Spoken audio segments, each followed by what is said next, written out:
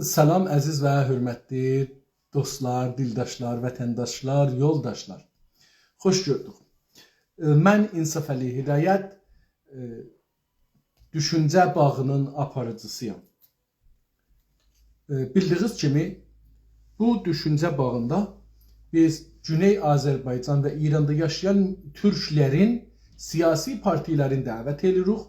Gəlirlər və bir həftənin içində, yəni 6 gün içində hər gün 4 saata qədər düşüncələrin, siyasətlərin və stratejilərin, yol xəritələrin və tamam sahələrdə bunlar öz düşüncələrini ortaya qoyurlar. Bu birinci dəfə ən azından Güney Azərbaycan və İranda yaşayan, İran adlı siyasi varlıqda yaşayan türklərin içində olan bir araşdırmadır əslində və çox da məncə önəmli və lazımdır. Bildiyiniz kimi dostlar, Güney Azərbaycan siyasi partilərinin bir çoxuna, yəni hamısına oracan ki bilmişik, dəvət yazmışıq rəsmən, dəvət eləmişik, zaman vermişik, soruları yazmışıq və bir də iş əməkdaşlıq çərçivəsi dizmişik və onlardan xahiş eləmişik ki, bu çərçivədə sorulara cavab versinlər. Bugünkü sizinlə danışıram, 4-cü həftədir ki, bu düşüncə otağı işə başlayıbdır və bu işi qabağa aparır. Sonra o partilər ki, dəvəti qəbul elədilər, onlara hərəsində bir növbə verdik. Heç bir əsaslı yox. Elə xoşumuz gəldi. Mənim özümün şəxsən xoşum gəldi. Birin əvvəl, birin ikinci, üçüncü. Biraz da təcrübələrinə baxaraq, dayanaraq, sinnilərinə dayanaraq, bunlara dayanaraq, yəni zehnində bir şey var idi. Onun üstündə vaxt verdim və onun əsasında Güney Azərbaycan İstiqlal Partisi tərəfindən Salih bəy İldırım cənabları qonağımız oldu və sorularımıza 6 gün cevap verdi. 6 gündən sonra da cevap verdi ta o soruların hamısı qutarsın. Çünki sorular 500'e yaxın sorudur. Və bunlara cevap vermək 5-10 cələsənin işi deyil.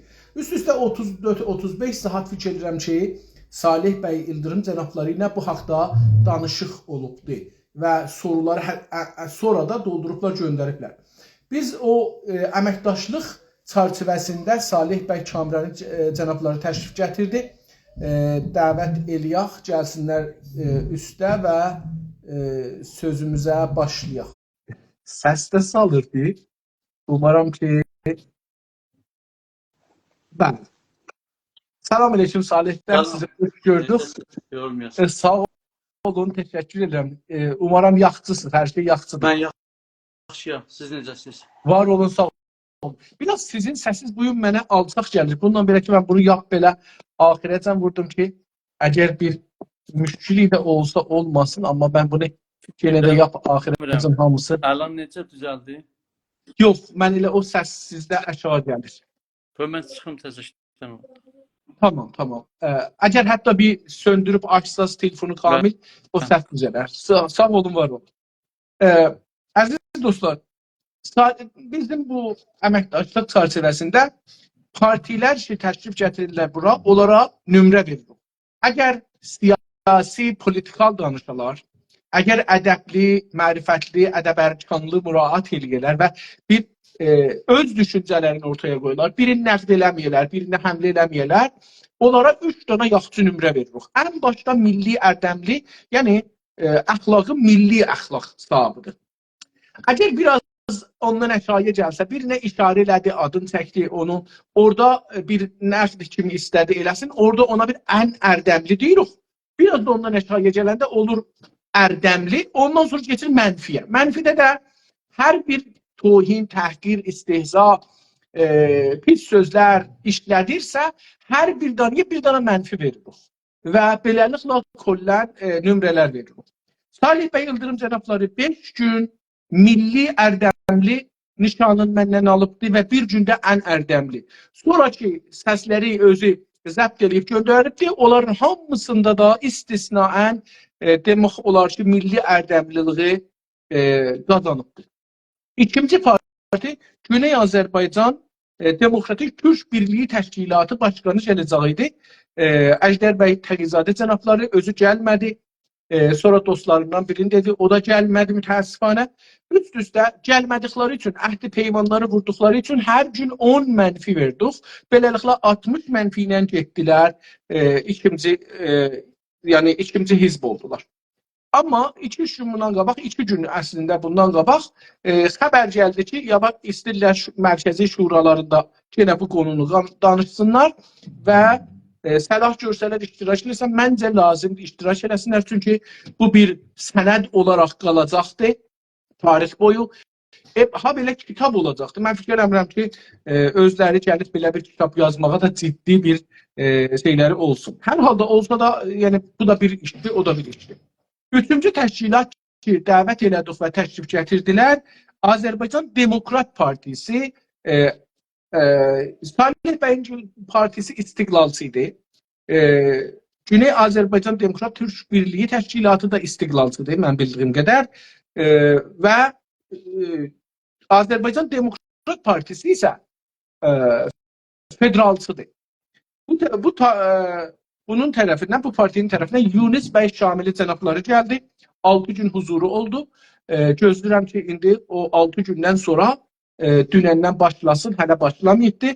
Səsli cavablar göndərsin, ya video cavablar göndərsin qalan sorularımıza. %80-85 sorularımız qalır, onlara cavab verəcəklər. Fikrim bir 20-25 saat çəkəcək heç olmasa. Onlara cavab versinlər. Bu Cavab Şamili və bu parti də 5 dənə milli ərdəmli unvanını qazandı və bir dənə da ən ərdəmli. Ondan sonra bu dünəndən başlamışıq, 4-cü parti ilə ki, qonağımız olacaq idi. Azərbaycan Mərkəz Partisi AMP müxəffəfi ilə Salih Kamirani cənabları bu partinin lideri, başkanı olaraq dünəndən bizim proqramda iştirak edirlər. Sağ olsunlar, var olsunlar. Dünənləri milli ərdəmli unvanın bizdən aldılar. Bu çox gözəl bir şeydir. Umarım ki, bunları bir gözəl medal dostları da köməklik eləyər, tərrahlıq eləyək və sonunda da bunları onlara təqdim eləyək. Önəmli deyil ki, bu medal məsələn qızıl olsun, gümüş olsun. Mühüm budur ki, o rütbəni görsəsin. Mali, yəni pul dəyəri önəm daşımır. O sayğı dəyəri, hörmət dəyəri, düşüncə dəyəri önəm daşır və məncə bu çox önəmlidir. Salih Kamirani cənabları partinin adı mərkəzi olduğu üçün, Mərkəz Partisi dəqiqən təqribən belə bir ortamdır. Nə istiqlalçıdır, nə federalçıdır. Haqqı təyin sərnevişt o şey ki, farsça deyirlər, türkcə öz müqəddəratın təyin etmə siyasətinin arxasından gedirlər. İndi də gəlmişlər, amma indi yenə bir problemdən ötürü çıxdılar, gələcəklər, sağ olsunlar, var olsunlar. Dostlar, bu proqram başlanandan bu üzə böyük bir əməkçilik keçir, əməkdaşlıq bir timi qurulur, qrupu qurulur, öz-özünə. Yəni, çox insanlarımız çox belə əlaqə ilə, maraqla, düşüncə sahiblərindən danışır. Buna yaxınlaşırlar bu düşüncəyə. Salih bəy Kamirani bir Az News adında televizyonlar var. 24 saatlıq mahvarədən gedir. Orada bu proqramı başlayıblar. Ən başdakı Salih bəy İldırım cənabları danışıbdır. Onu başlayıblar hər gün 2 dəfə bir danasın. Yəni bir günkü danışıblar. Onu 2 dəfə 24 saatda bir axşam Təbriz vaxtı ilə gecə saat 12-ni keçəndə başlayır. Bir də sübh saat 8-də başlayır. Yayırlar, sağ olsunlar, var olsunlar. Bu bir tərəfdən. Bir tərəfdən Güney səsində bir dostumuz var, Kürşad bəy Ağdərəli. Əgər səhv eləmirsəm, o da bu videoları ki görürsünüz, bunları edit edir, qoyur, həm televizyona göndərir, burası çox gözəldir, həm də ki özü YouTube'unda yayır. Biz bunu demişdik dostlar, bu proqram copyright yoxdur. Bundan pul qazanmaq istəmirik. Bunun amacı budur ki insanlarımızın, toplumumuzun arasında yayın. Hər kəs eləyə bilər, bunu download eləsin, indirsin, öz web saytına, öz webloguna, öz səhifəsinə yükləsin və işləsin. Qoysun orada, insanlarımız baxsın. Amaç budur, amaç qazanc deyil. O birisi tərəfdən bir parti ki, gələn həftədən gələcəkdir və başqanı da əlbəttə partinin adı Güney Azərbaycan Qurtuluş Hərəkatı təşkilatıdır. Hərəkatı zahirən mən eşitdiyimə qədər hizbə çeviriblər parti. Yəni olacaq Güney Azərbaycan Qurtuluş partisi belə nəzərimə gəlir. Eldar bəy Qaradağlı başkanlığında gələn həftə, yəni bu cumadan ki, üzümüzə gəlir.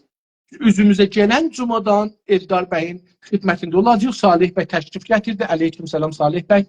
Mən cənabınızı çağırım, təşrif gətirin üstə. Eldar bəycikdə çox belə bucağı açıq. Yenə xoş gəldiniz. Necəsiniz? Çox sağ olun. Gözəl. Çox gözəl səs gəlir. Var olun. Təşəkkür edirəm. Eldar bəy Qaradağlı da çox belə iki qolunda açdı və bizə dedi ki, bizim televizyonda bir imkanları vardı. O imkan, bizim partinin də bir imkanları vardı. O imkanları öz adınızla, o düşüncə, o da bağı adı ilə istifadə edə bilərsiniz. Yəni bizim adımız olmasın əsla. Tamam. Bu da bir gözəl əməkdaşlıqdır bu fikri yaymaq üçün, bu düşüncəni yaymaq üçün.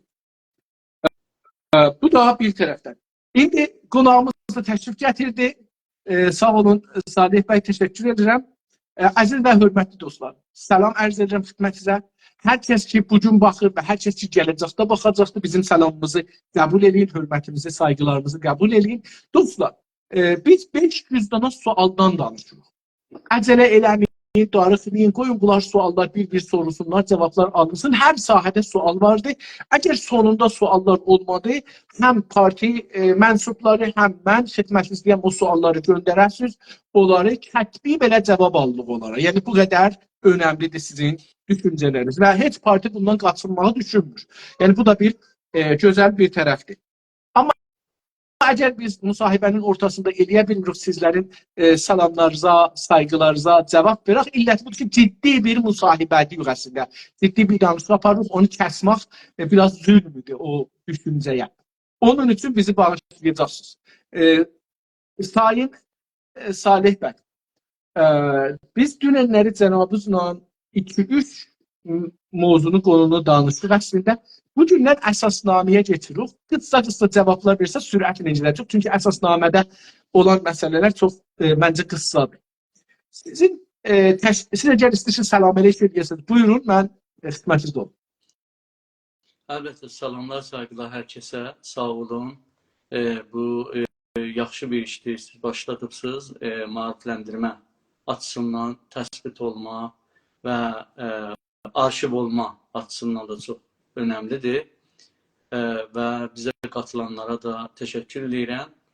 Sonra da sizin də işarə elədiyiniz kimi bu proqramlar televizyondan yayınlanır hər kəsin ki və arşiv olur, qalır və bu çox yaxşı bir işdir. Çox sağ olun, var olun.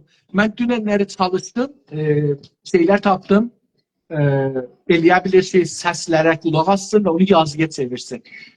Umarım ki, biz başlayalım, yavaş-yavaş bunları kitaba çevirmək mərhələsinə keçək. Yazı şəklində, bunlar kitab şəklində olsun. Əməkdaşlıq dostlar da tapılarlar, köməkli qədərlər çap elərik bunları yayılan, inşallah, neçə dildə. Təşəkkür edirəm, var olun. Sizin təşkilatın yazılı əsasnaməsi var mıdır? Əlbəttə vardır. Dünənki o dediyim saytıda həm əsasnaməsi vardır, həm də nizamnaməsi var. Əsasnamədə prinsiplər və partiyanın... İcazə verin, sualları bir-bir soruşum deyin, onda gedir ora mənim suallarım boşaltır. Təşkilatın əsasnaməsi ələnidir. Yəni, hamı görə bilər, hər yerdən, hər coğrafiyadan görmək. Tamam. Sizin əsasnaməniz türklərin və Güney Azərbaycanlıların oxumasına açıq mıdır? Yəni, onu cavab verirəsiniz. Hər kəs açıqdır, okey. Sizin təşkilat indiki aşamada demokratik bir təşkilat mıdır? Əsasnamə.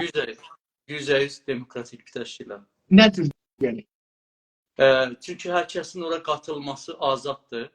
Oradan çıxması da azaddır və təşkilatın orqanlarına girmək də tamamilə ora girən üzvlərin azad, özgür rəyləri ilə seçilir. Və Gözəl. seçilən adamlar da hesab verməlidirlər. Yəni öz başına bir iş görməməlidir. Gözəl. Sizin təşkilat demokratik ölkə və dövlət qurmaya necə baxır? Bizim hədəfimiz Azərbaycan dövlətini qurmaqdır. Yəni Güney Azərbaycan dövlətini qurmaqdır. Öz müqəddəratını təyin etmə ilkəsi əsasında. Demokratik bir dövlət olacaq yoxsa? Demokratik, əlbəttə. Bizim üçün nə qədər Azərbaycanlıların kimliyi, varlığı önəmlidirsə, o qədər də bizim üçün demokrasi, insan haqları və hüquq dövləti önəmlidir. Sizin təşkilat demokrasini və demokratik sistemi necə tərif edir? Demokrasi indi bilirsiniz, xoşbəxtانه bir haradasa bir 300 ilə yaxın təcrübəsi var dünyada. Bir sıra ölkələrdə öz necə olduğunu göstəribdir. Biz də elə düşünürük ki, Azərbaycanlıların o potansiyeli, o liyaqəti var ki, demokratik bir dövlət üzvü olaraq yaşasınlar və haqq edirlər onu. Normal standartlarda, Batı Avropada necə bir demokratik ölkələr varsa, biz onu mənimsəməyə çalışırıq və elə bir Azərbaycanın olduğuna inanırıq və olacağına inanırıq və ona çalışırıq. Yəni Can Kamrani, tarixdə bir bu düşüncəni, yəni Avropanı ya Batını vətənə gətirib orada vətənləşdirmək fikri olubdur. Məsələn, Təğizadə deyib ki, başın tükündən, saçımızdan ta ayaqdakı dırnağımıza qədər batılı olmalıyıq. Siz bunu necə düşünürsünüz? Yəni, deyəndə ki, biz bu batılı ölkələrdə istirik bu demokrasini gətirək, mənzurunuz nədir bir şeydir? Yəni, copy-paste eləməkdir, yoxsa siz nədir bir şey? Demokratik bir ölkə olmaq, toplum olmaqla batılaşmanın arasında çox böyük fərq var. Yəni, batılaşma və ya necə deyirlər, doğulaşma, İslamlaşma, bunlar yəni təqliddir. Təqlid heç bir şeydə doğru deyil. Biz elə düşünürük ki, artıq demokratik kurallar, ilkələr, universal dəyərlərdirlər. Yəni, bunun ola bilər bir dəyərin kökü batıda ola və ya doğuda ola, fərq eləməz bu. Biri biraz gec yetişir, bu tarixin doğal axışıdır. Bir zamanlar şərq çox öndə idi. Fikir baxımından ondan, bir çox ali düşüncələr, el baxımından şərq daha öndə idi. Batılılar onu aldı, mənimsədi, bizdən dönə keçdilər. Hətta ülum insanidə də biz daha çox öndə idik. Məsələn, özəlliklə İslami mədəniyyətdə Əbbasilər zamanı, yəni gerçəkdən ülum insanidə də şərq dünyası çox irəliləmişdir. Onun üçün onun önəmi yoxdur, yəni. Amma təqlid eləmək eynən o doğru bir şeydə müsbət nəticədə verməz. Ancaq almaq yaxşıdır. Müsbət şeyləri, dünyanın və bəşəriyyətin yetişdiyi müsbət şeyləri harada varsa onu alıb istifadə eləmək lazımdır. Elə düşünürük. Çox sağ olun. Sizcə demokrasi, üzrəm, o şeyi tərif elədik, demokratik sistemi tərif elədik ki, necə bir sistemdir? Demokrasinin əsas yəni çıxış nöqtəsi budur ki, insanlara iradə qaildir və insanları sahibi haqq bilir. Bütün haqlara, yəni haqların mənbəyi və qaynağı tək-tək o insanlardır. Və o insanlar toplu şəkildə necə yaşayacaq, bir görünməmiş bir anlaşma yazılır. Dövlətin mahiyyətində də bu tərif olunur. İctimai anlaşma. Yəni, mən biraz azadlığımdan qırıram, sən biraz azadlığından qırırsan, bütün azadlığımızı, güvənliyimizi qorumaq üçün bir anlaşma əsasında bir varlıq yaradırıq, ona deyirik dövlət. Və dövlət bizi gəlişdirir, himayət edir, rifahımızdan, güvənliyimizdən, hər şeyimizdən sorumlu olur.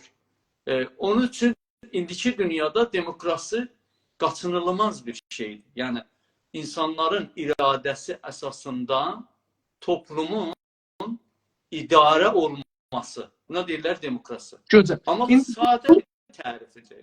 İndi demokrasi bilirsiniz çox gəlişibdir. Mütləq 20-ci əsrdə daha çox mütləq demokrasi hakimidir. Yəni mütləq bu iki rəy çoğunluğu. Çoğunluq kimidirsə, tək-tək insanların çoğunluğunun rəyin hangi partiya, hangi cəryan qazanırdısa, o azınlıqda olanı çox diqqətə almadan davam edir işinə. Amma indi demokrasi gəlişibdir. Yəni demokrasinin şeyləri var, ixtisasları var, təxsisləri var. Məsələn, bəzi haqlar ki, artıq insan haqları çərçivəsinə girir, demokrasinin belə gücü yoxdur onu, hətta 100 rəylə ona toxuna bilsin.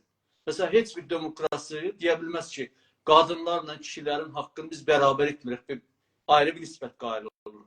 Bu, demokrasinin bu təxsisləri artıq gəlib və bəşər bunu qəbul edibdir. Və buna gəlişmiş demokrasi deyirlər. Hətta bu iki bir partiya, diqqət edirsiniz, 4 il hökumət edəcək, amma bəzən görürsən 4 ilə çatmadı. Onun yanında ayrı təsislər, ayrı gəlişmələr olub ki, görsələr ki, hər ləhzə, hətta o çoğunluğun rəyi toplumun mənfəətlərini qorumur, ayrı imkanlarına müdaxilə edir. Petitionlərlə, istizah eləmələrlə, təzahüratlarla, ictimai baskı gətirməklə bunlar qanun demokrasinin gərəksinimləridir. Və onu stop elətdirir, 4 ilə qoymur çatsın. Yenidən təzələmələr olur. Yəni, məşruiyyətin və dövlətin mahiyyətini millətin və tək-tək insanların iradəsi şəkilləndirir. İlahi bir iradə yox, nə bilim, kargər təbəqəsinin istəyi, arzuları yox və ya hər hansı bir dindən, fəlsəfədən, istər liberal olsun, sol olsun, ilahiyyatı olsun, bunu artıq demokrasi, gəlişmiş demokrasi bunu qəbul eləmir. Və millətin, yəni dövlətin mahiyyətini, dövlətin məşruiyyətini yalnız və yalnız millətin, insanların iradəsindən alırdı. Alır. Ona görə Atatürk də demişdi ki, nədir deyir onu? Mütləq hakimiyyət millətindir. Mütləq hakimiyyət.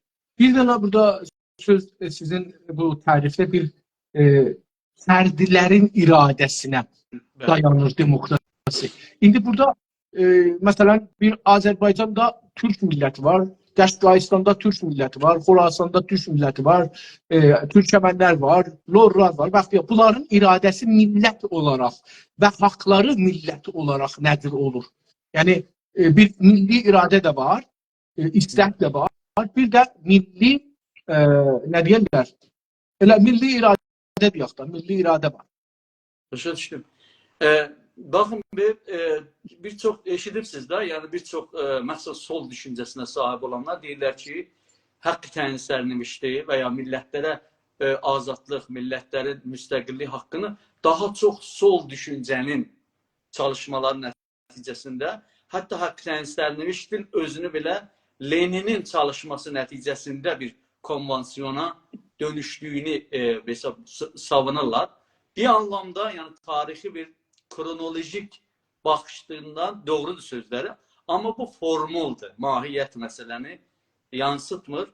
Əslində baxsaq, modern dövlətlərin mahiyyəti və tarixi sürəcinə Vestfaliya anlaşmasından sonra ki, Avropada dövlətlər, o məzhəbi savaşlardan sonra milli dövlətlər ortaya çıxır, baxıb görür ki, həman o hakimiyyəti iradə əsasında yəni belə bir nəzəriyyə gəlir ki, millət özünün iradəsi olduğu üçün, iradə sahibi olduğu üçün istiqlal haqqı da var. Dövlət qurma haqqı da var. Hətta bunun, bu teoriya əsasında gerçək də budur, yəni fəlsəfi baxımından haqqı təyinsələnmiş ki, bir dənə hüquqi bir təsisdir, çox da haqqı təyinsələnmişdir, onunla bir əlaqəsi yoxdur direkt olaraq. Yəni, bu düşüncədir ki, gəlir bir hüquqi təsis əsasında haqqı təyinsələnmiş şəklində özünü 100 ildən sonra nişan verir. Onun üçün, o millətin Qaşqaylara işarə elədiniz, Lorlara, nə bilim, Türkmənlərə və Azərbaycanlılara, onları əgər biz bir millət olaraq tərifləyiriksə ki, millətdirlər, onun indi sosiolojik baxımından, hüquq baxımından bəhslər çoxdur, uzun atmaq istəmirəm. Bu millətlərin iradə sahibləri olduğu üçün və bütün haqlara zati şəkildə sahib olduqları üçün dövlət qurma da haqları vardır.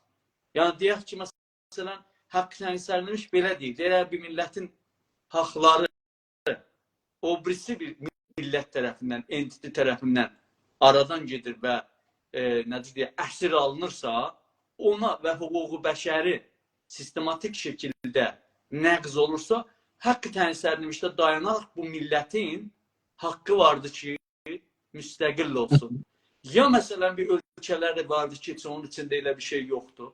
Haqqda, yəni deyək ki, hüquq bəşərlər də sistematik şəkildə nəqz olunur. Məsələn, Katalanlar kimi. Məsələn. O zaman onlar nə edəcək? Buradadır ki, onlar, yəni burada o həman liberal hakimiyyət iradiyə biz müraciə eləməliyik ki, millət zaten bu haqqı var. İstərsə bu nəqz olsun, istərsə nəqz olmasın. Düzdür, hüquq benimlər biraz gəlib onu əlləşdiribdir. Amma fəlsəfi düşüncə baxımından bunu biz müdafiə eləməyimizdə hər zaman faydalı. Gözüm. Təşəkkür edirəm. Sizcə, demokrasi sistemi Güney Azərbaycana nə zaman gəlməlidir? Ya neçə mərhələ və aşamadan sonra gəlməlidir? Əlbəttə, günündəki şərtləri İranda nəzərdə tutduğumuzda, İran rejimi dağılıb aradan getmədən və Azərbaycanda bir milli dövlət qurulmadan demokrasinin Azərbaycanda baş tutması qeyri-mümkündür. Yəni, bir dövlətin qurulduqdan sonra ola bilər, normal bir dövlətdə, əgər hüquq bəşər vəsi şəkildə nəqz olmursa, normal bir dövlətdirsə, orada da demokrasiyonu gətirmək olar. Amma biz görürük ki, İranda vəziyyət o deyil. Yəni, bu rejimin vücudu ilə demokrasiyadan danışmaq qeyri-mümkün. Yəni, demokrasiyonu icra eləmək qeyri-mümkündür orada. Onun üçün bir dövlətin mütləq yaranması lazım. Cənab Kamrani, bir var dövlətdən danışaq. İranda bir tərəf dövlətdir, mani, böyük bir manidir. Bir tərəf insanlar, bireylər, toplumlar. Onlarda da bir müşkül var. Siz İranda topluma baxanda, yəni dövlətin təklifi bəlli, toplumlara baxanda, camiəyə baxanda, camiələrə baxanda, əcəba məsələn bunlarda demokrasiyə keçmək potansiyelini nə qədər görürsünüz? Əlbəttə, maneələr çoxdur. Mən ən önəmlisinə işarə elədim ki, yəni maneələrin ən önəmli mane odur ki, bir dövlət yoxdur orada. Yəni milli bir dövlət yoxdur. Cumhur-İslamı onun yaranmasına mane olur. Amma bunun mənası bu deyil ki, Cumhur-İslamı ilə gedər, getməz, hər şey orada gülistanlıq olacaq, demokrasi bir anda gələcək. Yox, demokrasi bir sürətdir. Hətta müvazibət eləməsən, demokratik ölkələrdə belə hər an bir dənə diktatorluğa meyl edə bilər.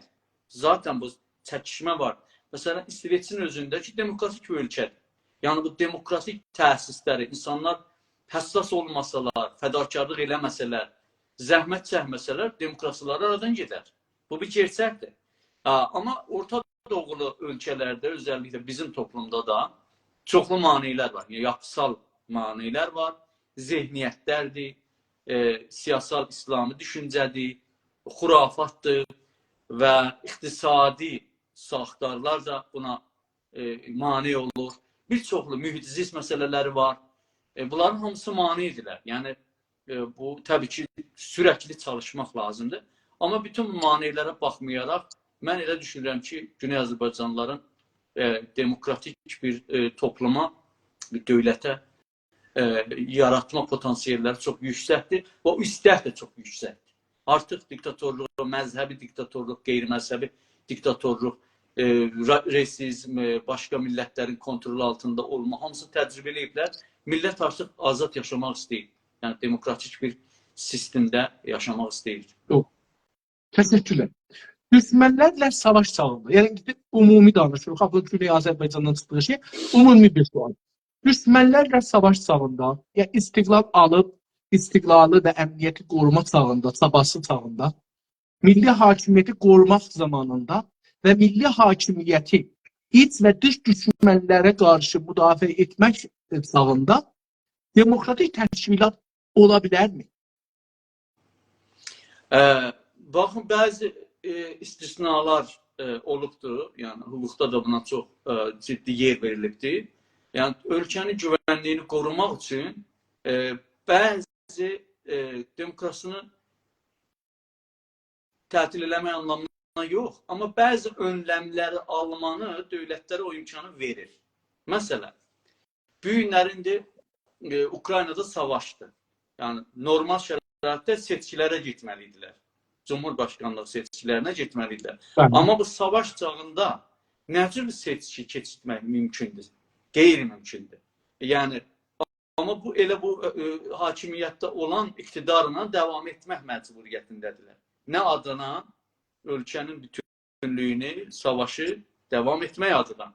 Bu anlamda demokrasi, yəni millətin iradəsinə əlbəttə bir məhdudiyyət gəlir. Yəni bu həddə, yəni bu məntiqlə bəli, bəzi məhdudiyyətləri qəbul eləmək olar. Amma savaş bəhanəsi ilə, nə bilim, ölkəni işğaldan çıxadacağam və ya bu iki ölkəni qoruyuram, görmürsünüz işğaldayıq. Bununla gəlib millətin iradəsini ipotek qoymaq əlbəttə ki, bu diktatorluqdur. Kim olur o? Gözəl. Siz bu zamanda demokratik dövlət və sistem qurmaya necə baxırsınız? İndi ki, əlan burada durmusunuz. Buradan baxanda Güney Azərbaycanda ya İran deyilən yerdə, müxtəlif bölgələrdə bir demokratik dövləti və sistemi qurmağı necə görürsünüz? Əlverişlidir, verişli deyil, ya nəcirdir? İndiki zamanda. İndi oturmuşsunuz, baxırsınız da, buradan ola. Qeyri-mümkün görürəm. Əslən, düşünməsi belə mümkün deyil. Yəni, niyə? Deyərlər, qəbul olunmayacaq bir duaya amin demək kimi bir şeydir. Yəni, bu şərtlərlə. Nə demokrasi orada? Demokrasidən mümkün olmaz, mümkün deyil. Yəni, yenə o rule of law bəhsində, biri budur ki, müstəqəl bir dövlətdə rule of law, yəni hüquq dövləti nə şəkildə olmalıdır? Bəzi görürsən ki, İran kimi bir despot ölkədə hüquq dövləti nə vəziyyətdə olmalıdır? Bəzi də görürsən ki, bir dövlətdir ki, turn apart olub, yəni dağılıb Suriyə kimi. Orada bu rule of law imkanları, instrumentları hamısı transitional rule of law'dan və state building'dən söhbət edir. Yəni, keçiriləcək, belə deyək də, hüquq dövlətindən və dövlət yapımından. Yəni, biz indi əslində o transitionalı düşünüb və sonraki dövlət yapımına düşünməliyik, fokus eləməliyik. Yəni, bütün çabalarımız indiki müstəqəl sistemin üstündə yox ki, qeyri-mümkün deyəsən. Enerji qoymaq hədərə qoymaqdır. Mütləq enerjidə bu rejimi, bu orderi, indiki mövcud şəraiti dəyişdirməyə və sonraki state building'ə fokus olması lazımdır. Onun üçün indi İranda demokrasiyadan danışmaq əbəs bir şeydir. Bunu çox hakimiyyətdə görürsünüz, yoxsa millətdə də görürsünüz, yəni millətlərdə? Əlbəttə, indi vaqiyyəti budur ki, çox hakimiyyətdir. Həm hakimiyyətdir, həm də ki, qeyri-demokratik neyrolar ki, güclər ki, iddiaları var hakimiyyətə gələcəklər. Onların da demokratik anlayışları çox qısıtlıdır, məhduddur. Hətta yeri gəlirsə, indiki nəzm nizamı da bizi, yəni qeyri-farslar haqlarına yetişməsin deyə indiki sistemi müdafiə edirlər və mane yaradırlar ki, bu keçiş gerçəkləşsin. Yəni, manelər əsas təbii ki, dövlətdir, amma dövlətdə, heç bir dövlətdə, dövlət yəni state anlamında, əyaqda, boşuna xələdə dövlət deyil və bunların əyaqda tutması üçün bir sıra güclər var ki, onlara dayanaraq. Bir elə bu, təəssüflə bu pan-İranist düşüncəsidir, ifrat siyasal şiəçilikdir. Orada ciddi mənfəətləri olan iqtisadi, rantı mənfəətləri olan şəxslər, şirkətlərdir ki onun içində Fars, Türk, hər kəs var içində. Bunlar hamısı manedirlər. Yəni bu demokrasinin maneyidir və bunların hamısına qarşı mübarizə etmək lazım.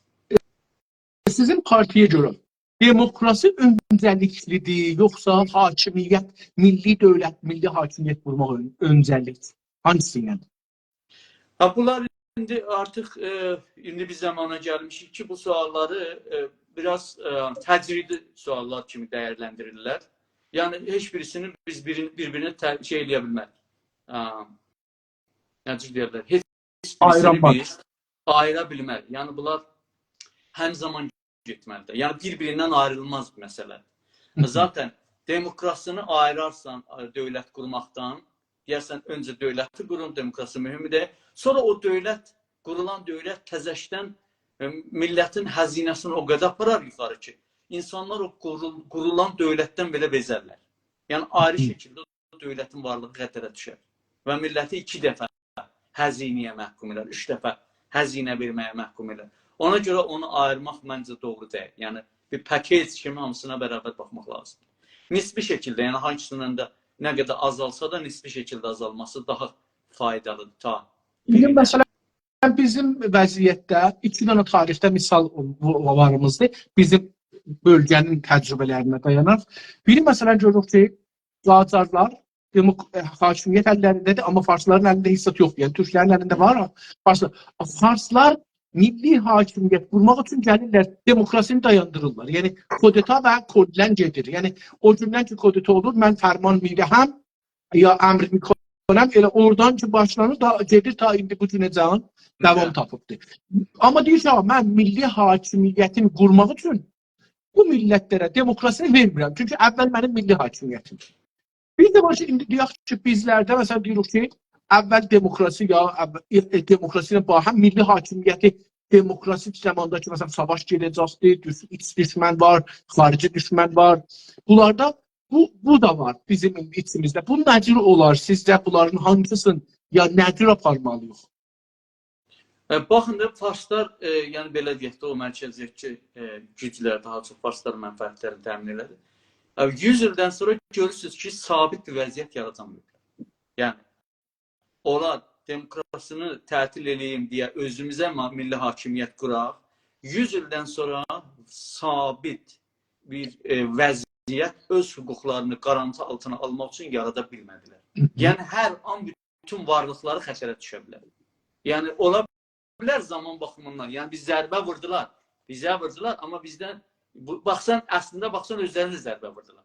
Yəni İranda əgər gedişat bu vəziyyətdə gedərsə, ciddi bir təğyirat olursa, mən elə düşünürəm ki, o qəsbi deyək də, qəsbi qazanımların hamısı şəkkisi, şübhəsiz hamısı təhlükəyə düşəcək. Çünki demokratik qurallar əsasında bir sistem, bir nəzm-nizam qura bilmədilər. Demək, kapasiteləri yoxmuş. Bu qədər Qacarların demokrat olmaqlarına necə baxırsınız ki, demokrasiya hakimiyyəti qurban verdilər? Buna necə baxırsınız? Qacarlar təbii ki, amma Qacarlar düzdür türkdülər, amma türk olmaqlarını o anlamda deyil ki, biz intiqad eləməyik. Qacarlar o qədər də sizin ya mənim təsəvvür edildiyim kimi çox da demokrat da deyildilər. Yəni demokratdılar Rıza Şahla müqayisədə. Amma çox da demokrat bir silsilə deyil. Zaten şahçılıq sistemi çox da demokrasi ilə şey yoxdur. Qacarlar, məsələn, Məhəmməd Əli Şah əgər gəlib məclisi topa bağlamasaydı, bir də Qacarlarda əski olan milli düşüncəni, türk milli düşüncənin çox zəif olmasıydı. Yəni, demokrasi, gerçək bir demokrasi inancı varsa bir toplumda, o milli dəyərləri, millətin, insanların iradəsini, millətin dəyərlərini nəzərdə almadan necə bir demokrasi ola bilər? Yəni, əktər bir demokrasi, belə deyək də. Əsas sorun oydu. Qacar nuxbələrinin içində, hakimlərin içində gerçək və türk millətinin, belə deyək, dərdinə dəyən bir demokratik anlayış yox idi. O da bir gerçəkdir. Yoxsa bu bəlalar bizim başımıza gəlməzdi. Bunu deyim, yəni, bu o zamanlar Qacarın əleyhinə mübarizə aparan, demokrasi istəyən bizim yəni inqilabçı nüxbələrimizin də yəni nə o tam anlamda böyük, əlbəttə hər dövrənin öz zamanına görə dəyərləndirməmiz lazımdır.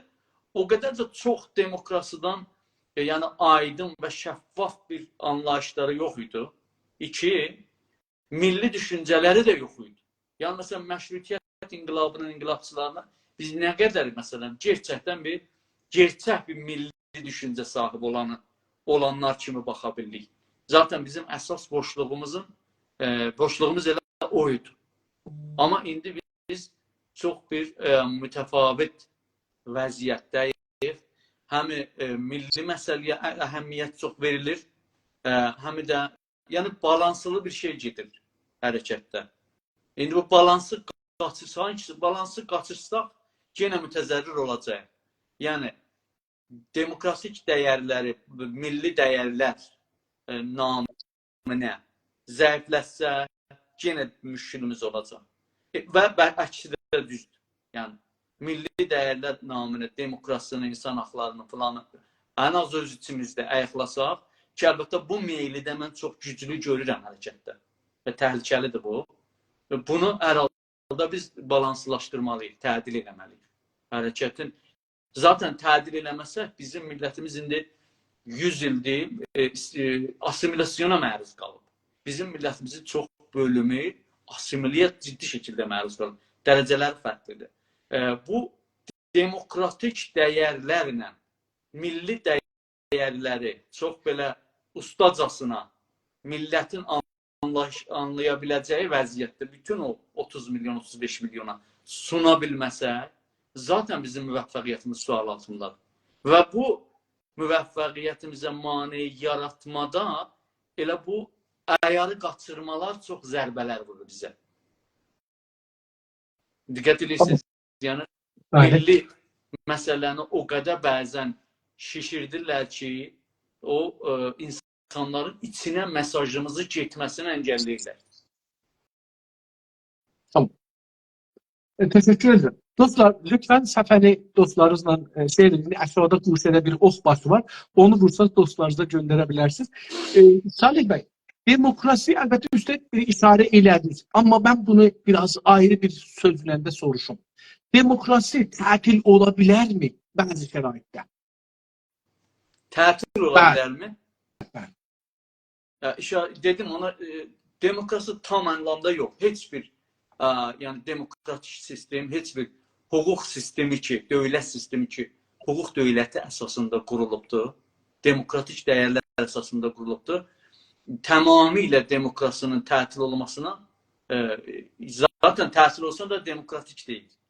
Amma bəzi məhdudiyyətləri özəlliklə savaş və inqilab zamanlarında bəzi müvəqqəti və şəffaf şəkildə müvəqqəti bəzi təxsisləri qəbul edir. Misal da vurdun ki, Ukrayna və ya ona bənzər şəraitlərdə. Təşəkkürlər. Hangi şərtlər və durumlarda demokrasi tətil ola bilər? İşarə buyurdunuz buna.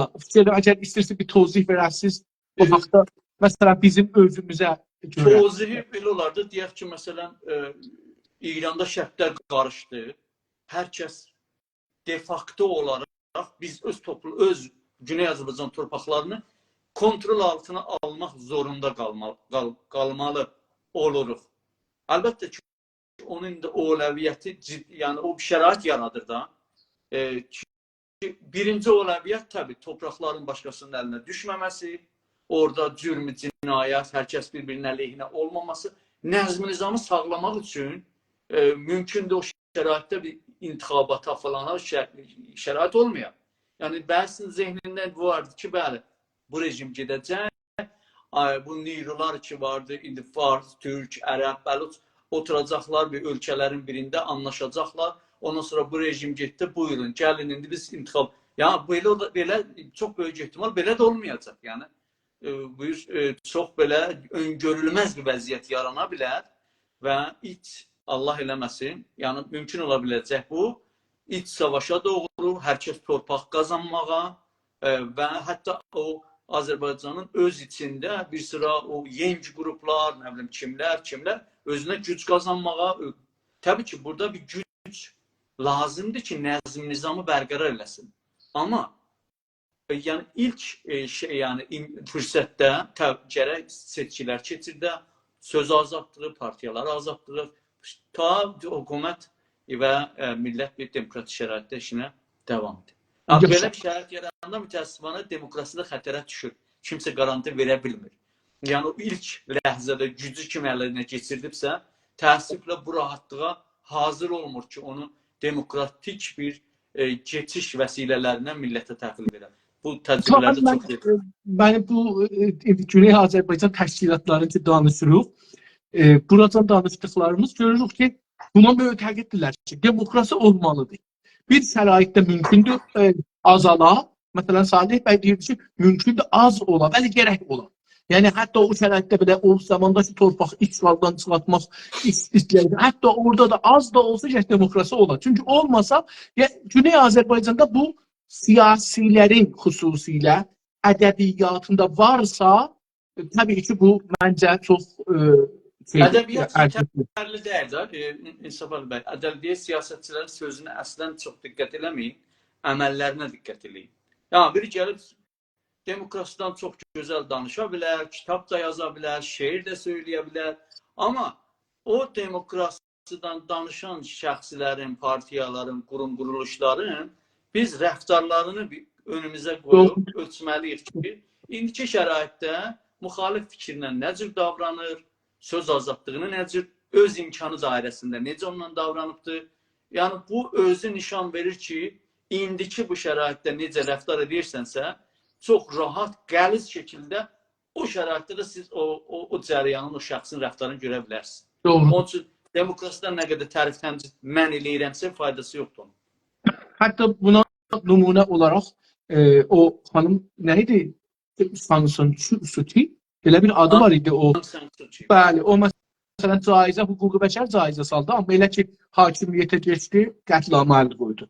Doğrudur, yəni o çox önəmli düşüncəydi ortaya qoyursun. Sizə görə demokrasinin, yəni sizin tərifiniz görə, demokrasi bir sistemdirmi, dövlətdirmi, düşüncədirmi, yaşam tərzidir, yoxsa idarə yol yöntəmidir? Hamısı. Hamısı. Çünki öncə bir düşüncə olaraq ortaya çıxıbdır, düşünürlər tərəfindən. Əlbəttə ki, ehtiyacdan qaynaqlanan. Əslində, demokrasi hardan ortaya çıxdı?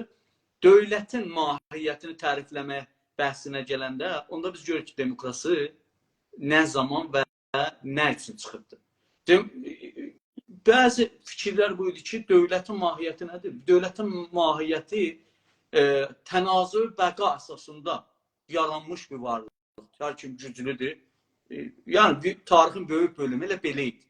Ondan sonra bəşər biraz yavaş-yavaş ona bir ayrı bir məna verməyə qalxışdı. Biraz daha mənadar eləyə. Gəldilər, dini anlayışı, o mövcud güc, iqtidar, otoriteyə ki, mən bu gücü yox, tənazü bəqa ilə filanla deyil. Allah verib mənə. Bunun mahiyyəti budur. Sonra bəzi ayrı bir, yəni qeyri-dini, amma yenə ona bənzər bir şey, məsələn, bu şah sistemləri, o bilirsiniz, İran tarixində da Fərəhi İzzədi falan, belə şeylər gətirdilər ki, hər halda mən oradan şey alıram. Hətta türk gələnəyində də var, yəni kut, Tanrıdan mən kut almışam. Tanrı vermiş bunu mənə. Nəhayətdə biz gəlirik bu Renesans zamanında və papların, kilisanın da milletin başına nə oynatsığını hamımız bilirik. Sekularizm öncə gəlir, yəni dinsizləşdirmə, həyat tərzini, hər şey. Biraz dini oradan qovmaq, yəni ayırmaq. Nəhayətdə gəlir demokrasi məsələsini. Demokrasi bu ki, dövlətin mahiyyəti belə ola bilməz. Yəni o Hegelin Leviathan bəhsi falan da var da, dövlət ona bənzədir. Sonra nəhayətdə Jean-Jacques Rousseau'nun ortaya qoyduğu Ruhul Qəvanin bəhsində yavaş-yavaş o ictimai qərardadın şəbəhi ortaya çıxır. Yəni insanlar yavaş-yavaş onu qəbul edirlər və nəhayətdə bir dövlətin, demokratik dövlətlərin mahiyyətini, bir qərardat olduğunu qəbul edirlər. Ki, hələ də məsələn şərqdə olsun, yəni İran təhdid ki, bütün ərəb dövlətləri, Çin, o ölkədə Rusiya, hələ demokrasını sözdə də qəbul eləsələr, bəzi anayasalarında yazsalar, o qərardadı ictimai qəbul edən yoxdur. Demokrasının mahiyyəti budur. Yəni düşüncə tərzi, sonra yavaş-yavaş bütün alanlarda, indi İsveçdə uşaqlara da demokrasını ölkədən də, deyirlər, evdə demokrasi, iş yerində demokrasi, məhəllədə demokrasi, ölkədə demokrasi, sistemi qəzaidə demokrasi. Bu heyətin müsbənin fəlsəfəsi nədir? Yəni biz gedirik, rəy veririk, biri millət vəkili olur və ya bakan olur. Amma bu sistemi qəzaini necə kontrol edəcək? Orada da gəlib heyət müsbəni yəni təbii eləyiblər ki, sistemi qəzaidə demokrasi kurumsallaşsın. İnsanlar orada demokrasi əsasında sistem qəzaidə çalışsın. Onun üçün demokrasi hamısı və bütün alanlarda da çalışmalıyıq. Evdə də demokrasi lazımdır, bilirsiniz bunu. Gözəl.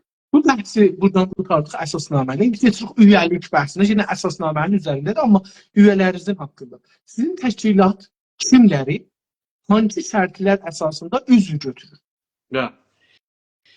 Bizim təşkilat ilk öncə əlimizdə olan kural qayda həmandır ki, əsasnamədə yazmışıq. Yəni, Azərbaycanın istimar altında olduğunu qəbul eləmək, Azərbaycan assimilasyon altında olduğunu, milli haqlarından və orada yaşayan insanların demokratik haqlarından məhrum olduğunu və bu milli davanı qəbul edən adamlar bizim partiyanın üzvü ola bilər. Yəni, biri bu fəlsəfəni qəbul eləmirsə və bu da demokratik kurallara da tərsdir. Yəni, siyasi bir qurumdur. Onu bütün gəlişmiş demokrasiyalarda da bu izini veriblər ki, onlar ki, qəbul eləmirlər o əsasnaməni. Zaten, əgər sən onu qoymursan, üzv olsun, sən demokrasını nəqz eləməyibsən. Amma bu kuralları qəbul eləyən, amma partiyanın da, hər bir partiyanın da əsasnaməsi belə olmalıdır ki, o demokrasının ilkələrini də nəqz eləməməlidir. Yəni, bir ırqçı maddələri olmamalıdır, dışlamamalıdır və bunlar bizim şeylərimizdə yoxdur heç birisi. Yəni, Azərbaycanın içində olan bütün insanlar, bütün hətta etniklər ki, Azərbaycanda yaşayırlar, amma bu düşüncəni, bu əsasnaməni qəbul edirlər, partiyanın üzvü ola bilərlər. Yəni, məsələn, farslar da qəbul edə bilər, türklər də qəbul edə bilər, üzv ola bilər. Bilərlər, Azərbaycanda yaşayan, bir yaşayırsa, gerçəkdən yaşaması da təsbit olubsa, ola bilər. Türkiyədə yaşayan, Somali Azərbaycanda yaşayan, Kanadada yaşayan, Avropada yaşayanlar necə? Azərbaycanlılar ola bilirlər. Yəni, o torpaqdan çıxanlar harada yaşayıbsa yaşasın, sorun deyil. Amma biz, məsələn, Azərbaycan Cumhuriyyəti vətəndaşını partiyamıza almırıq. Türkiyə türkünü, Qazaxıstan türkünü biz almırıq. Çünki bizim partiyamız Güney Azərbaycanı əsas tutaraq. Şikayələri necə? Türkmənləri necə? Yox, onları da. Biz çünki onlar deyilən Azərbaycan kimi ayrı, yəni onların da haqqı var özləri dövlətlərin qursunlar, özlərinin partiyaları və biz onlarla stratejik müttəhid gözü ilə baxırıq onlara. Azərbaycana nə istəyiriksə onlara da istəyirik. Amma ciddi şəkildə onlarla işbirliyi, stratejik irtibatın tərəfdarıyıq. Gözəl. Yəni, əslində siz onları təşviq edirsiniz ki, öz siyasi qurumları qursunlar. Qursunlar, əlbəttə, siyasi qurumlarını qurmaqlarını da biz hətta təşviqin ötəsinə yardım da edirik. Fəaliyyətlərimizə qatırıq, toplantılarımıza çağırırıq. Şərtlərimiz, yəni imkan dairəsində şəraitlərin yaratmağa çalışırıq ki, gəlsinlər, fəaliyyətlərini göstərsinlər. Mediamızda yer verdik. Yəni, sırfən bu hikayəsiz birlə işbirliyin yox. Biz onları bir türlü gücləndirmə yollarını da arayırıq. Yəni, onlar qurumlaşsınlar, qurumlar arasında stratejik əməkdaşlıq, birlik, fəaliyyətdir. Gözəl. Üzvlərin yüksəlməsi üçün İndi məsələn bir nəfər gəldi sizə üzv oldu. Təbrizdən, Əhərdən, Kəlibərdən, Muğandan, Zəncandan, Qəzvindən, Həmədandan, Tehrandan, Kərəcdən üzvlərin yüksəlməsi necə və hangi şərtlərə bağlıdır? Tamamilə liyaqət əsasında və rəy əsasındadır. Liyaqət və rəy. Liyaqət budur ki, bir üzv çox özünü göstərir. Yazır, pozur, fəaliyyət edir, fədakarlıq edir və təbii ki, onun o partiyanın hangi qurumunda yer almasına, hangi görəvi almasını da rəy əsasında, daha doğrusu mərkəzi şuriyə gələndən sonra da partiyanın məsul olacaq, başqanı olacaq, sözcüsü olacaq və ya hansı komisyonun üzvü və başqanı olacaq, o rəy əsasında. Təbii, burada iki şey, yəni rolu vardır. Biri, o şəxsin liyaqəti, istəyi və cəmin rəyi. İndi burada liyaqəti nədir ölçürsünüz? Yəni, liyaqət bir şeydir ki, zehni bir şeydir.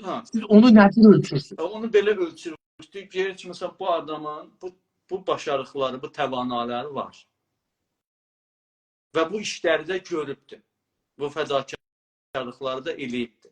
Yəni, o birinin bir dənə komisyonun başqanı olması üçün mən partiya başqanı da olsam, deyirəm ki, məsələn, filan kəs təşkilat komisyonunun başında dursun. Niyə? Bu dəlillə, bu dəlillə, bu dəlillə. Kriterlər gətirirəm də, yəni fəktlər gətirirəm. Sonra onu rəyə sunuruq. Çoğunluğu qazananda olur. Bizdə belədir sistem. Gözəl. Üzvlərin təlimləri o qabaqsan demişdiniz, amma indi üzv olubdur. Gəlib içə ki, bunlara təlim verirsiniz. Əlbəttə. Bizim həftəlik toplantılarımız var, düzənli, həftəlik. Və orada həm mütləq, yəni gündəm dəyərləndiricisi ki, mütləq vardır. Amma hər toplantıda da bir mövzunu, bir siyasi mövzunu, bir məsələni üzvlər növbə ilə həm moderatlığı təcrübə eləyirlər, idarə eləməyə təcrübə eləyirlər. Həm də o bir mövzuda gedib araşdırma aparıb, gətirib sunur, fikrini müdafiə eləyir və qaynaqlar mərifə olunur bir-birinə, bu kitab oxuyun, bunu cür eləyin. Və ya bəzi görəvlər ki, istəyirik icra eləyək, orada o insanlar əslində o görəvləri icra etdiyində öz kapasitəsini də gəlişdirir. Bu şəkildə, yəni bu sürətli gəlişmə, eğitim gedir. Mən diqqət eləmişəm, 4 il bundan qabaq gələn bir dənə normal üzv, o yavaş-yavaş gəlibdir mərkəzi şuriyə və amma ora gələnə qədər də çoxlu işlər görür. Yəni, əvvəldə məsələn bir dənə moderatlıq eləməyə stresi var idisə, artıq indi o streslər falanlar yoxdur. Misal üçün dedim. İçəridə bu məsuliyyətlər dövrəyidir, yoxsa sabitdir? İçəridə? Yəni, təşkilatın içində məsuliyyətlər dövrəyidir, fırlanır, yoxsa sabitdir? O başqanlandır. Yəni, başqan əvəz olanda, eynən o heyət dövlət kimi ki, haqqı var ki, dəyişdirə, yenidən onlara, əlbəttə biz üçün indi 5 ilimiz dolmayıbdır. Təbii ki, o konqreyə getdikdən sonra yeni başqan kim seçilirsə, təzəşdən bunları da ya ilə onları davam etdirə bilər, ya da ki, layihə verər ki, yox, bunlar şey olmalıdır. Gözəl. Hangi sahələrdə normalda və qonularda üzvlərinizə təlim verirsiniz? Elə o içdə, partinin içində. Biz təşkilatlanmada yəni şeylərimiz olur, workshoplarımız olur bir şəkildə. İnsan haqları məsələlərində, mediada, labıçilik məsələsində, öz həddimizdə də və yəni ana qaynaqlarda da təlimatımız olur. Məsələn, siyasətdə, hüquqda, ekonomidə, güvənlik məsələlərində, cyber security-də.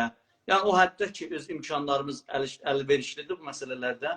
Bizdə yəni sürətli amuzuş gedir. Gözəl. Təlim sisteminiz hangi zamandan başlayır və hangi mərhələyəcən gedə bilir? Həmişəlikdir. Yəni o düzənli toplantılar yerində, düzənli toplantısı həmişə var. Bəzən görsən fövqəladə toplantılar da olur. Amma yenə indi bu internetin gəlişməsi ilə bir sıra imkanlar yaradılıb ki, həmişə üzvlər bir-birinə irtibatdadır.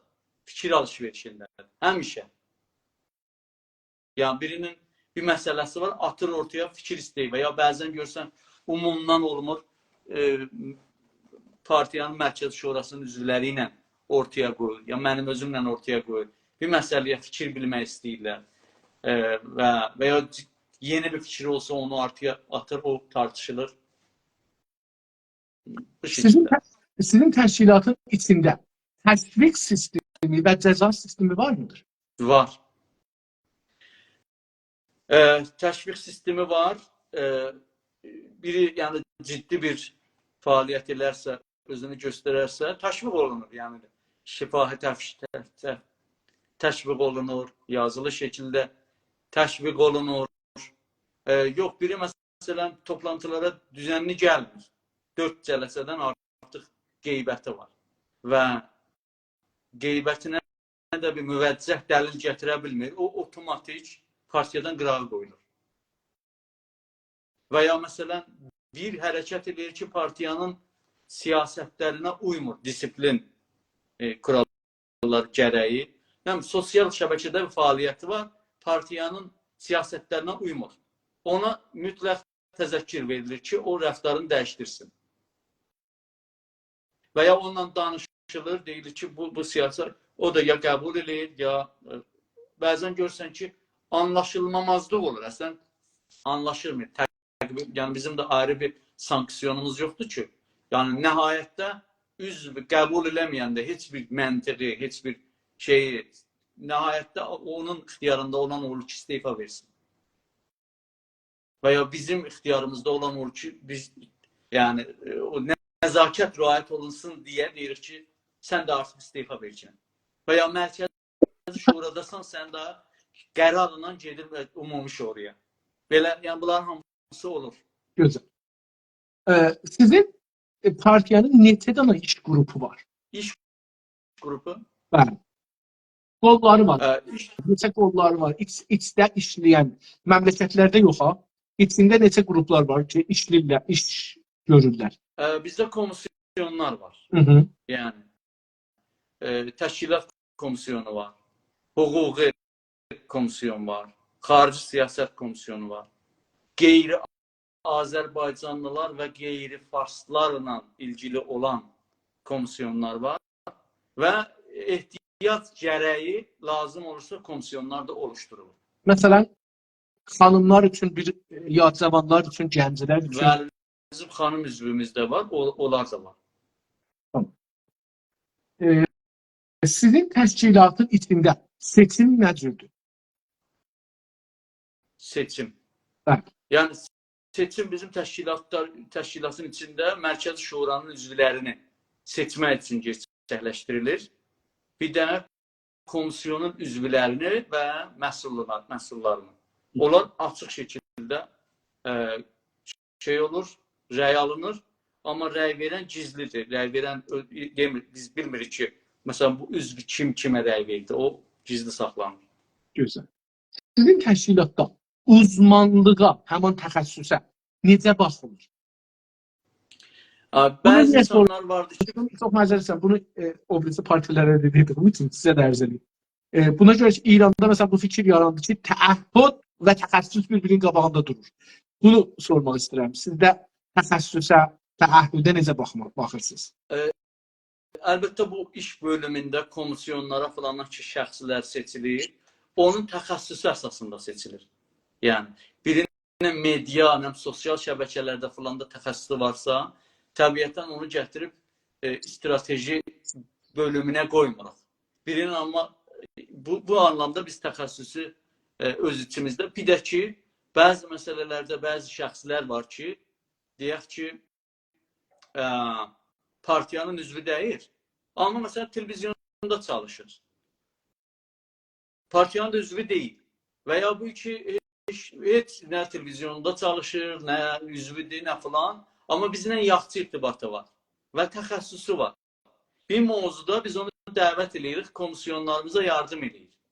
Hətta sunumu olur.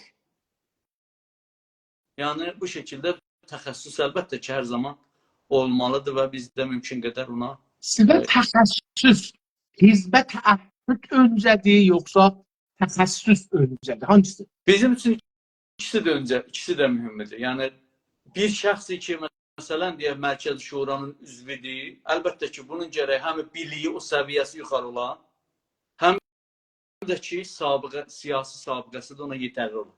Güzel. İndi bu bölümü də qurtardıq. Keçək rant bölümünə, rantlar haqqında. Sizcə rant nə deməkdir? Rant odur ki, belə deyək də, şeydə deyərlər ki, hüquqda deyərlər qeyri-adilanə varlanmaq. Qeyri-adilanə varlanmaq. Adilanə nə olur? O varlanmaq nə olur? Qeyri-adilanə. Yəni biri, düşünün, məsələn, bir ev, bir mülk mənim deyil. Amma mən gəlmişəm, ora əl qoymuşam hər dəlillə, onun mənfəətlərindən istifadə edirəm. Bu rantıdır. Və ya bir şey, bir təxəssüs, bir post, bir yer ki, mən ona kapasitem, doğal kapasitem ona çatmır. Amma mən, o abiyarisi var ki, o məndən daha yəni kriterləri uyğundur. Ona yox, mənə verirlər. Bu olur rant. Yəni bizim hərəkət için rant bu şəkildə ola bilər. Əksi təqdirdə, yəni bizim hərəkətdə biz dövlət deyirik ki, rant sistemi yarada biləcək imkanlar, resurslar əlimizdə deyil ki, o rantı biz bir dənə siyasət vəsiləsinə çevirə bilək partiyada. Bizim məsələn, baxın, biz partiyanın xərclərini biz nə dövlətdir ki, millətin maliyyatının vergisini alaq, sonra millətə xidmət verək. Millətə xidmət vermək əvəzinə özümüzə götürək, birinə çox verək, birinə az verək. Yəni maddi məsələdən hələ danışaq da. Bizim millət tərəfimizdən də bir kuruş bizə yardım olmur. Yəni bir dənə Güney Azərbaycanlı barmağı qozlayıb deyə bilməz ki, məsələn, Azərbaycan Mərkəz Partisına və ya Aznews TV-yə mən bir kuruş yardım eləmişəm. Və ya pul almadan bir iki nəfər xaric müftəsinə mən gəlib pul almadan bu fəaliyyətləri belə bir insanlar yoxdur, təəssüflə. Yəni bu millətin tərəfindən biz onların malına, nə bilim, canına bir kontrolumuz yoxdur ki, onu götürək və bir də hələ rantı siyasət yürüdək. Zaten o resurslar bizim əlimizdə deyil. İkinci, biz bir müsəlləh və mafya tipli bir təşkilat da deyirik ki, gedək millətdən zorla birindən pul alaq, ona haraz kəsək, nə bilim, qaçağına falanla, bu da yoxdur bizdə. Zaten hər şey, hər nə varsa insanlar öz gücü, öz əməyi və öz çalışmasının nəticəsində millətinə bir tərəfli iş görür. Yəni, yalnız bizdə təəhhüd var, haqq var, yəni təklif var, haqq yoxdur. Yəni, haqqı təklif tərəzinin gözü kimi də belə cür olmalıdır. Millət, bizim millət, yəni Güney Azərbaycanda yaşayan insanlar vergisi kimə verir? Cumhuriyet İslamiyə verir. Elə deyilmi? Vergi Cumhuriyet İslamiyə verilir. Amma hesab kimdən sorulur? Bizdən. Ya bu klublarda orada burada görürsünüz də, gecə gündüz park. Bir şey olur. Məsələn, Urmu gölündə, Urmu seçki məsələsində, yəni nə qədər partiyaların əleyhinə təxribatlar getdi. Və ya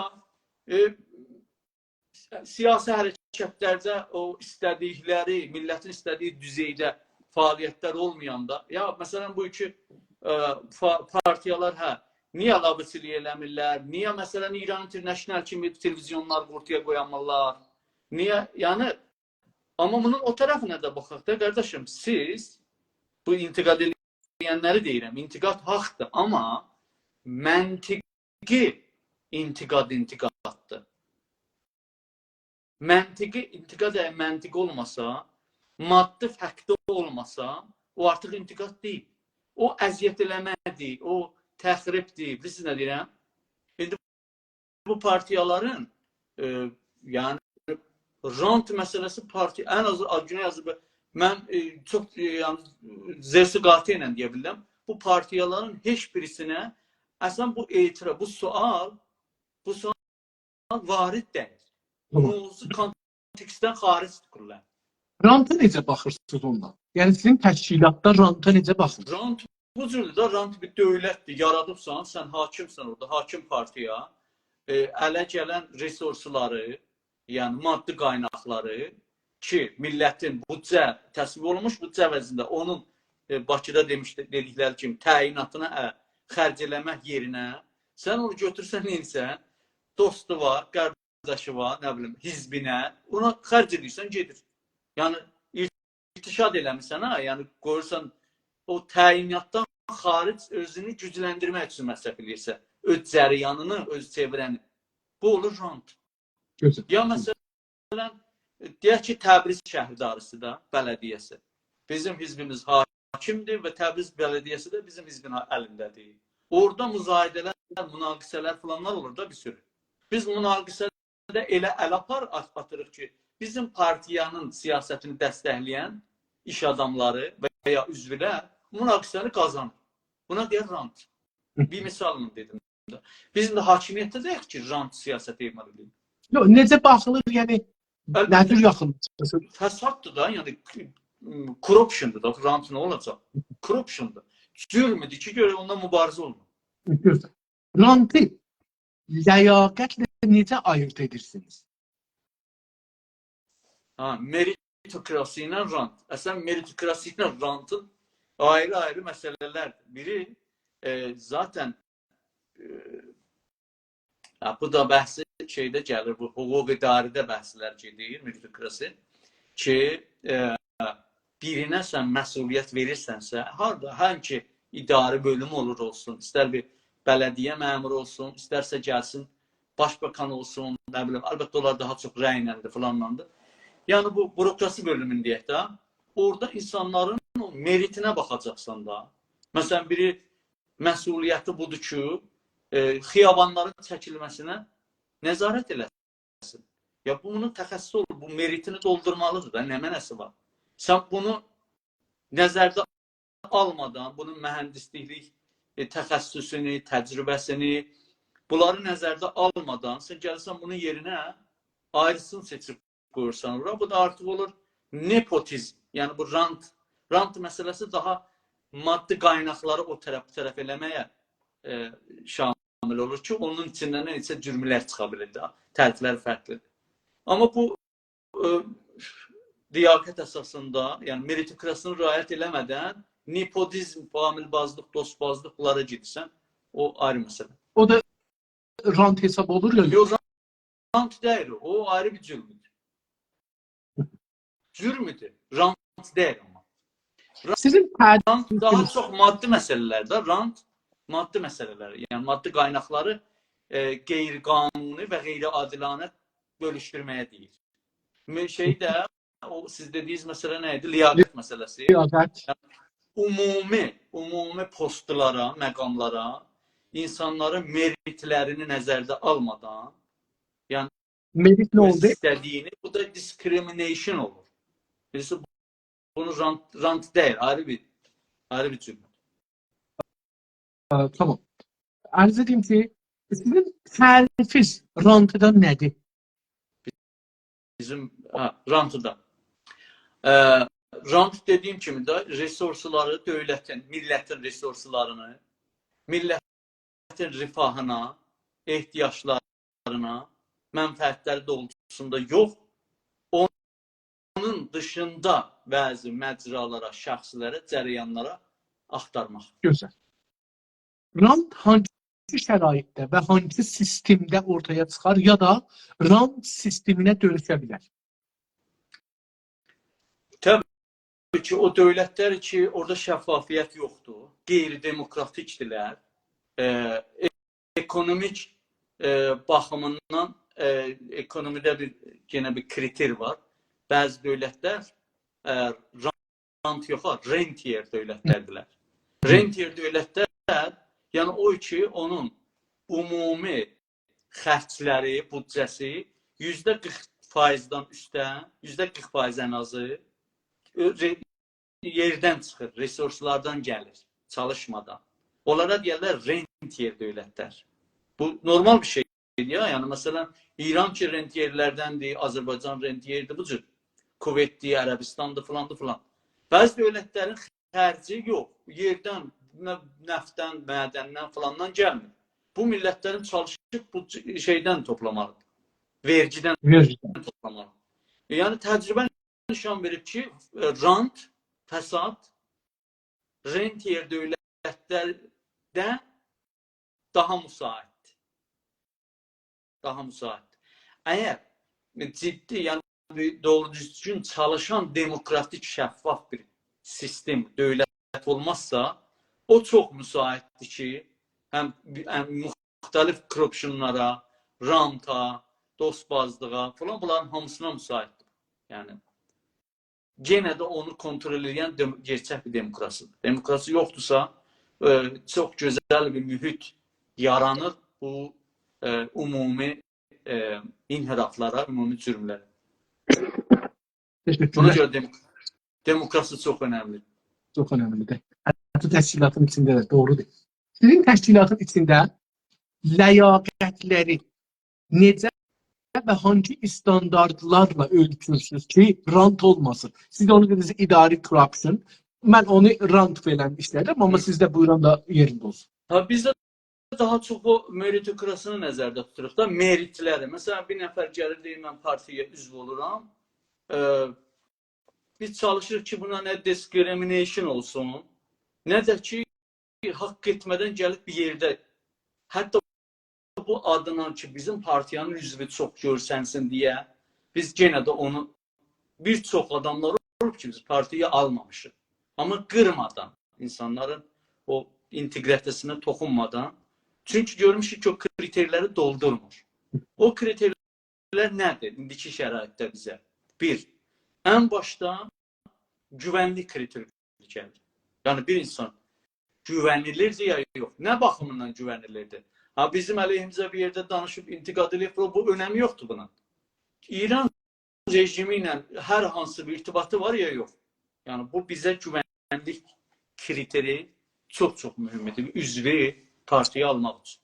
Və bəzi nümunələr də olub ki, bu araşdırmadan, partiya araşdırmasından rədd ola bilməyibdir. Yəni haqsız yerə də yox, dəlillərlə.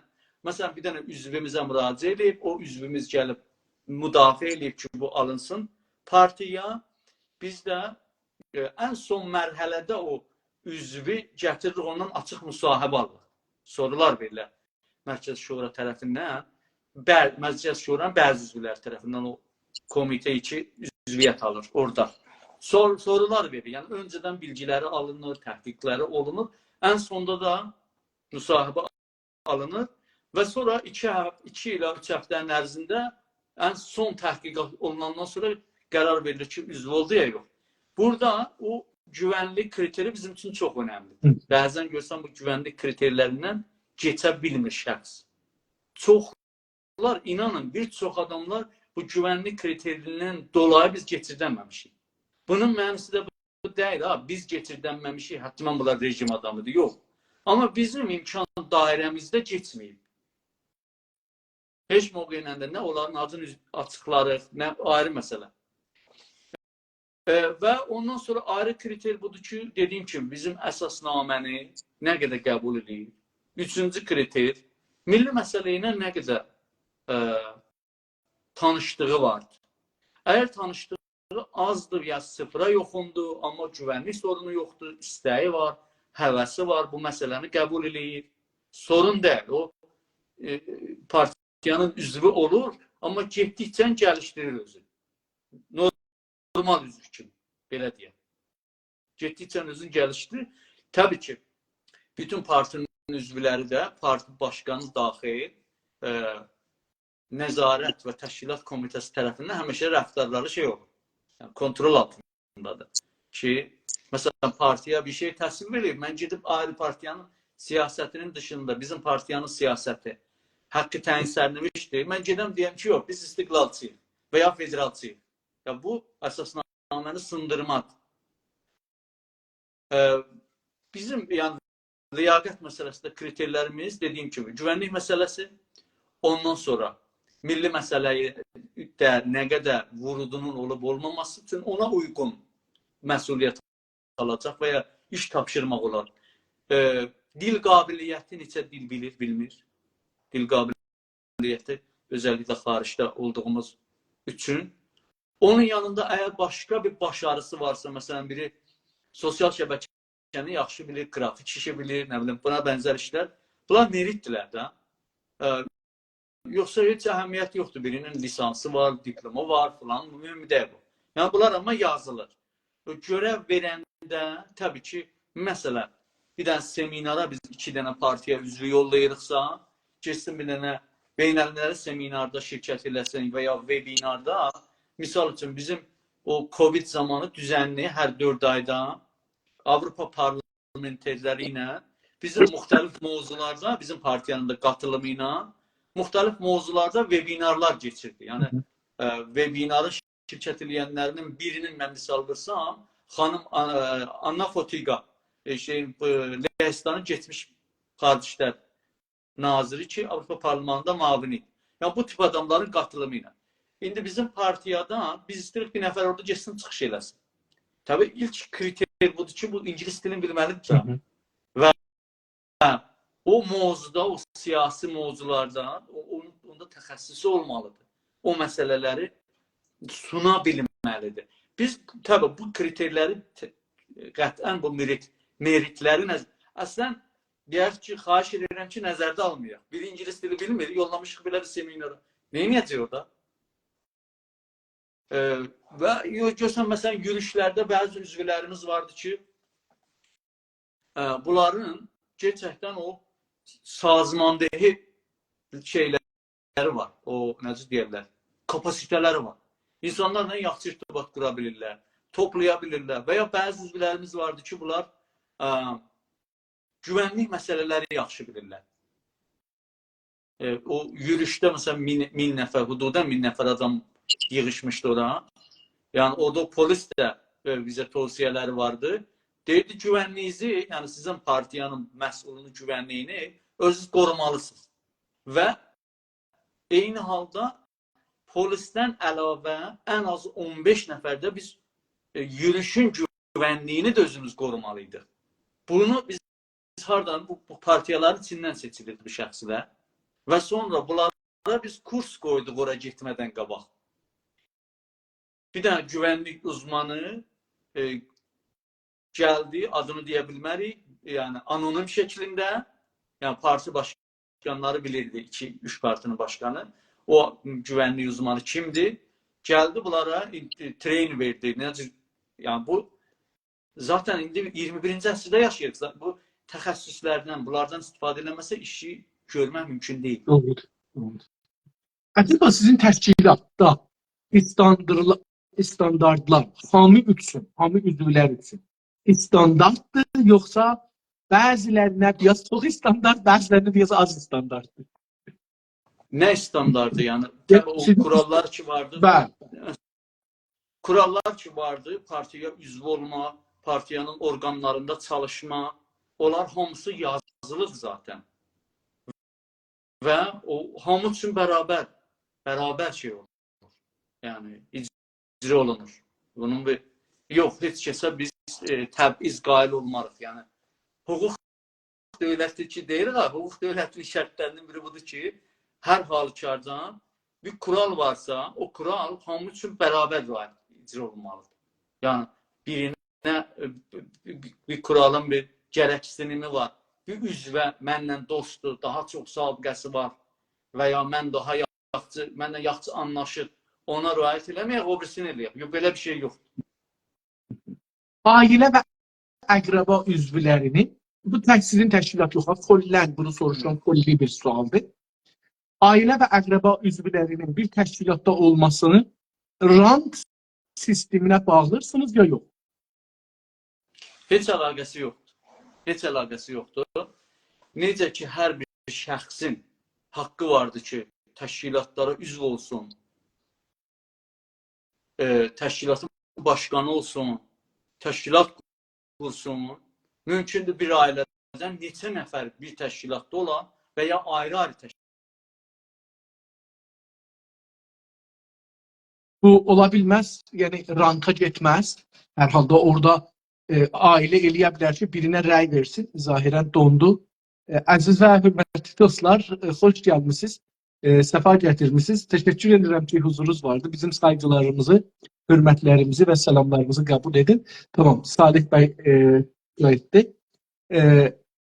Mən səsim gəlir mi Səfa? Bəli, bəli, səssiz gəl. Bağışlayın. Səssiz gəl. Telefon gəldi, mən Telefon iştibahi gəldi, gördüm. yanlış, yəni kəsəcəkdim, yanlışlıqdan Tamam. açdım. Tamam, ilat yox. Bəli. Yəni ailə üzvlərinin üzv olub olmamasını deyəcəyiz. Onu ərz edirdim ki, ailə üzvləri məsələ əgər bir partidə olursa, eləyə bilərlər ki, birinə rəy verələr, səs verələr, o gedə üstə, o birisləri rəqiblərin qarşısında. Bunu necə görürsünüz? Yəni bu rant olur. O ehtimal vardı, amma hüquqi olaraq belə deyək. Yəni bir partiyada ailə üzvlərinin olmasına, yəni qatılmasına əgər o partiyanın şərtlərini, kriterləri ona da şamildirsə, heç bir qanuna dayanaraq onu əngəlləmək mümkün deyil. Yəni onun haqqını. Amma rant hesab olur da, bu rant hesab olur. İstəməyən rant hesab olur. Liyaqəti olmadan, haqqı olmadan o haqqı əldə edə. Başa düşürsünüz nə deyirəm? Rant odur. Hər rant o deyil ki, məsələn, fərz eləyin. Həmin Amerikanın özündə George Bushlar da, ata da rəis cumhurudur, oğlu da rəis cumhurudur. Sonra ondan sonra yenə gəldi. Bunların hamısı da Hizbi Republiklərin üzvüydü və yuxarı səviyyədə. Eyni zamanda. Və ya məsələn, elə bu demokratlarda da var. Yəni Clinton və sonra xanım Clinton istəyir rəis cumhur olsun ki, rəy gətirənmədi. Yəni baxın, əgər birinin liyaqəti varsa bir partiya, bir ailədən neçə üzvü liyaqəti var o partiyaya girsin və o partiyadan hər hansı bir o birisi üzvlərə qeyri-qanuni şəkildə necə deyim, diskriminativ rəftarları yoxdur. Nə bilim, öz fikrini olduğu kimi, yəni doğruya doğru, əyriyə əyri rəftar eləyir və partinin o birisi üzvlər tərəfindən də hər hansı bir etirazla da qarşılaşmır azad bir şəraitdə. Zaten partinin üzvlərində, yəni bir partida, bir ailədən onlar üzv olsun deyək də, hələ bizim şəraitli partiyalarda bir ailədən bir ya iki nəfər ola bilər də, nə qədər olacaq ki? Yəni o zaman o partiya üzv olan Mərkəz Şurasında olanların iradəsi belə, necə deyək, boş bir iradə deyil ki, əgər bir inhiraf varsa səsini çıxartmaya. İndi belə deyək, məxsusən biz indi millət olaraq mübarizə vəziyyətindəyik də, elə deyilmi? Bəli. Görürsən ki, eyni zamanda bir ailədən 3 qardaş, 3'ü də düşüb zindana. Sonunda demirlər ki, qardaş, bu nə hesabdır sizin? 300-dən elə 300-də düşüb, ben niyə onda həzinə verəndə rant olmur? Gəlib, yəni eşlikdə, xaricdə olub və ya zindanda olmayan da rant olur. Rantın əslən mənisi başqa bir şeydir. Bu, tamam. Mən bunu başa düşünürəm. Yəni bu sizin təşkilat, ailə, əqrəba, famillərdən qurğulanıbdır. Əsla. Bizim təşkilat, belə deyək, mənim indi bir dənə Mərkəzi Şurada olan və eyni halda hizbin indiki şəraitdə ümumi, yəni PL-nin məsul olan, Rəvabit Ümumisinin məsulu Eliyar bəy Kamrani ki, üzvüdür, partiya qurulduqdan bir il sonra partiyanın üzvü olub. Yəni, Mərkəz Şurasına gəlib. Zaten xaricdə deyil ondan.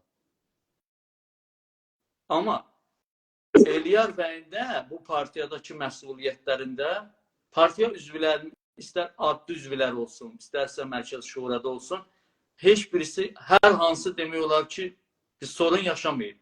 Çünki belə deyək də, mən daxil partiyanın bürokratik işlərini, bir çox işlərini daha çox Eliyar bəy zəhməti çəkib. Yəni, onun mənim qardaşım olması ona bir dənə rant yox, biraz da əleyhinə olub. Diqqət edirsiniz? Əleyhinə olubdur. Yəni, o məsələləri önləmək üçün yəni, daha çox yəni, məsuliyyət götürüb, belə deyək. Bunu partiyanın ofisi üzvləri də təsdiqlər. Mən buna görə ki, rantı biraz bu xüsusən Kanadada nəticədə bir misal deyəcəyim xidmətinizə.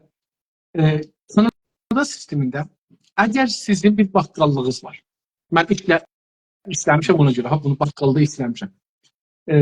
Baqqallıq dükanınız var, sizə latari satırsınız orada. Əlinizdə rant imkanı var, dövlət və qanun deyir. Siz dükanınız var, latari satırsınız. Bilirsiniz ki, latari mərkəzdə olar da dükanda olmaz ki. Amma deyirsiniz, burada rant imkanı var. Nədir? Bunun üçün sizin özünüz, ailəniz, yaxın əqrəbanız sizdən latari ala bilməz. Özünüz də alanmazsınız, ailəniz də alanmaz, yaxın əqrəbanız da ala bilməz. Niyə? Çünki rant hesab olur. Sizə bu sistem, sizin rant yaranma imkanı var. Belə deyək. Təbii ki. İndi məsələ buna bir ayrı misalda vursam, məsələ fərz edin ki, mənim qızım şeydə işləyir. Bir qızım, Kanadanın ən böyük şirkətin BİMə şirkətində işləyir. Məsələn, mənim o birisi qızım ya oğlum istəyir ki, BİMə şirkətinin bir nümayəndəlik alaya işləyə bilməz. Bu rant deyil, Səfəli bəy. Bunun, hüquqda bunun adı var. Bu, conflict of interest. Yaxşı, bu rant deyil. Çünki o ehtimal vardı. Məsələn, bu sistemi təmiz saxlamaq üçün bu kuralları qoyublar.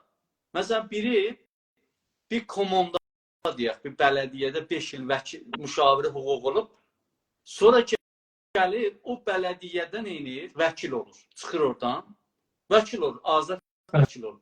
Bələdiyyə ilə ilgili hər hansı pərvəndəni götürə bilməz, müdafiə eləyə. Bu, maddi rantların qabağın alması üçün birdə bir maddiyyat məsələsi var. Diqqət edirsiniz. Bunların qabağın alması üçün bu qurallar qoyulub və doğrudur da. Və hətta məsələn siz deyirsiniz bir şirkət açasınız. İndi mən şirkətlərim var da burada Türkiyədə azıdır. Orada sən hər ildən ilə bank update eləmək istəyir və ya quranda yazır orada ki sən hər hansı siyasi bir postun varmı? Partiyanın içində olan, partiya deyəm, şirkətin içində olan məhsulların sənin familindir, bunlar hamısı pul-şuyini, mübarizə, terrorizm, bunlardan ötürüdür bunlar. Amma siyasi partiyalarda üçün o cür, məxsusən bizim şəraitimizdə olan bir partiya durumda elə bir rant və ya interest konflikt yoxdur. Yəni, məsələn, siz baxın, dünyanın hər yerində, Amerika, Avropa, çox yerlərdə var ki, bir dənə partiyada, hətta hakim partiyalarda, o eyni partiyada üzvlər, yəni ailə üzvlərindən bir neçəsi var, yəni olur və ya olmur. Ya bunu heç bir demokratik ölkədə elə bir şeyi əngəlləməyiblər, heç birisində. İndi toplumda, bizim Güney Azərbaycan toplumunda, İran təbliğatı da təsiri altında, bunu da deyək, Güney Azərbaycan təşkilatlarına ailə təşkilatı deyə möhür basırlar. Bir söz yaygındır, təəssüfanə ya hər nədən dolayı. Hətta siyasi təşkilatlar liderlərinin bəziləri belə bu haqda söz aparıblar. Deyiblər ki, ailə, bir-birinin müttəhəm eləyəndə ailə təşkilatı deyə deyirlər. Siz siyasi, idari və iqtisadi ailə təşkilatlarına necə baxırsınız? Mənim bildiyim qədər biz Azərbaycan partiyalarındakı indi aktiv partiya olaraq hardasa bir 7-8 partiya var da, elə deyil mi? Bəli. 7-8-9 partiya olmaya belə bu şəraitdə. Görürsünüz ki, məsələn, partiyaları təxrib eləmək üçün... 11'i fəaldır. 11'i fəaldır. 11'i fəal. Siz eşidibsiz də, orada burada çox deyirlər, 40 dənə partiya var. Bəli, bəli. Tamam, bu 11'i. Bunun 12'si mənə göstərsinlər də. Yaxşı. Və ya bu, nə bilim, ailə partiyasıdır filandır, bu tip şeylər. Bir neçə sözlər var da, 40 dənə partiya var.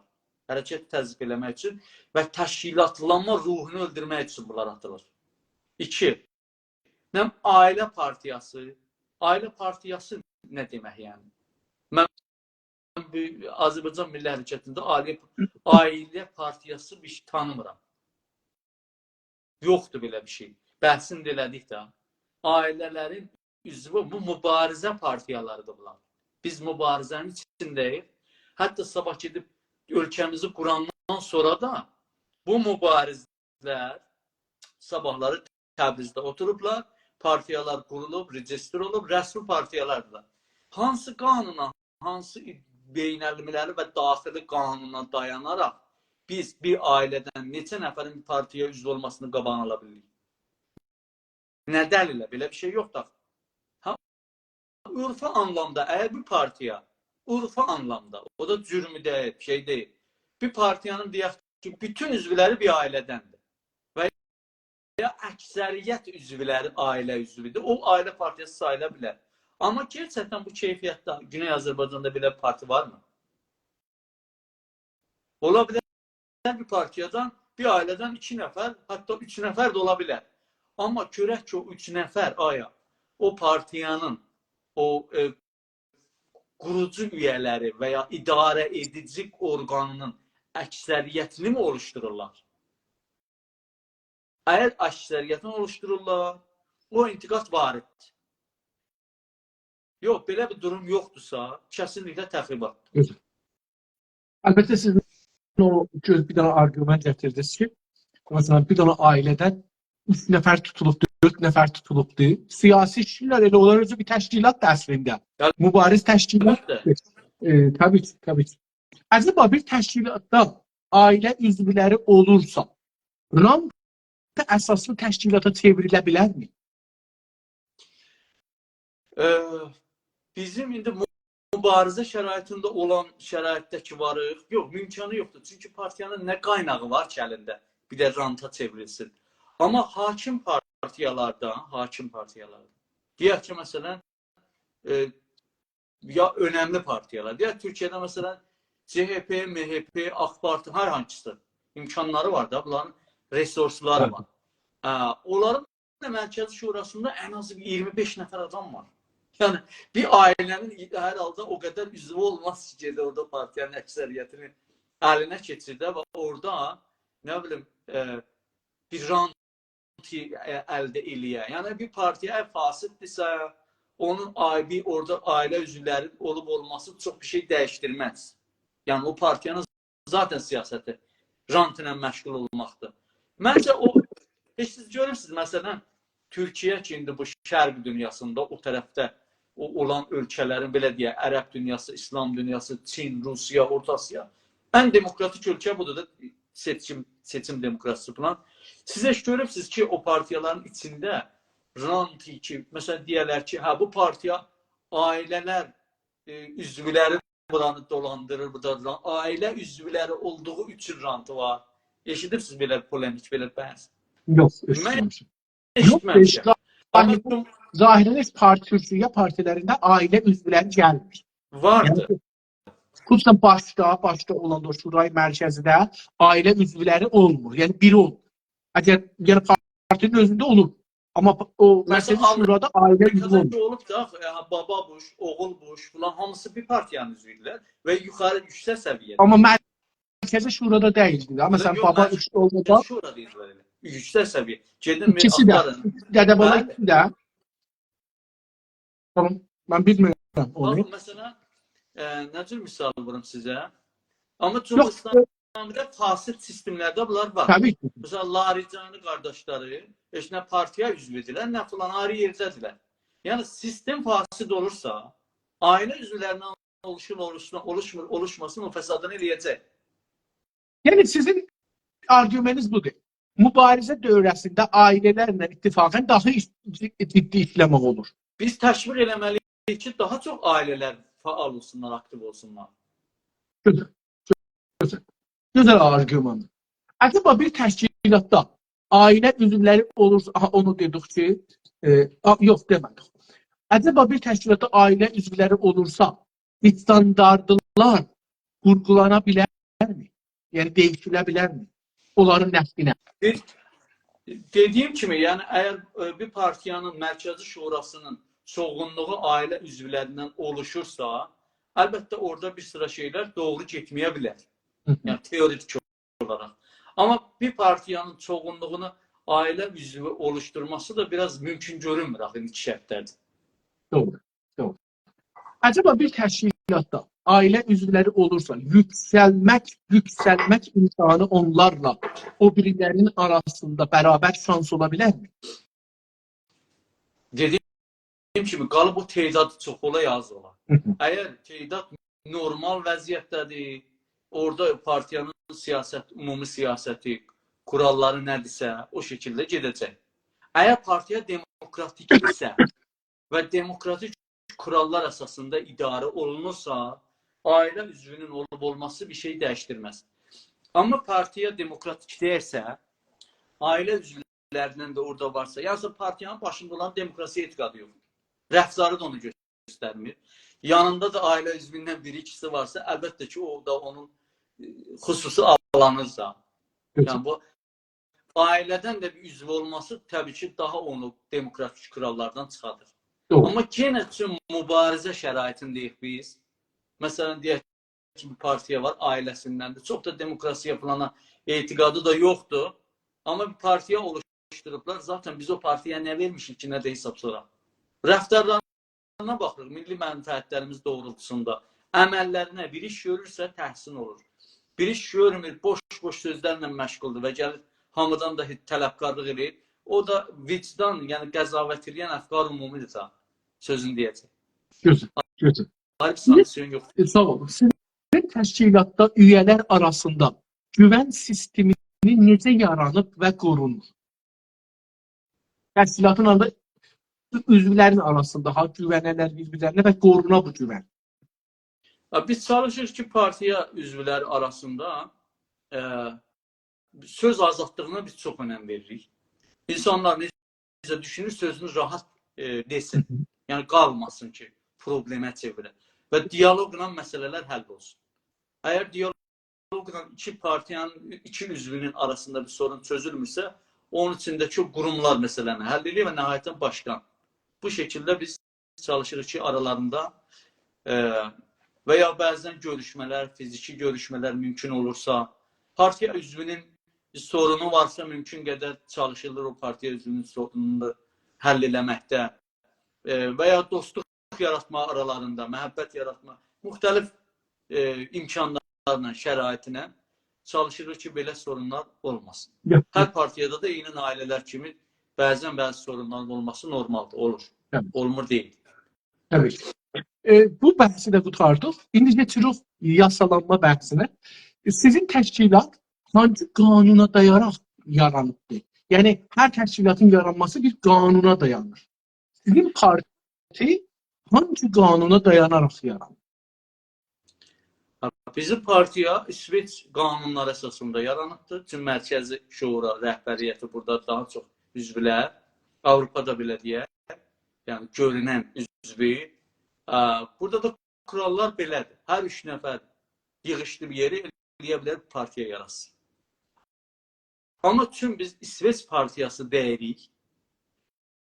İsveç partiyası kimi çalışmaq üçün biz gedib onda register eləməliyik ki, bu şəraitdən, imkanlardan istifadə edək.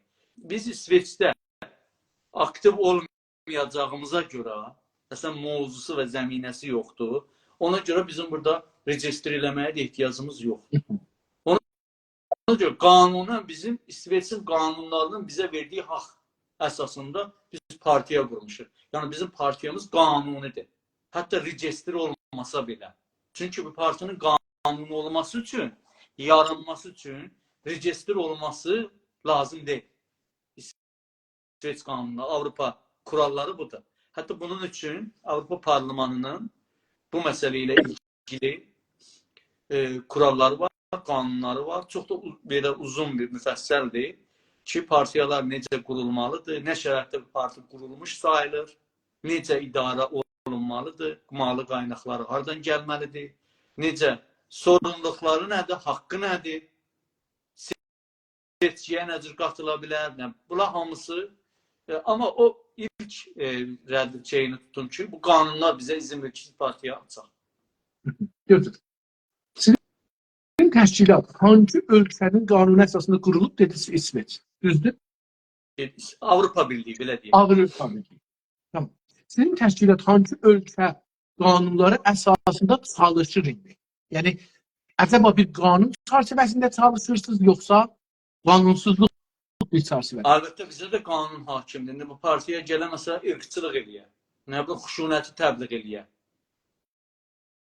Və bu şey olsa, yəni biz o qanunda məsuliyyət daşıyırıq biz. Hangi ölkənin qanunları əsasında? Elə İsveç dövlətinin qanunu əsasında biz əgər irqçılığı burada təbliğ eləsə, bizim əleyhimizə şikayət edə bilərlər. Partiya olaraq, bir cəm olaraq, belə deyək. Sizin təşkilatın siyasətləri hangi ölkə və hangi qanunların əsasında değişə bilərmi?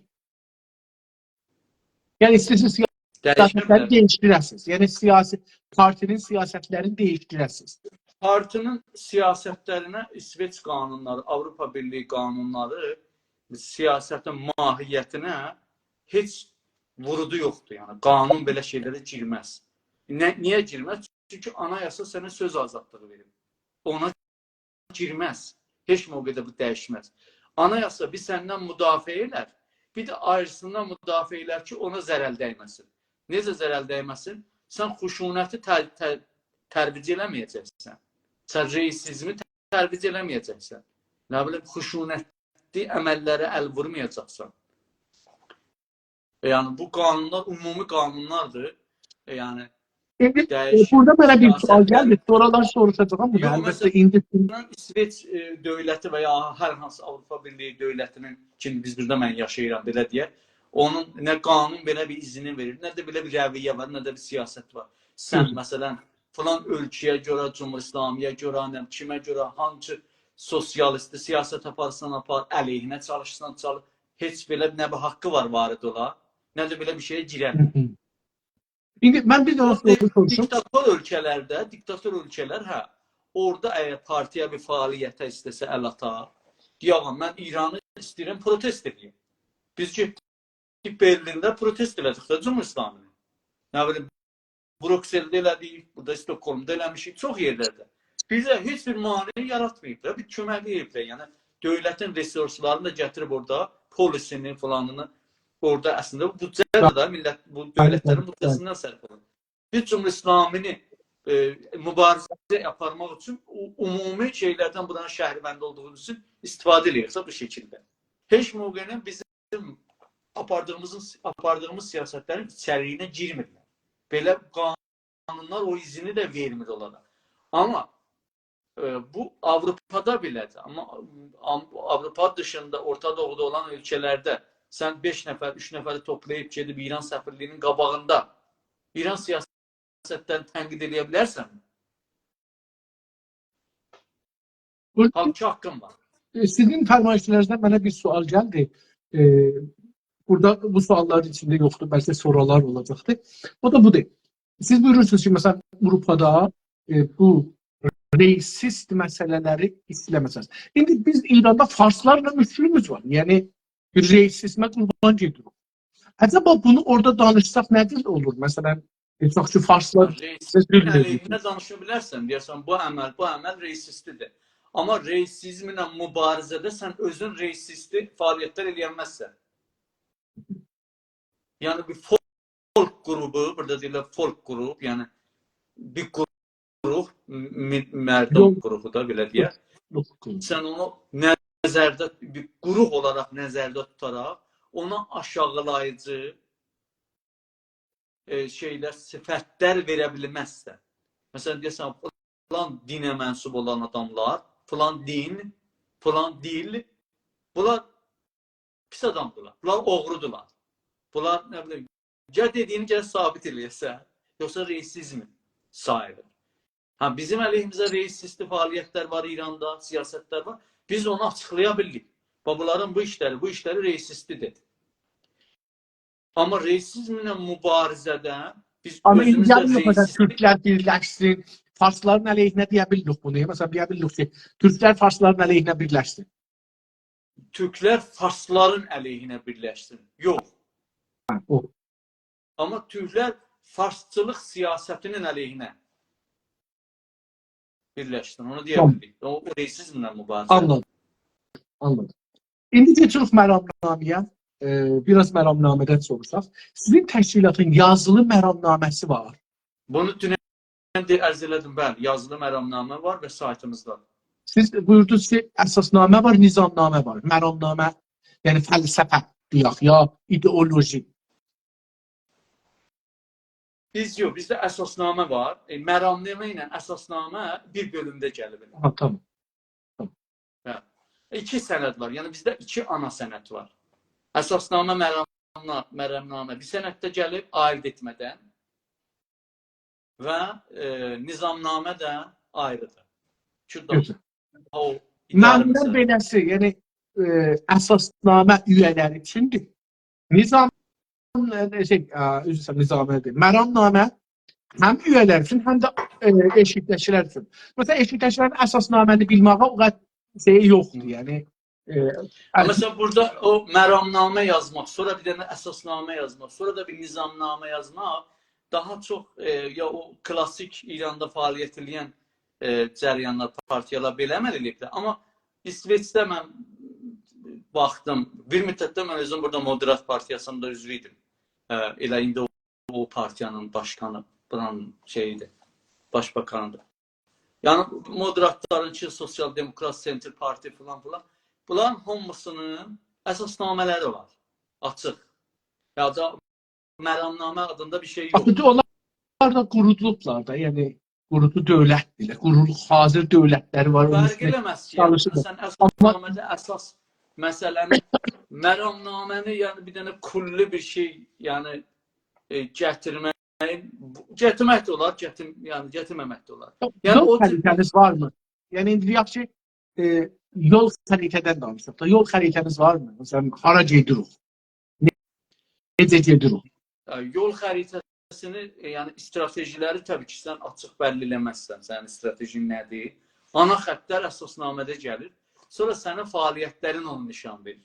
Əslən, bəzi dövlətlər var ki, qurulubdur, çox dünyanın güclü dövlətləri. Məsələn, Böyük Britaniya. Bilirsiniz də bunu? Böyük Britaniya o ölkələrdəndir ki, yazılı anayasası belə yoxdur. Yoxdur da. Nədir bəs? Amma ən dəqiq çalışan anayasası olan ölkədir. Ürfə dayanır. O ürfə dayanır. Ürfə dayanır və getdikcə, yəni haqqı, hüququ cüziyyatdan bəlliliyi dəqiqləşdirir. Ona görə mən çox da bu kulliyyatın tərəfdarı deyiləm. Əməldə göstərməyin tərəfdarıyım. Ümumi xətti bəli, əsasnamə qoyur, amma sənin bəyaniyələrin, fəaliyyətlərin, danışıqların, o əməldə apardığın siyasət xətt xududu göstərə bilər. Biraz da deyərlər ki, ayrıları zəhmət çəksin bizi tanımaq üçün. Düşüncə olaraq, hangi düşüncə və fəlsəfəni ya ideolojini mənimsirsiniz? Hansı düşüncə və ideolojini? Ya fəlsəfəni. Fəlsəfəni, bəli. Partiyanın xətti, yəni moderatdir, belə deyək. Deyənməli ki, bu partiya sosialistdir və ya çox qatı liberalistdir. Yox. Bu partiya sentrdir. Yəni, bəzi şeylərdə liberalist dəyərlərə çox önəm verir. O cümlədən mədəni və siyasi və fərhəngi hüquqlarda demək olar ki, daha çox liberalist siyasətləri izləyir. Amma o birisi siyasətlərdə iqtisadi məxsusən, ictimai siyasətlərdə məxsusən, mühitizist məsələlərində tamamilə sentrdir. Yəni, ictimai bölümü bir mix siyasətə etiqadı var. Yəni, hər iki məktəbin müsbət yönlərini, bəzi müsbət, məsələn, İskandinavi modeli, onları nəzərdə alaraq belə bir modelə etiqadı var. Yəni, məsələn, tam liberalisti bir məktəbə inananlar bilirsiniz, çox əhəmiyyət vermir ki, təhsil imkanlarından müsavi dərəcədə toplumun hamısı istifadə eləsin. Sağlıq imkanlarından toplumun hamısı istifadə eləsin. Ya mühitizistə bilirsiniz də çox əhəmiyyət vermirlər. Yəni, Amerikada da çox bəhsi var da, o nəft quyularının açılması. Trump'la Biden'in siyasətlərində fərqlilik var. Və ya buna bənzər məsələlərdə biz o tipli məsələlərdə, yəni center, yəni daha çox deyək, sola təmayülümüz var, belə deyək. Yəni, indi xülasə desək, fəlsəfəz nədir? Center. Orta. İndi Azərbaycana baxanda nədir? Yəni, tamam, Azərbaycan mühitində necə baxırsınız? Yəni, bu center Azərbaycanda nə məna verir? Azərbaycanda nə məna verir? Azərbaycanda bir, əlbəttə dediyim kimi, üçün liberal düşüncələr, yəni ana məsələlərdə liberal olduğu üçün azad ekonomiya etiqadı var, azad və açıq topluma etiqadı var. Yəni, parça azadlığı, söz azadlığı, insan haqları falan, bunlar daha çox liberal düşüncənin gətirmələridir. Biz Azərbaycanda bunun tam tətbiq olmasının tərəfdarıyıq. Azərbaycanda bu şəkildə özünü göstərə bilər. Amma bir yandan da Azərbaycanlı və türkçü bir şey olduğu üçün bu liberal düşüncələrin, eyni halda o ictimai məsələlərdə sol düşüncələrinə, yəni qarma bir sistem ortaya çıxadır. Amma balanslı və Azərbaycanda bu şəkildə özünü göstərə bilər. Yəni bizim elə bir məcburiyyətimiz yoxdur ki, toplumu mənfəətlərini, ölkənin mənfəətlərini qoruyub, gücləndirmək üçün mütləq və mütləq bir dənə məktəb siyasidən şey eləyək, özümüzü ona paybənd bilək, mütləq və mütləq kargər təbəqəsi, mütləq və mütləq yəni milləti orada tərifləyəndə artıq hamı burada türkdür. Yox da, bəziləri var, türk deyil. Birisi də deyil. Yəni, bizim baxışımız biraz artıq da o dünyanın da təcrübəsindən də istifadə eləmək lazım.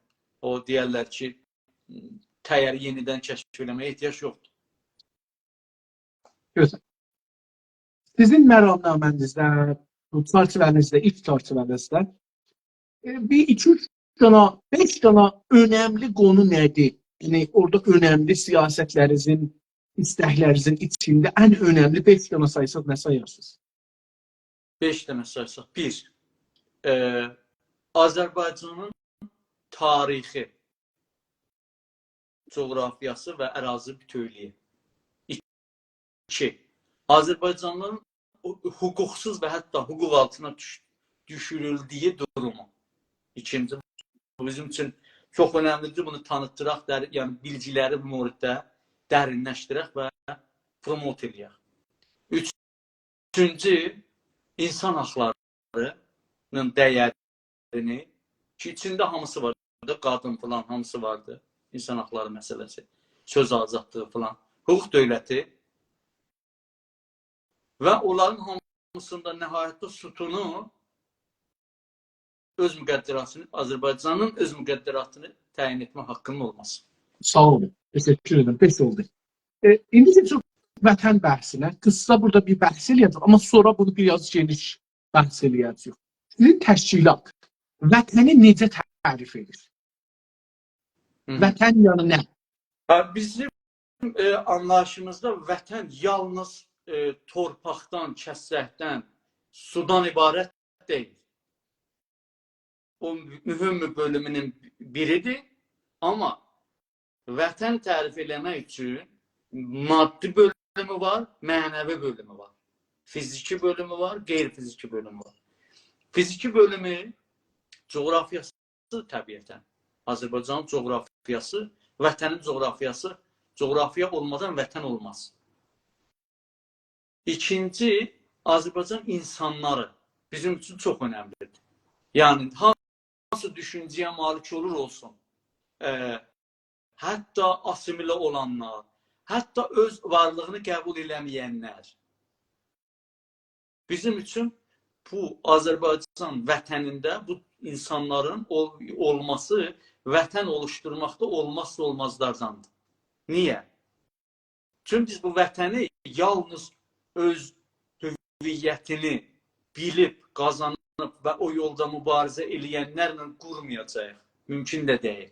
Orada olan insanların hamısı ilə quracaq. Bunun nümunəsində biz Qazaxıstanın yaranışında görə bildik. Nəzərbayev Qazaxıstanı quranda, əslində qurucu babasıdır da bu yeni Qazaxıstanı. Hardasa %70'i Qazax dilini bilmirdi. Və Rus dilində danışırdı. Çoxu da sözün Qazax olduğunu da bilmirdi. Amma Nəzərbayev o teorini qəbul elədi. Qazaxıstan vətəni, Qazax torpaqları və Qazaxıstanda olan insanlar, asimilə olanı, olmayanı, hətta içində olan Ruslar. Və onunla vətəni qura bildi. Üçüncü, Azərbaycanın mənəvi varlıqları, tariximiz, musiqimiz, onun içində olan qəhrəmanlıqlar, mənəvi dəyərlərimiz də, bunların hamısını və insanlara da işarə elədim də, onların fikri, istəkləri, mübarizəsi, bunların hamısı vətən oluşdur. Yəni, vətən bütünlüyünü bu oluşdur. Gözəl. Və dilimiz, yəni vətən, dil də vətənin bir parçasıdır, mühüm parçasıdır. Gözəl. Vətənin anlamı və önəmi sizin təşkilat və üyələr üçün nədir? Önəmi. Vətənin vücudu, anlamı bizim təşkilatımızın, belə deyək da, varlıq, yəni fəlsəfi vücudusundan biridir. Yəni biz Azərbaycan vətəni olmasaydı, belə bir anlayış olmasaydı, belə bir varlıq olmasaydı və biz buna inanmasaydıq, zaten bu adda, bu siyasətdə, bu modeldə bir partiya yaranmazdı. Vətən, bu bizim mən bayaq sadaladığım rüknülər əsasında vətənə inandığımız üçün bu partiyanı yaratmışıq.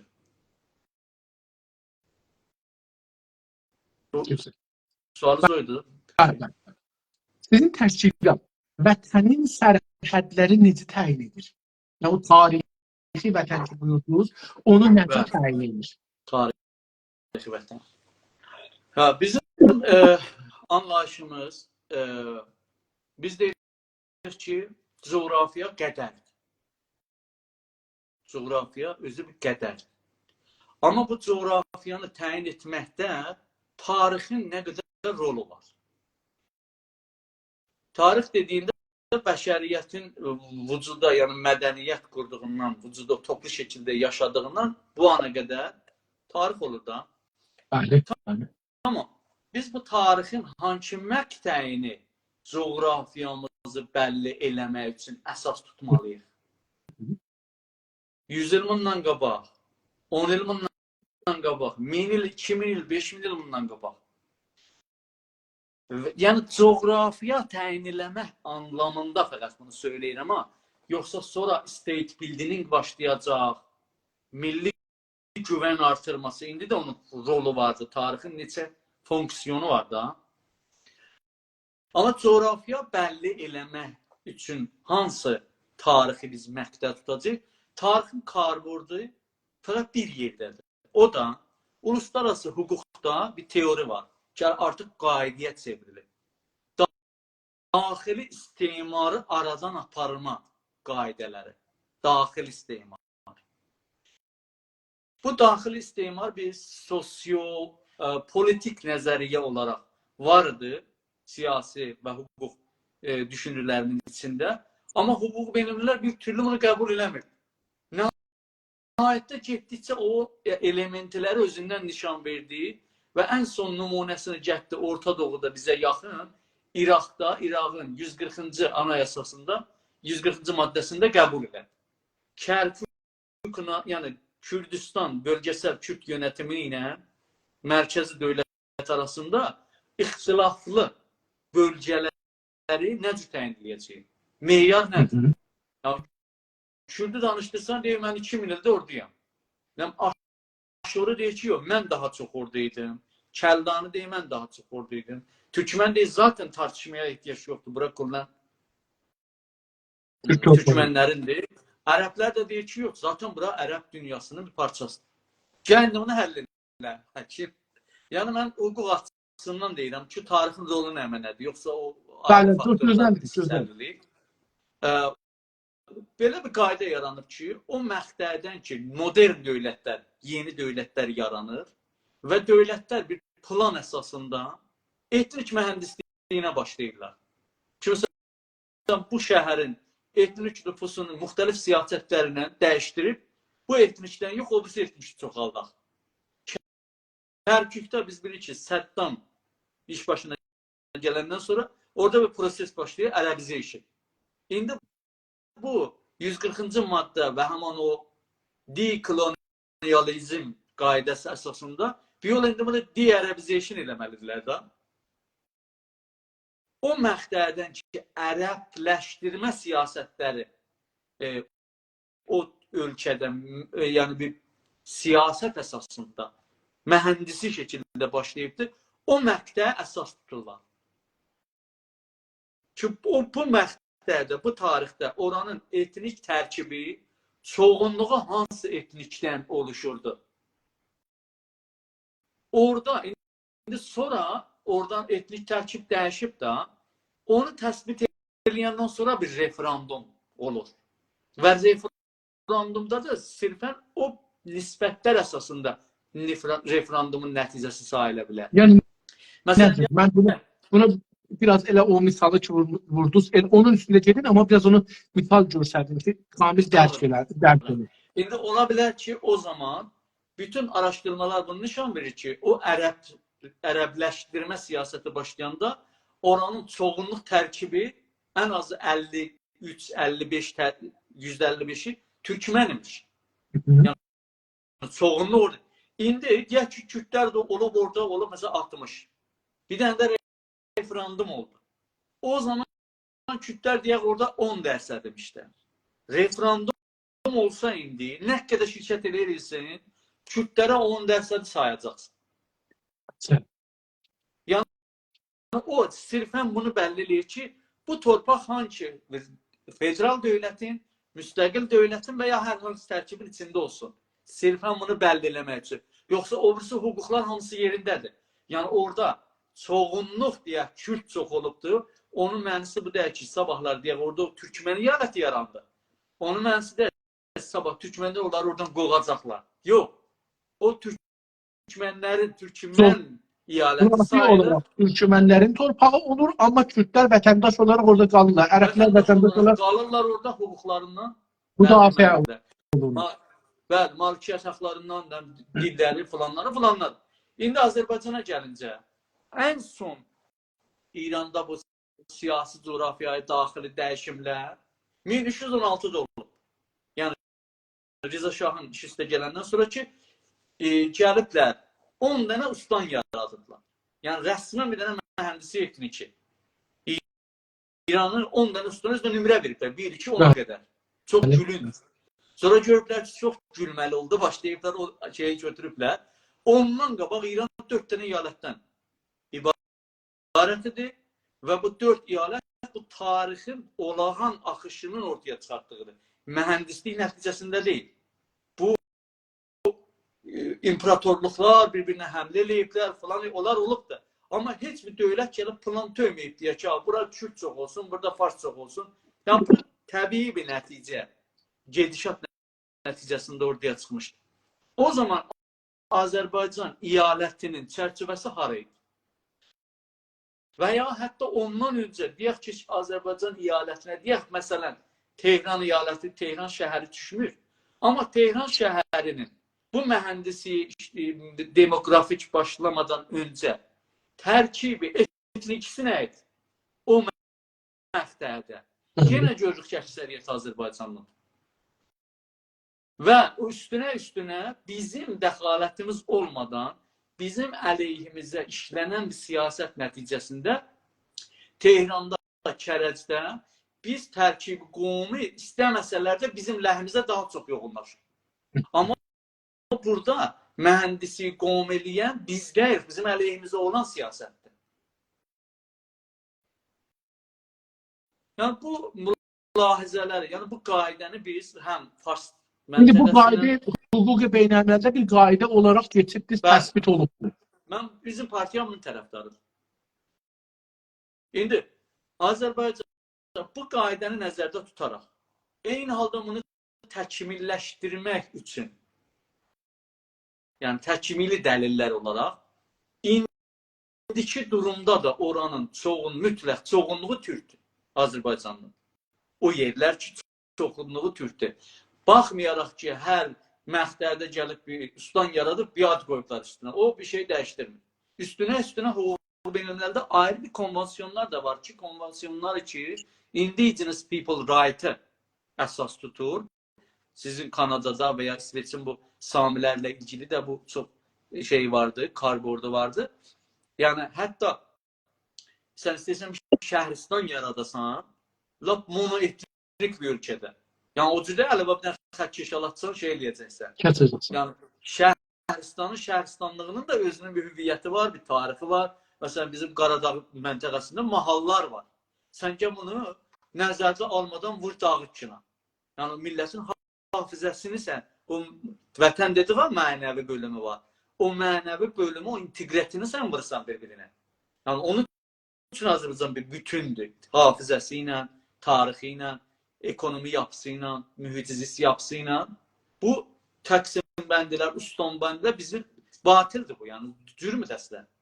Onun üçün bu qayda bizlə Kürtlərlə irtibatda, bizlə bəluçlarla, bəluç deyirəm, farslarla, giləklərlə, hamısı ilə bu qaydanı istifadə eləmək olar.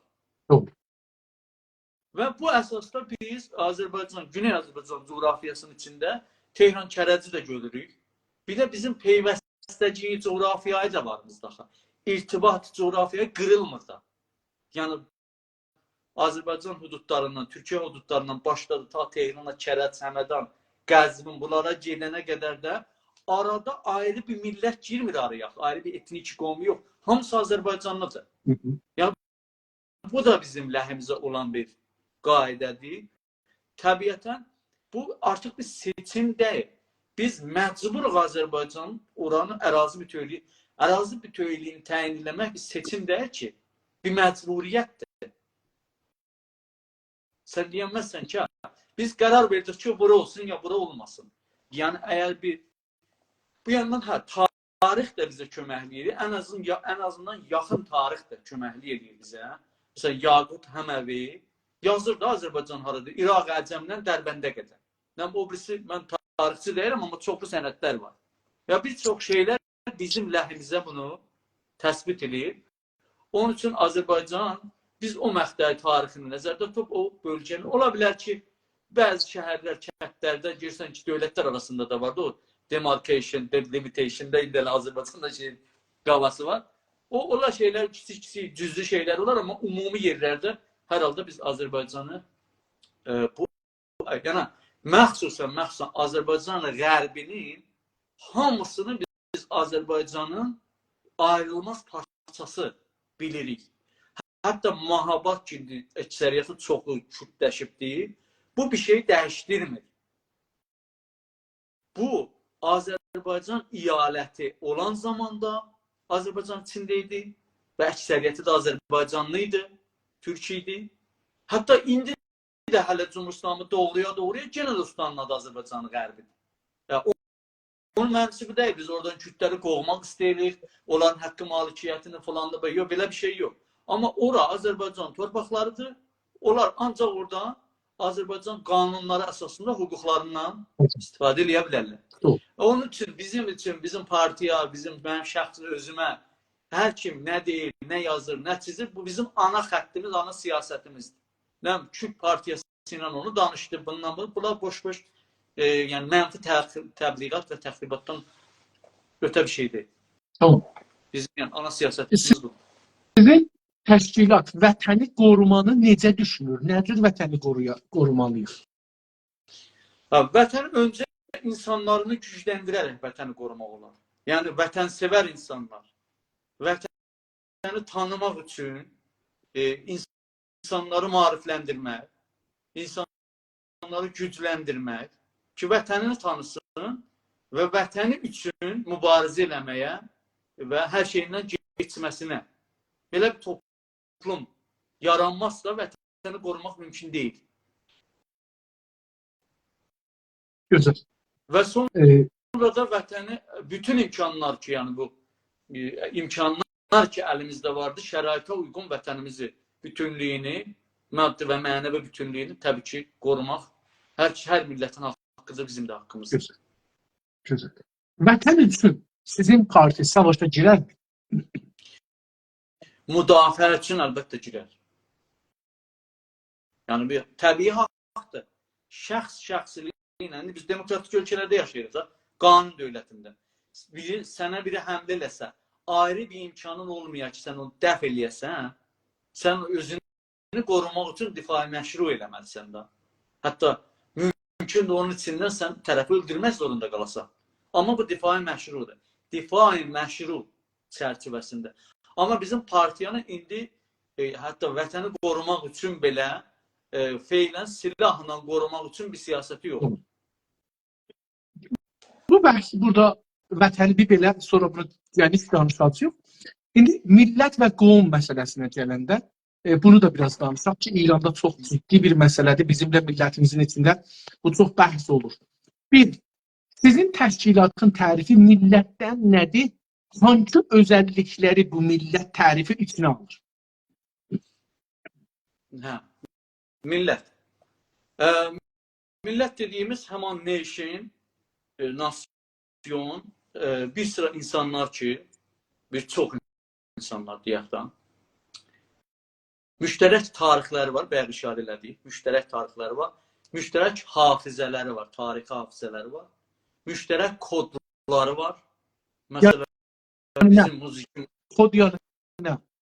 Fərhəngi kodlardan. Məsələn, bir dənə coş deyəndə Azərbaycanın içində öz aramızdakı ya bir zərbil məsəl, onu Qaradağda olan da eyni məfhumda anlayır. Urumiyədəki də, Ərdəbildəki də, Bakıdakı da. Ümumiyyət, millətlər arasında bir kod yaranır. O bir müştərək şeylər yaradır ki, onun milletin kodudur. Güzel. Mesela Suedlilər deyərlər ki, bəzi rəftarları deyərlər ki, bu usvenskdir. Yəni Sued deyil, Suedli deyil. Yəni Suedə aid deyil. Bəzi şeylər var, Azərbaycanlılara aid deyil. Amma Azərbaycanlılara aid müştərək bir şeylər var. Muzikdir, rəqsidir, bir sıra zərbil məsələlərdir, bir sıra simbollardır. Mesela Zeynəb Paşa bizim üçün bir simboldur. Nə bilim, bəzi dağlardır, coğrafiya, şəhərlərdir. Mesela Təbrizin bizim üçün çox əhəmiyyəti var. Savalan dağının bizim üçün, bütün Azərbaycanlılar üçün bir əhəmiyyəti var. Qarabağın bütün Azərbaycanlılar üçün bir birləşdirici kodların biridir. Və o eyni halda bunların müştərək mənfəətləri var.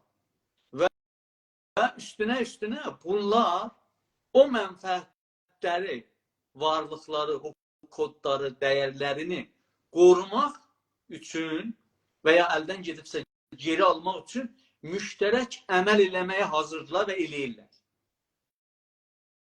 Bunun tərifi olur millət. Təbii ki, müşəxəsdə bir coğrafiyası var. Ola bilər bir millətdir, bir sıra insanlarda bu kodların hamısı olar, amma coğrafiyası olmuyor. Diaspora şeklində olur.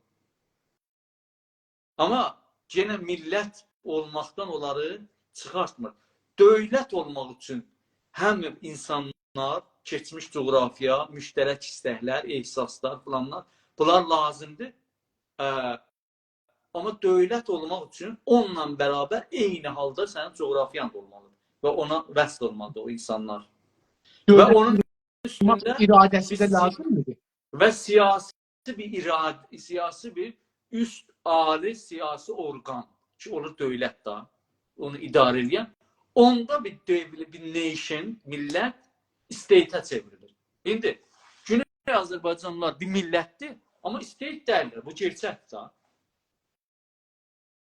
O coğrafiyada bir dənə state var. O da İran state'idir rəsmi olaraq. Rəsmi və əməli olaraq, fiziki olaraq. Güney Azərbaycan state deyil. Güney Azərbaycan millətdir. Biz Kuzey Azərbaycanla bərabər bir millətik. Amma biz bir devlət deyilik. Hüquq olaraq, fiziki olaraq da deyilik. Niyə? Mən də Azərbaycana gedəndə mən viza almasam, mən girə bilmərəm. Bu məncə millətin tərifi, yəni bu qədər, yəni bundan artıq. Gözəl. Sizin təşkilatda kimlərə millət deyilir? Əlbəttə bir işarə elədiniz, amma o işarələdiyim kriterləri hansı toplum kamyoneti daşıyırsa o millətdir. Baxmayaraq ki, birinin ola bilər ki, nə bilim, 100 min nüfusu ola və ya 100 milyon nüfusu ola. O fərq eləməz. Məsələn, Kuzey Kıbrıs Türk Cumhuriyyətinin 350 min cəmiyyəti var. 350. O həmin millət həm state'dir.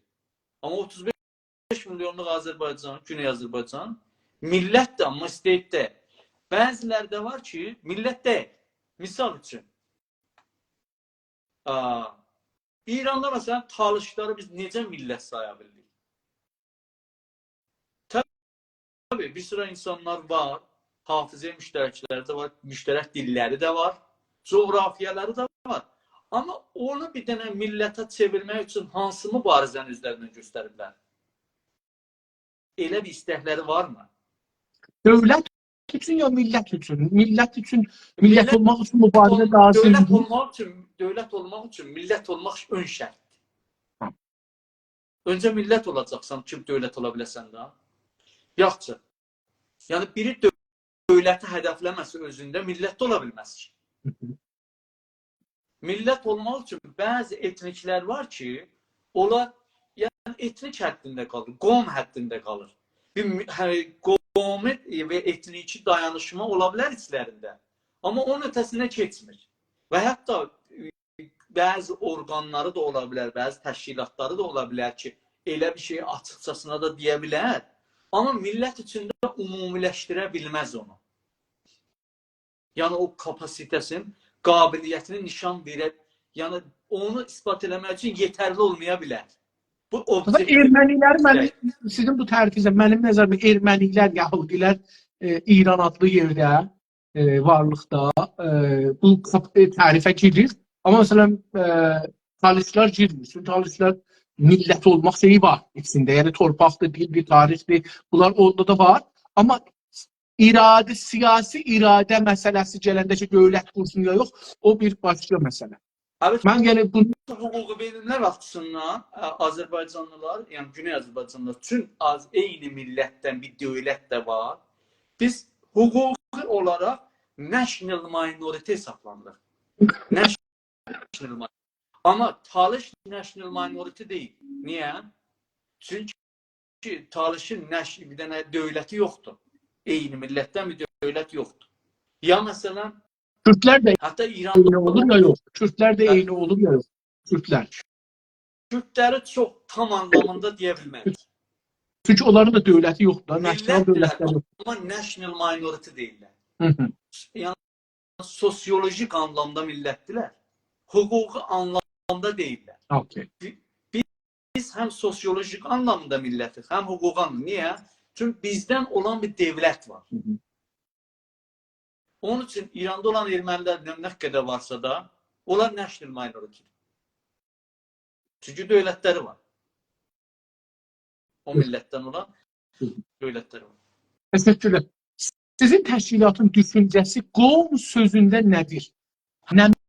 Tamam, mən tozif edərəm. Bu qavram nə mənə gətirir sizin zehninizə? Qavram təqribən bir dənə sosiolojik tanım ola bilər. Vəssalam.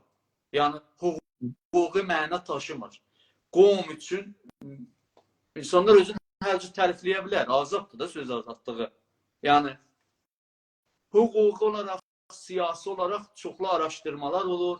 Orada qovmun da mənası var, etnikin də mənası var, nə bilim. Bunlar var amma. Amma nəhayətdə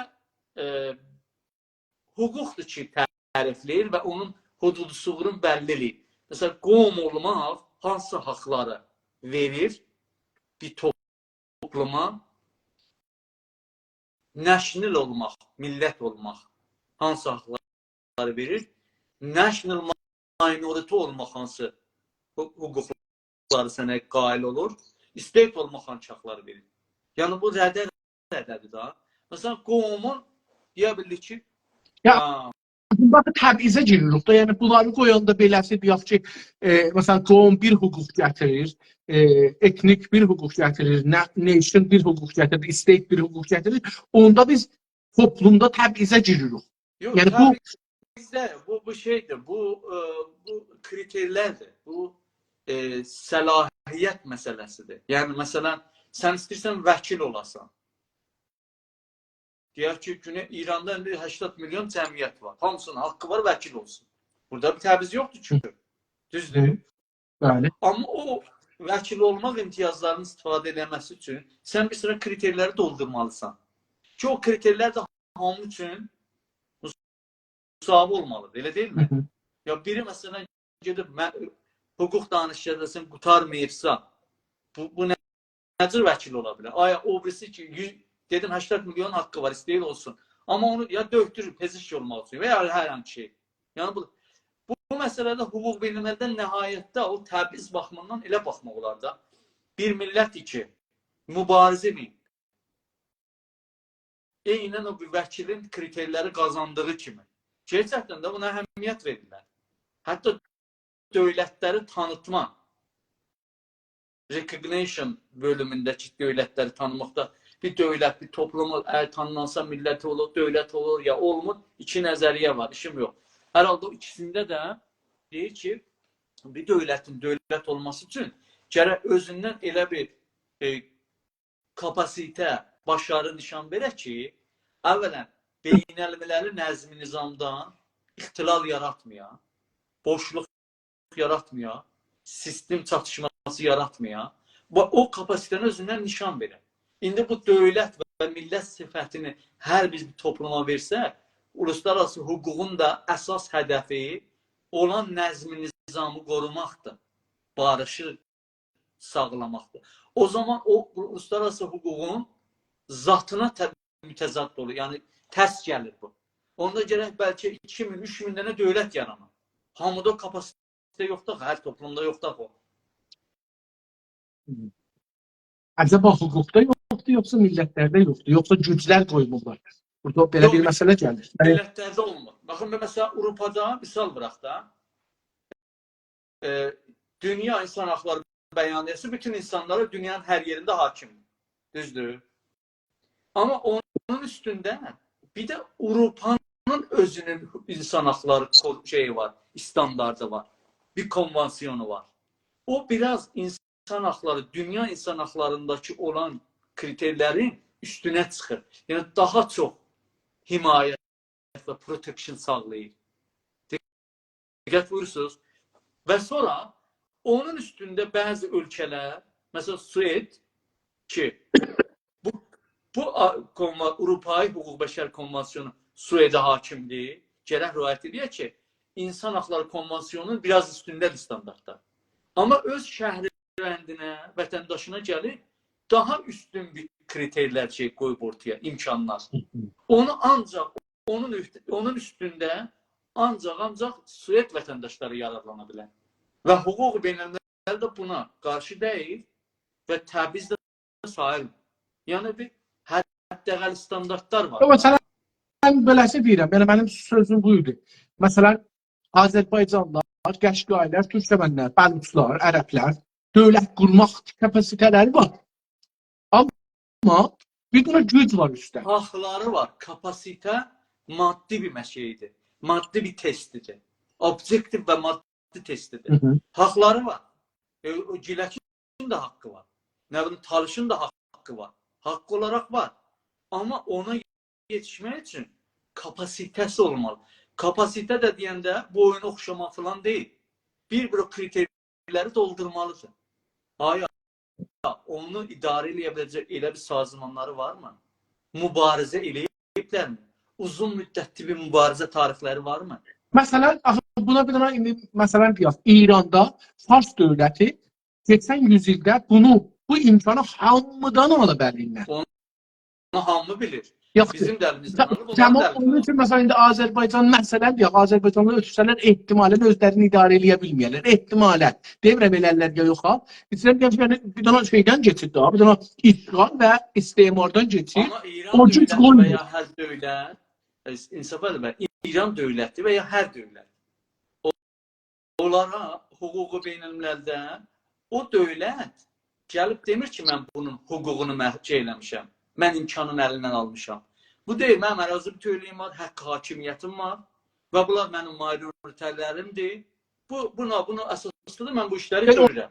Onu deyirəm da, yəni onun bir zoru var, deyir mənim gücüm var, qoymuram da, yəni səni mən qoymuram, dövlətçilik deyəsən deyəsən falan. Bu zordan asılıdır, ta bunların kapasitəsindən, ya bunların iradələrindən. Hüquq bəşəri nəqz edir, amma hüquq bəşəri nəqz elədiyi üçün də dünyada təəssüfanə hüquq beynəlmiləllərin elə bir gücü yoxdur ki, elə bir kriteri yoxdur ki, gələ bir dövləti məcburən deyək ki, sən bunu haqq tənsərləşdirib verməlisən. O icra edici güc kimdir? O millətin özüdür. Məsələn, Azərbaycan misalında vuraq, hələ dövlətdir da. Şuraya Əmniyyət Sazmanın 4 qətnaməsi var ki, Ermənistan orada işğalçı gücünü çıxartmalıdır. 30 il çəkdi. Axırda o qətnaməni Azərbaycan özü icra elədi. Amma heç bir dövlət ya sazmanilər deyəməz, sən niyə onu icra elədin? O zaman ondan qabaq sən niyə özün icra eləmirdin? Beynəlmiləli kapasite buna izin verir, əməli kapasite. İndi bizim belə bir haqqımız var, amma hər hansı bir dövlət, sazman milləl də gəlib İran dövlətin məcbur eləməyəcək ki, sən bəli, mən nüyü tökədə ora arteşin gətirə falan ki, Azərbaycanlar dövlət qursunlar. Belə bir imkan yoxdur beynəlmiləli. Sən bu şəraiti mübarizə ilə öz təsirlə belədir. Bu hüquq beynəlmiləli bu kurallarını Azərbaycan dövləti Qarabağda özü icra elədiyi üçün biz də İran içində özümüz eləmək zorundayıq. Sizin təşkilatın siyasi və ideolojik düşüncələrində qovm sözü kimlərə deyilir? Ya deyilmir. Sizin təşkilatın siyasi və ideolojik düşüncələrində bu qovm sözü var ha? Bu işlənir və əgər işlənirsə kimlərə deyilir qovm? Biz qovm sözünü işlətmirik. Yəni bizdə millət sözü var. Biz milliyyət sözünə də qarşıyıq. Çünki milliyyət onda olmalıdır ki, öncə yəni milliyyət deyirlər ha, əlbəttə hər şey İranda tərsəsin olur. Yəni öncə bir dövlət olmalıdır, bir millət olmalıdır ki, ona bir mənsub ola da. Amma millət var. Yəni o kriterlərdə olan bir millət. Ona görə biz qovm sözü ilə milliyyət sözünü istifadə eləmirik. Qovm sirfən bir dənə, yəni sosiolojik bir şeydir, bir təbirdir. Belə deyək. Sizin təşkilatda millətlər ilə qovmları hangi meyarlar və ölçülər əsasən bir-birindən ayırt edirsiniz? Yəni, əslən, əlbəttə, qovma ehtiyat qəbul mən onu tozih verdim, yəni sizə fikrim tozih verdim ona. Əlbəttə, qovm ki dedik, qovmilər, etniklər ki vardı, qovmun etnikə şey edirlər. Hüquq daxilidə və beynəlmiləldə yine anlamı var, bir sıra haqları var. Məsələn, deyək ki, bir dövlət gəlir, bir yol projesi çəkir. Orada o Indigenous People Convention'lar var da. Deyirsiniz, orada yaşayan etniklərin, qovmuların hayat tərzini vuranmazsınız bir-birinə. Coğrafiyasını elə bir yol çəkməməlisin. Hələ mühitizlisti məsələ var ilə bir də bu açıdan önəmlidir. Məsələn, burada samilər balıq tuturlar, nə bilim, geyik saxlayırlar. Sən oranın mühitini gəlib projelər icra eləyənməzsən ki, o da artıq geyik saxlayanmasın. Niyə? Burada şeylər, samilər bir etnikdirlər. Gilək etnikdir. Nə bilim, belə deyək də, qovmadır. Talış bir qovmadır, qalış bir qovmadır, deyləmi bir qovmadır. Yəni, bunu sən, onun tərzini vuranmazsan bir-birinə. Bunlar bir sıra hüquqları var. Yəni, beynəlmiləli səviyyədə bir sıra hüquqlar var. Ya, məsələn, deyək, sabah Azərbaycan dövləti quruldu. Biz istəyirik orada ustan yaradaq, şəhəristan yaradaq. Bu, konvansiyonlardan yaranan haqları riayət eləməliyik onlar üçün. Gözəl. Hətta deyək ayrı bir qohumu da deyil, ha. Amma bir özəllikləri var, məhəlli bir özəlliyi var. Məsələn, Qaracaqlılar üçün Qaracaqlı olmaq özü bir dəyərdir, bir geçmiş. Yəni, Muğanlılar üçün eynən o cür, nə bilim, Güney mahalı var, Özgür Əhməd Zehtabının oldu. Bunlar üçün, bunları mümkün qədər yəni, saxlamaq, riayət eləmək lazımdır ki, millətin hafizəsi, onun özgüvəninin qorumasında falan bunlar lazımdır və o bilimlərdə və daxili hüquqda da bir həddə yerini alıbdır. Gözəl. Siz partiz yəni Azərbaycanlıları, Qəşqailəri, Türkəmənləri, Ərəbləri, Bəluçları nə hesablırsınız? Qovm ya millət? Ya başqa bir şey, milliyyət məsələn, özünüz də dediniz. Biz onları millət hesablayırıq. Bizim yarattığımız etilafda birisi də adı millətlər. Demokratik millətlər koalisyonu və etilafıdır.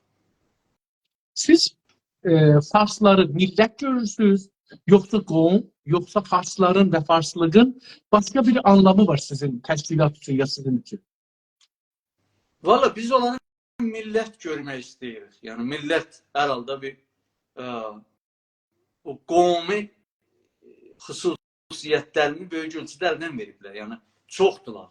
Gerçək budur. Biz millət görürük onları.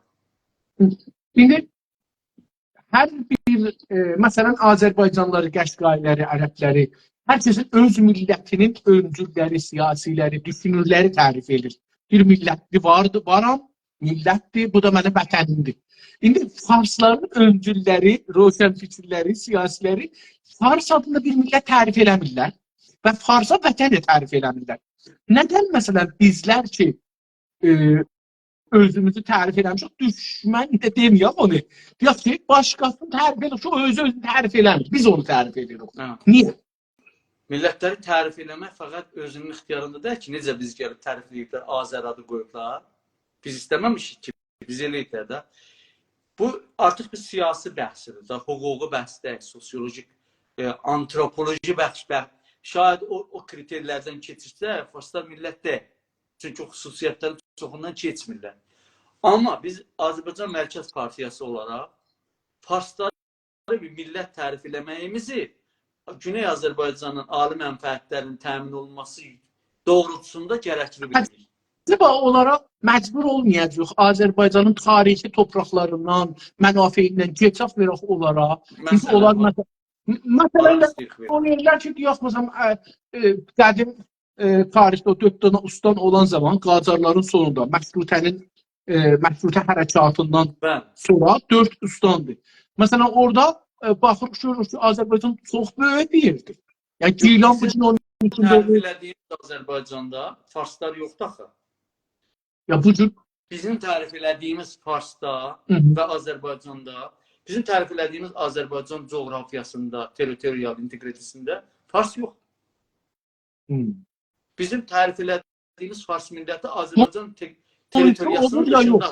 Qonşu olur ya yox. Qonşu olur ya yox Fars. Azərbaycan. O qalıb öz kapasitəsinə. Biz gedib ona coğrafiya təyin edəcək dəyirik ki, qazanacaq dəyirik. Ona görə deyirəm. Yəni, əgər biz Farsı millət tərif edirsək, vətən tərif edirsək ona... Millət dedik də bir elementi əgər coğrafiyadırsa, bir elementi də dilidir, kültürüdür falanıdır. Məsələn, indi o hansı elementin tuta biləcək, qazana biləcək, hangisına vuruşacaq, o onun bildiyi məsələdir. Amma bizim tərif elədiyimiz Fars odur. Tamam. Çünki Farsı bilmir ki, bizi bilməsin də. Ona görə biz onu bir tərifləməliyik. İnsanlar bilməlidir Farsiyan nə məqam. Eləyə bilirik, tərif eləyək ki, məsələn, vətənsiz bir qrup. Mən özümü deyirəm. Mən özüm, məsələn, tərif elədiyimdə Farsları bu cür tərif edirəm. Deyirəm ki, biz onu siyasi Farsca kəlmədə tudə deyirlər. Farscada tudə deyirlər. Yəni ki, bir şəraitdə toplanıblar, bir də insanlar, eyni futbolçu mənafelər üçün ya bir keçici olaraq bir yerdə toplanıblar, bir mənafe üçün sonra da dağılırlar. Bunların müştərək bir şeyləri də. Biz onu siyasi pragmatizmə uyğun görmürük partiya olaraq. Tamam. İndi siz mütəqqidsiniz ki, Farsların vətəni var? Bəli, Farslar bir millətli vətənləri də var. İndi nə qədər var, böyük, kiçik ki, Yazdı mərkəz olaraq və yazdı, Nətəns falan burada eləyə bilərlər, coğrafiyalar tərifləsinlər. Gözəl. Sizcə Azərbaycanlılar, Qəşqaylar və Türkmənlər Türkdülər yoxsa başqa kimlikləri var? Yox, onlar türkdülər. Ana ünsürləri türk, yəni ana kimlikləri türkdür. Türklərin də içində türkləri bir-birindən ayrışdıran bir sıra şeylər var, xüsusiyyətlər var. Dediyim kimi, məsələn, türkmənlərin coğrafiyası bizdən fərqlidir, Qaşqaylarınki də fərqlidir və bəzi müştərək tarixi hafizələri var, təcrübələri var ki, həyat tərzləri ki, bizdən fərqlidir. Amma bizi birləşdirən hamısı türk olmağımız və türk dili. Gözəl. Mən biraz gülümsədim. Buna görə ki, biz öncəki parti ilə bəhs edəndə bugünkü bəhsdən 5 günə gəlmişdik. Bu çox gözəldir. Təbrik edirəm. Çox bəsit bir şeydir. Yox, bəzən dostlarımızla bir uzun bəhsə girmişdik bu anlarda. Mən şarjım bitmədən icazə verin, mən mobilimi dəyişdim. İşte buyurun. Buyurun. Siz gəlincə mən proziklər müsaitsiniz bəlkə də. Tamam. Mən hazır. Tamam. Siz çıxın, gələrsiniz, mən çağıracağım. Əziz və hörmətli dostlar, siz təzə gəlmisiniz, qoşulmusunuz. Təşəkkür edirik. Var olun, sağ olun. Sayğılarımızı, hörmətlərimizi qəbul edin. Lütfən dostlarınızı çağırın. Aşağıda bir ox işarəti var bu quşədə. Onu vursaz dostlarınızı dəvət edərsiniz. Daha çox adamlar gələr. Dostlar, görürəm, bəzən sual yazırsınız orada. Çox cəlibdir. Amma həmən gəlirsiniz, həmən sual soruşursunuz. Bu bəhs dünən 4 saat olubdur. Bu günlərdə burada 2 saat yarım, 2 saat 40 dəqiqə bu bəhs davam tapıbdır. Gələn 4 gün, yəni bu gündən sonra 4 gündə danışılacaqdır. Və 500 soru var ortada. 500 soru. Sizin sualları ki, burada soruşursunuz, hamısı orada var. Bunları çox qolaylıqla, çox rahatlıqla eləyə bilərsiniz ki, mən də baxın bir batırıma görüm ki, mənim batırım var. Ərz edeyim xidmətinizə ki, çox qolaylıqla cavabları tapacaqsınız. Dostlar, bu bir dənə projədir. Güney Azərbaycanın və İranda yaşayan türklərin siyasi partilərinin düşüncələrin bu otaqda, bu düşüncə otağında, adına düşüncə bağı deyirik. Bu düşüncə bağında bunlar analiz edirik, açırıq. İtin tökürük, eşyəşib bunlar nə düşünürlər. Onun üçün, bunlar indi bu söhbətlər, şimdi burada danışırıq, cənabınız yazırsınız. Bunlar Az News TV-dən, aznews.tv televizyonundan 24 saatlıq mahvarə üzərində, satelit üzərində yayılan televizyondan yayılır. Əlbəttə, indi bu canlı əlan yayılmır. 3 həftə, 4 həftə bundan qabaqki yayınlardan başlayıblar, növbətlə yayınlar. Orada da gəlir, eyni halda YouTube-da gəlir, eyni halda müxtəlif əlbəttə dostlar, hamının haqqı vardır. Sizin də ki, burada əlan baxırsınız, haqqınız var. Bu videonu indirəsiz, Instagramdan da indirə bilərsiniz, YouTube-dan da indirə bilərsiniz, öz səfəzə yükləyə bilərsiniz. Bu sizin haqqınızdır. Hətta gönlünüz istərsə bunun kitabını da çıxada bilərsiniz. Yəni biz buna heç bir cürə güc impoz eləmirik, məhdudiyyət qoymuruq. Deyirik ki, hər kəsin haqqı var, bunu həm baxsın, həm yaysın, həm də başarırsa pul qazansın. Yəni kitab tap eləyir, satın məsələn. Çox da gözəl olur. Yəni, inanın mənə, Oriana Falatçı çox məşhur bir qazetəçidir. Biz də o zaman ki, danışqada dərs oxurduq. Bunu bir də ülgü kimi görsədərlər. Mən özüm şəxsən Oriana Falatçının tamam kitablarını deyə biləm oxumuşam. Məsələn, Oriana Falatçının niyə kitabları çox satılırdı? Çünki müsahibə əsasındadır. İnsan onu oxuyanda görür ki, burada 2 nəfər bir-birinə dartışır. Məsələn, onun şahının bir müsahibəsi vardı, bir kitabdır yəni. Eyni həman format burada da gedir. Salih bəy təşrif gətirdilər. Mən əlan çağırım və bərabər devam edək. Onun üçün burada heç bir məhdudiyyət yoxdur dostlar. Hamınızın bu haqqınız vardır. Götürüb bunu yaya bilərsiniz. Sorularınıza da cavab verəcək. Yəni, əsla əcələ eləməyin. Xoş gəldiniz Tazakistan. Təşəkkür edirəm. Var olun, sağ olun. Dostlar, suallarınıza cavab veriləcəkdir və o suallarınızdan çoxuna cavab veriləcək. Amma netici olaraq yox, düşüncə biraz dərin burada açılır. Yəni bu sualı soruşaq keçək deyil. Görürsünüz üstündə mənim özümə də sual gələndə təzəşdən suallar soruşuram. Onun üçün indi Salih bəy geçirik milli mənafe bölümünə. Burada bu bizə bəhslərimiz biraz daha dərinləşəcəkdir, biraz genişlər. Burada mənə soruşduq, əslində sizin partinin düşüncələri bir xülasə olaraq görək nədir? Burada bizə dərinləşəcək, tamam qavramların içində gedəcək. Sizin nəzərinizdə, sizin təşkilatın düşüncəsi milli sözündən ya milli qavramından nədir? Milli qavramında ya milli mənfəətdə? Yox, milli qavram, milli özü nə demək? Bəli. Milli, əgər klassik nasionalizmi nəzərdə tutursunuz, yəni o anlamda istəsəm klassik bir cavab verəm, bir düşüncədir ki, bir millətin, müşəxəs bir millətin tarixini, coğrafiyasını, keçmişini, indisini nəzərdə tutaraq onu ön plana çıxartmağa və tutmağa çalışar. Belə bir düşüncə, belə bir siyasətə deyərlər milli düşüncə və milli siyasət. Ki, əgər ifrati şəkildə olmasa, o biriləri ilə bir təzadlığı özündən olmayanla o həddə ki, bir savaşa müncəl olaraq antagonistli bir rabitə bərqərar eləməsə ki, sivil nasionalizm də deyirlər buna, milli düşüncə deyirlər. Ki, biz daha çox onu özümüzü yaxın bilirik bu sivil düşüncəyə, sivil milliyyətçiliyə. Amma biri də vardır ki, artıq da özündən sonra ayrısını qəbul eləmir və ya ayrısını özünə dönüşdürməyə çalışır, zorla və ya xoşuna. O artıq o milli, mədəni yəni düşüncəni keçir, şovinizm və ya güc əlindədirsə faşizmə və Almandan nümunəsi nazizmi də gördük biz onda. Bu, yəni xülasəsi bu. Onun üçün yəni biz özümüzü, partiyamızı və mən şəxsən özümü eyni halda da bir mədəni və sivil nasionalist partiya bilirik. Sivil, türk və Azərbaycançı nasionalist bir partiyayıq biz eyni halda. Amma mədəni nasionalist. Gözəl. Milli mənafe və milli çıxarlar necə tərif edirsiniz? Milli çıxarlar ki, bu yəni uluslararası mutalatda, yəni international relation'da və eyni halda hüquqda, daxili və beynəlxalq hüquqda özünə görə bir ciddi yeri var.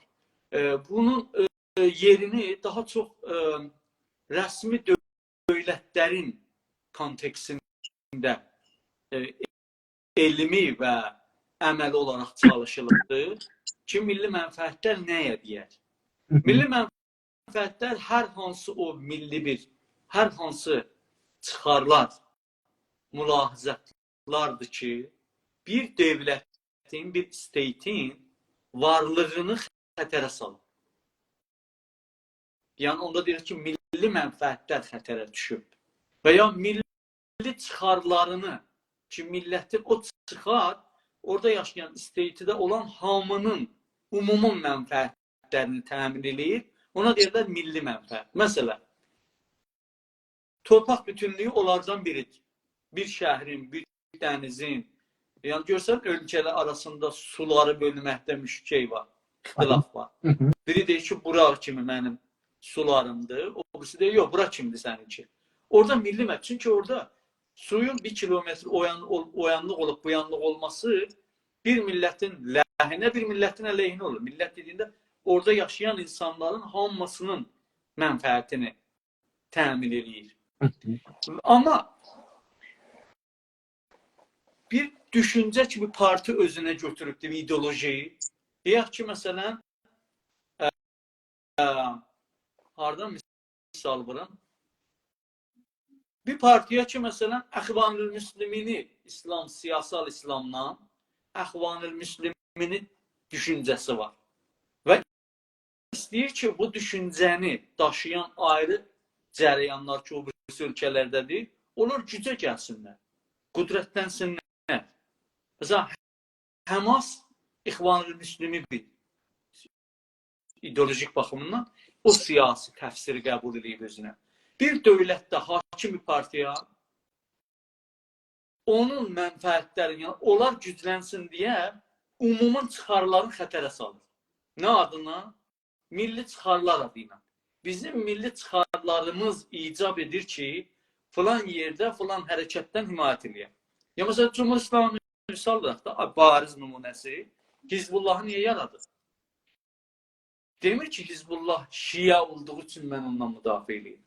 Deyir, İranın mənfəətlərini qorumaq üçün mən bunu eləyirəm. Amma Hizbullahın çıxarları nə qədər orada 80 milyonluq tək-tək insanların çıxarları ilə üst-üstə düşür. Yəni, bu əslində milli mənfəətlərin düzdür, bir sıra objektiv elementləri var. Məxsusən bu mərz məsələsində, borderlar məsələsində falan da. Amma daha çox subjektivdir. Yəni, o siyasi oyuncuların mənimsədiyi siyasi və ideolojik düşüncələrdən görülüşü daha çox mütəəssir olur və onu milli mənfəətlər adı ilə millətə təhmil edirlər. Nə cür təhmil edirlər? Qanun-güzaridə. Məsələn, İran qanunlarına baxsaq, qanunu Mücazat İslamidə maddə 500-dən başlayır. Hər kim milli mənfəətləri, əmniyyət millini xətərə salsa, nədir bu əmniyyət milli? Yəni, mən deyirəm ki, mənim ana dilim tədris olunmalıdır. Bu gətirir onu, adamları tutur deyil, milli mənfəətdən əmniyyət millini xətərə salırsa. Kimin əmniyyəti millisi? İndi onu gətirək Azərbaycanda da eynən o cür tərifləyə bilirik. Düzdür, biz dövlət dəyirik, state dəyirik, amma millətik, state qurma istəyimiz və mübarizəmiz var. Onu göstərmişik özümüzdən. Həm müasir tariximizdə, həm də indi.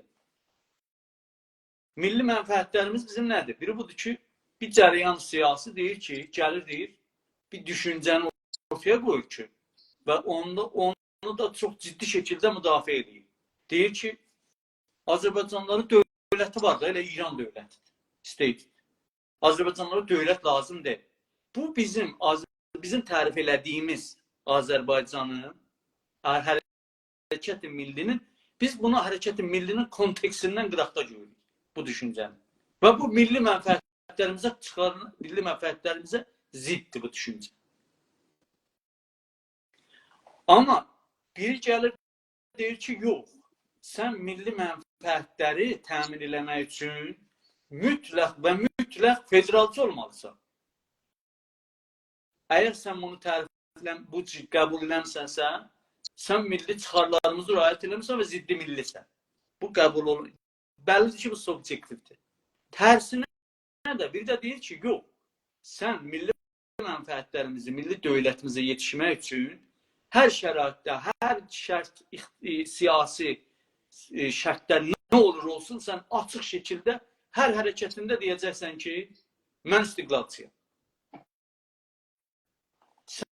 Sən onda ziddi milli olursan, əgər deməsən, bu artıq subjektiv bir baxış.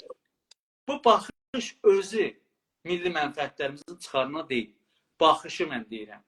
Yəni, bu cür elementləri biz çıxarda bildik. Ya, məsələn, biri gəlir deyir ki, yox, biz Azəriyik, biz Türk deyilik, bizi Azəri saymaq, bizi dövlətçilik yolunu tıxeyraq qoymur bizim milli çıxarlarımızın doğrultusunda deyil.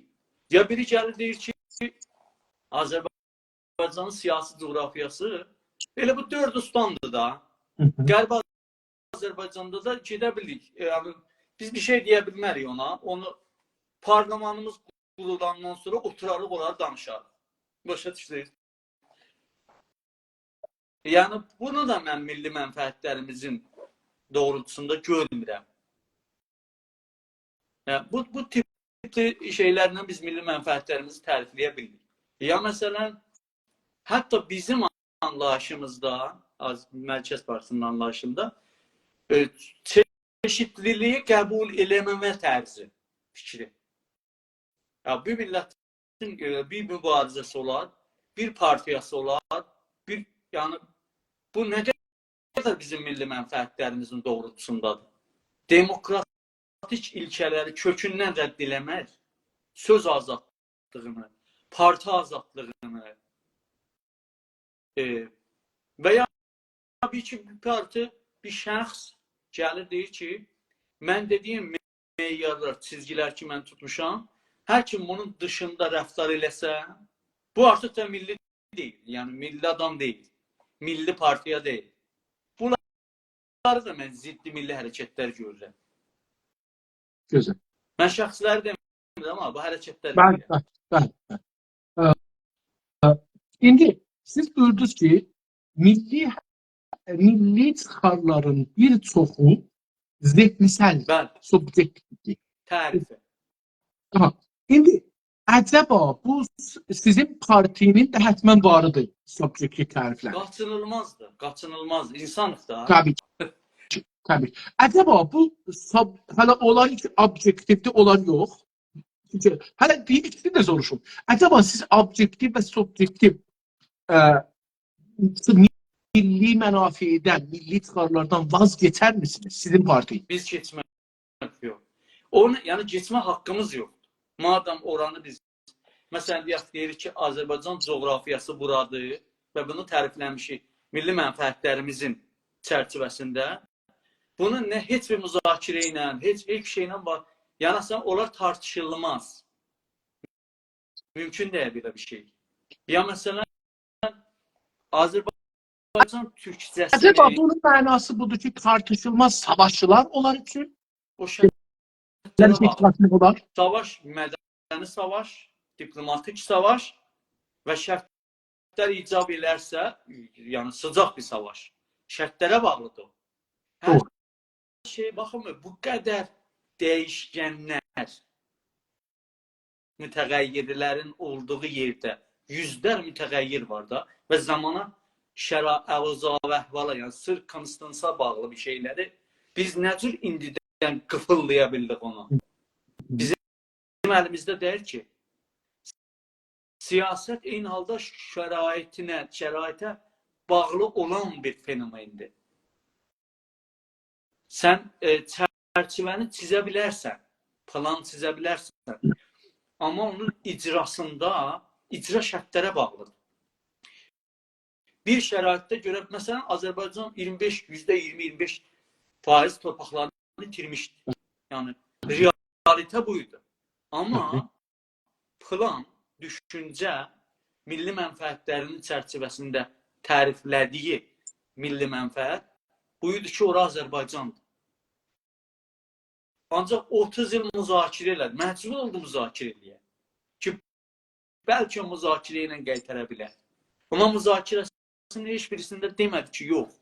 Hətta bəzən dedi, açıq şəkildə dedi ki, məsələn, Madrid anlaşmalarında, müzakirələrində biz Qarabağa ən yüksək səviyyədə muxtariyyət verməyə hazırıq. Bunu dedilər. Amma heç zaman demədilər ki, bura Azərbaycan torpağı deyil. Əmələn də 30 il kontrolunu əldən verdi ora.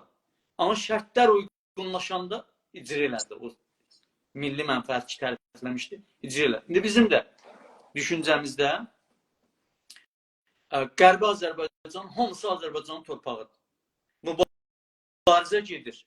Əgər diplomatik savaş olmadan ilk öncəlik budur.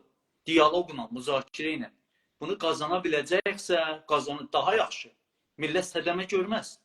Yox, bütün yollar bağlanır və şərait bizə sarı olursa, o zaman bizim haqqımızdır ki, bütün imkanlardan istifadə edib torpaq bütünlüyümüzü sağlayaq.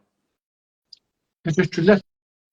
Milli çıxarlardan, indi subjektiv, objektiv hangisini desəz, zehninsel ya fiziksel, hangisini desək, hangi durumlarda, hangi şərtlərdə vazgeçilə bilir?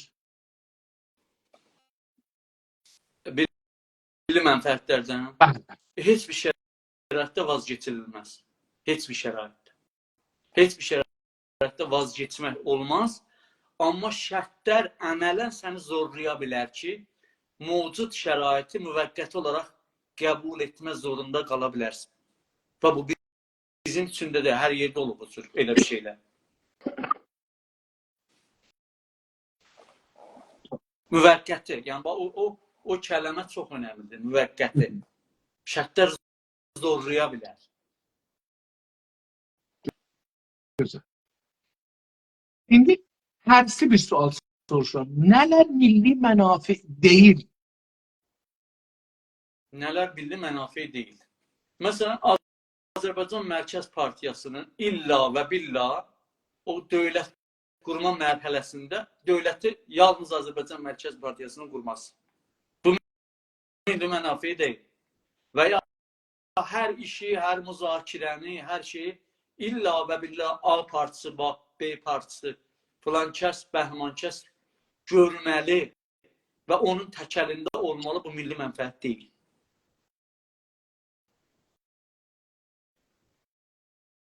Milli mənfəət ayrı bir şey. Bizdə hamımız vəsili, bizdə heç birimiz milli mənfəətlər daxilində deyilik.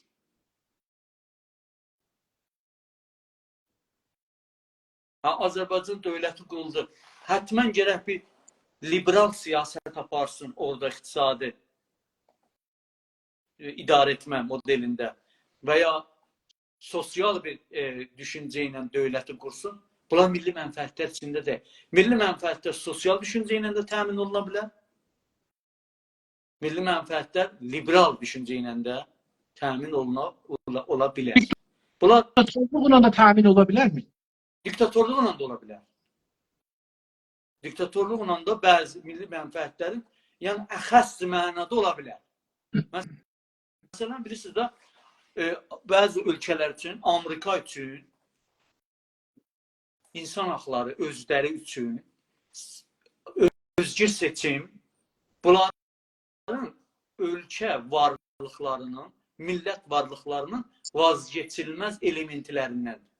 Bunlar heç şəraitdə bundan vazgeçməzlər. Amma yəni bunu milli mənfəətlərinin ziddinə bilirlər. Ancaq bu bütün dövlətlər, bütün coğrafyalar üçün keçərli deyil. Amma bizim subyektiv milli mənfəət baxışımızda demokrasi, insan haqları və hüquq dövlətini qurmaq biz milli mənfəətin daxilində tərifləyirik. Biz belə tərifləyirik. Güzel. Acaba milli mənafi olmayan konularda vazgeçmeye hazır olar mısınız? Onlar daha müzakirədir da. Müzakirədə bir şey alırsan, bir şey verirsən də. Müzakirə metodlarıdır. Hər müzakirə eləyəndə çalışır ki, daha çox alsın, daha az versin. Amma heç bir müzakirədə belə bir şərt yoxdur. %100 sən alatsan, sənin qarşında olan heç də adam. Bu müzakirə deyil. Doğru. Sizin təşkilat milli mənafi hangi siyasətlər ilə və necə təmin etməni düşünür? İndi o tərif elədiniz də, iki cürə milli mənafi var. Bir çox zehirlər. İndi bunları hangi siyasətlər sizə ələ gətirəsiniz? İnstrumentlərini deyirsiniz. Biz milli mənfəətləri təmin eləmək üçün ilk öncə oyanışı genişləndirib və dərinləşdirməyi düşünürük. Yəni, icra eləməyinə çalışırıq.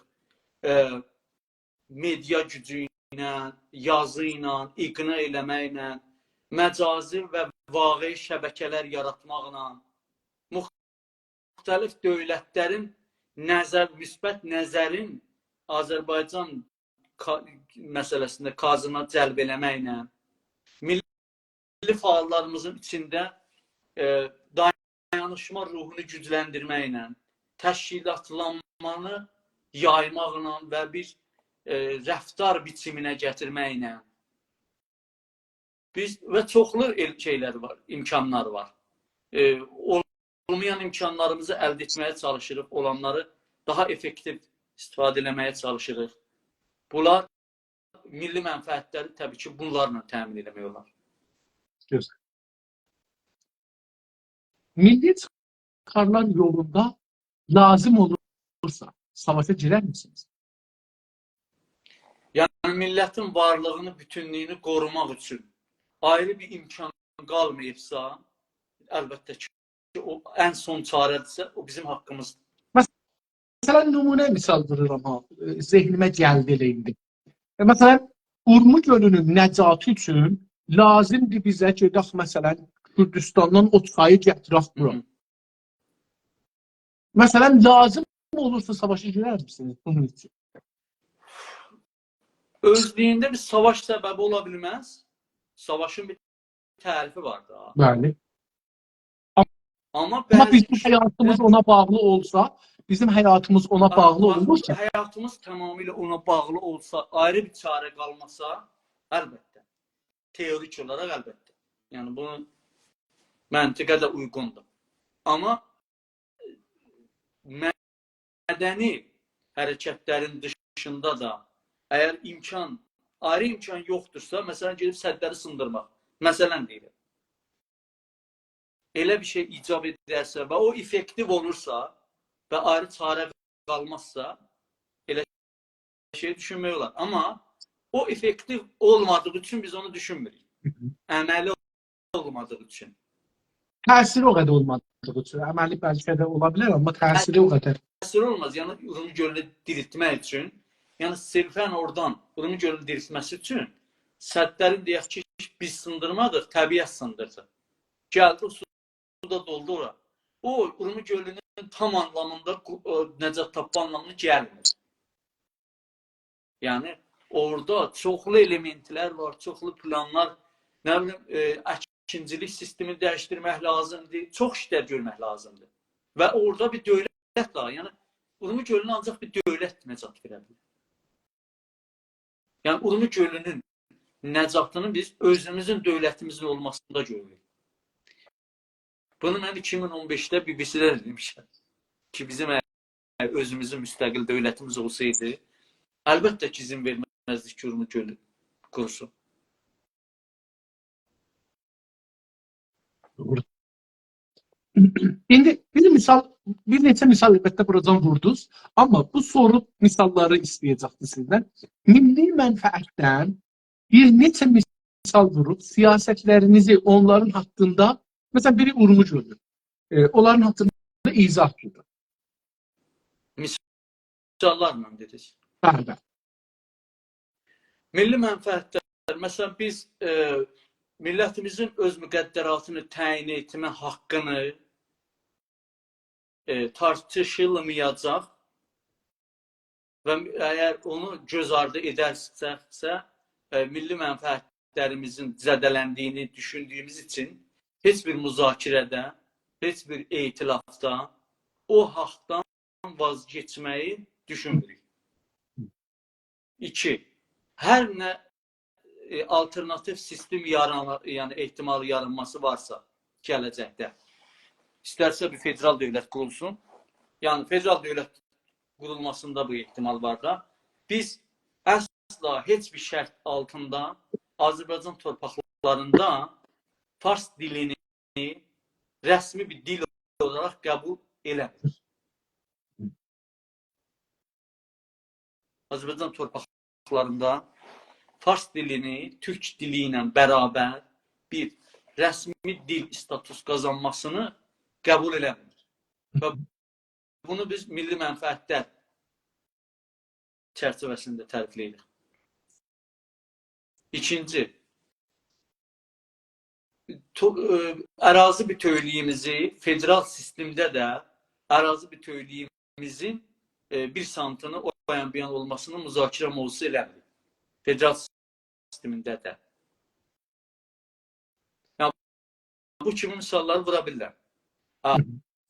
Hər bir müzakirədə hansı cərəyandan olur olsun, bu ilkələri tutaraq müzakirə eləməyin tərəfdarıyıq.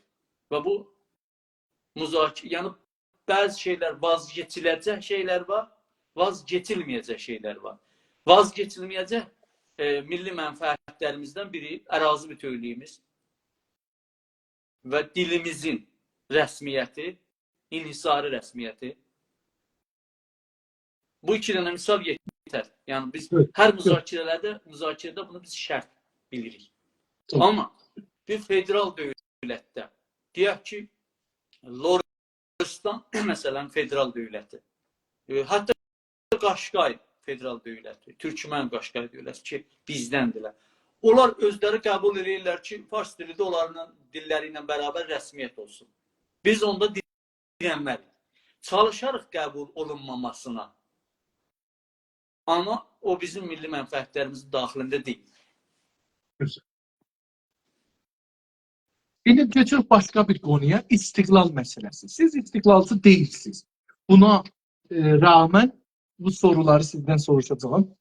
İstiklalı necə düşünürsünüz? Biz haqq təyin sərnişinçisi olduğumuz üçün bizə istiqlalçı dəyilsiz demək doğru cümlə deyil. Yəni bizim düşüncə tərzimizdə həm istiqlalçılıq var, həm də o milli mənfəətlər çərçivəsində federalçılıq var. Onun üçün biz hər ikisiyik.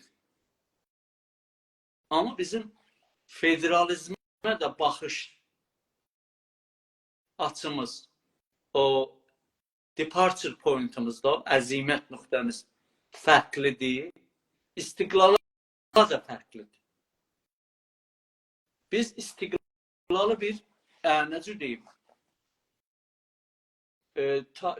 biz millətimizin haqqı təyin sərnişinə yetişməsi üçün həm federalizmi, həm istiqlalı bizim üçün cəmi təriqiyyəti var. Mövzuiyyəti yoxdur. Misal, yəni bu açım da buna. Yolda, hedef değil.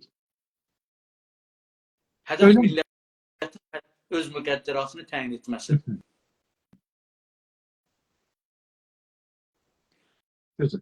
Onun üçün bizim həm istiqlalçıyıq, həm federalçıyıq. Amma bizə çətir hədəf haqq təyin sərnişindir. Millət nə şəkildə, nə zaman haqq təyin sərnişinini iqna olur ki, haqq təyin sərnişini təkmildir.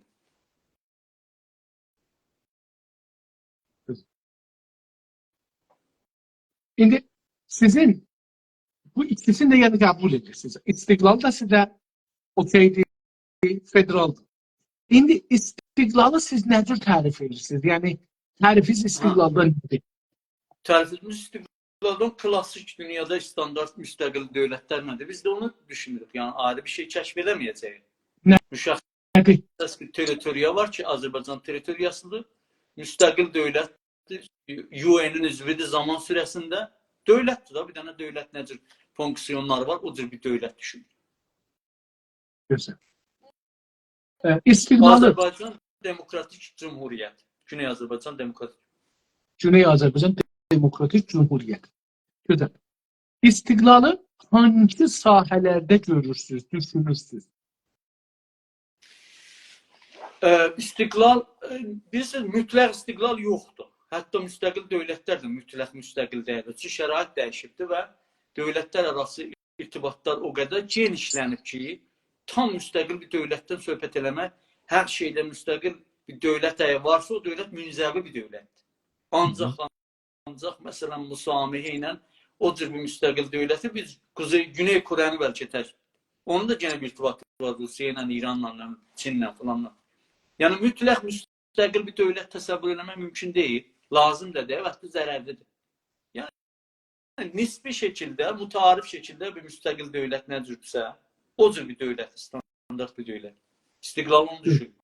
Yəni odur bizim baxışımızda tərif odur. Müstəqil, üzrsən, mütləq bir istiqlala düşünür müsünüz? Mütləq bir istiqlal imkanlı mı? Ya düşünürsünüz belə bir şey? Azərbaycanda müstəqil olmaq, yəni müstəqil dövlət ola bilər Azərbaycan. Yox. O imkanlar var ya, yox.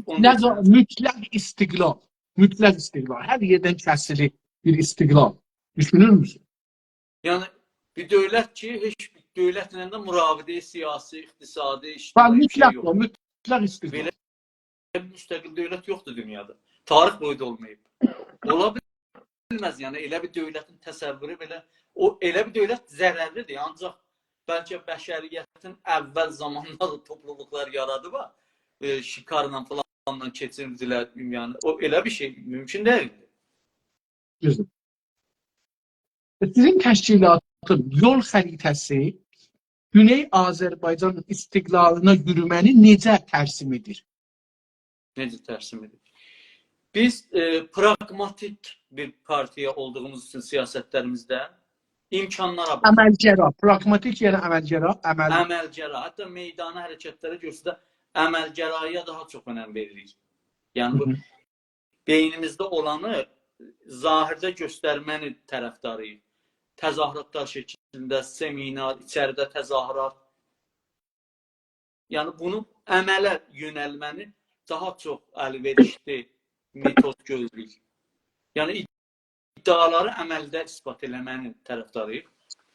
Və gedişatı ciddi şəkildə izləyirik. İmkanlar və ehtimallar ki, ortaya çıxa bilər.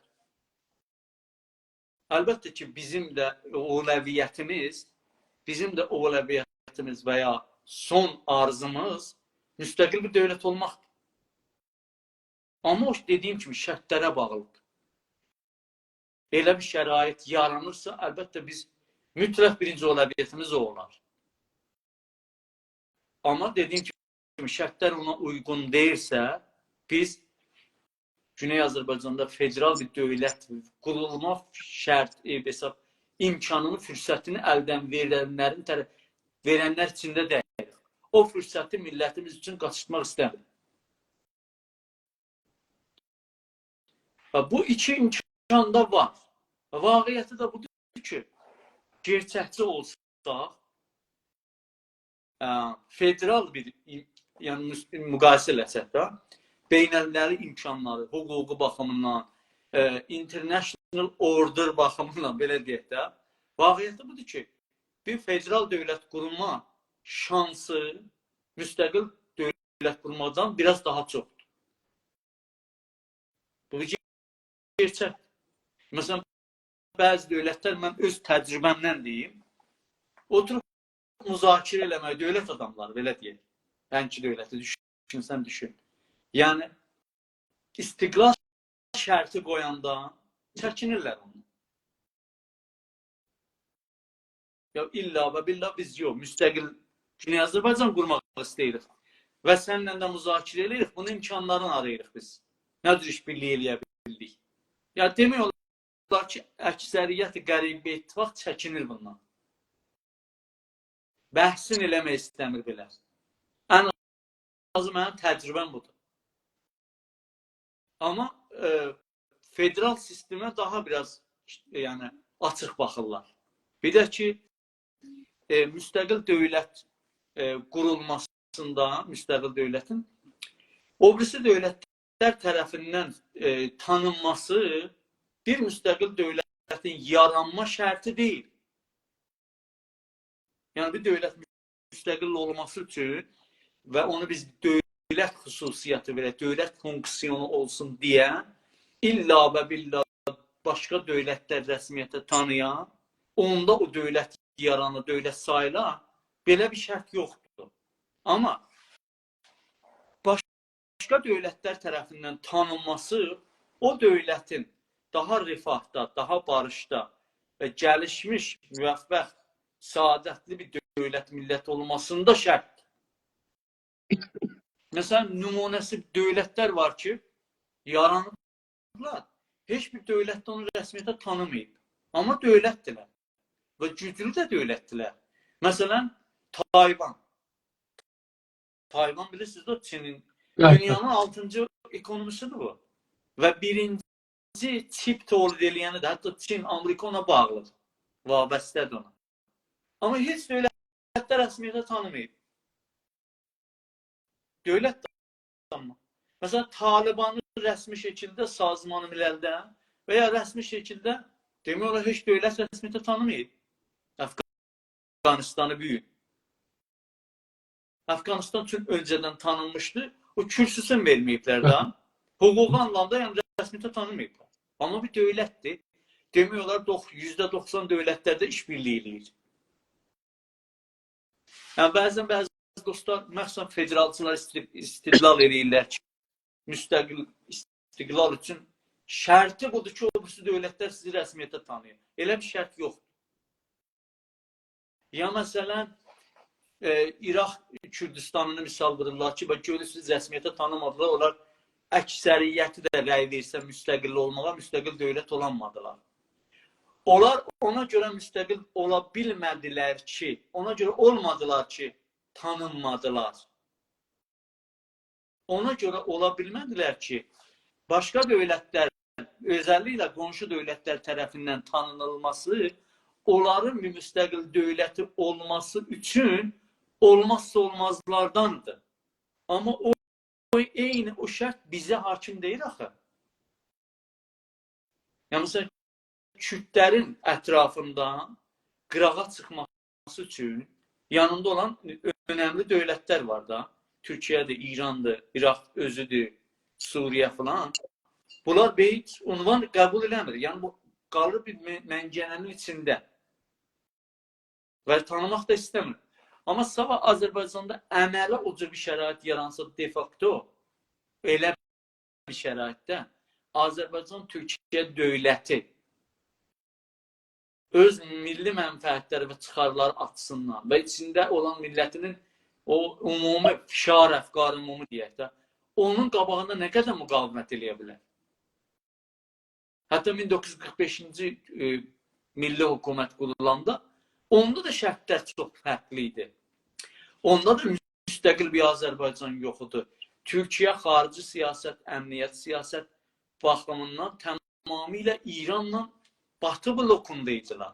Yəni, Sento anlaşması əsasında Qərb blokundaydılar və əmniyyəti mekanizmləri tamamilə Qərblə bərabər inşa olunmuşdu.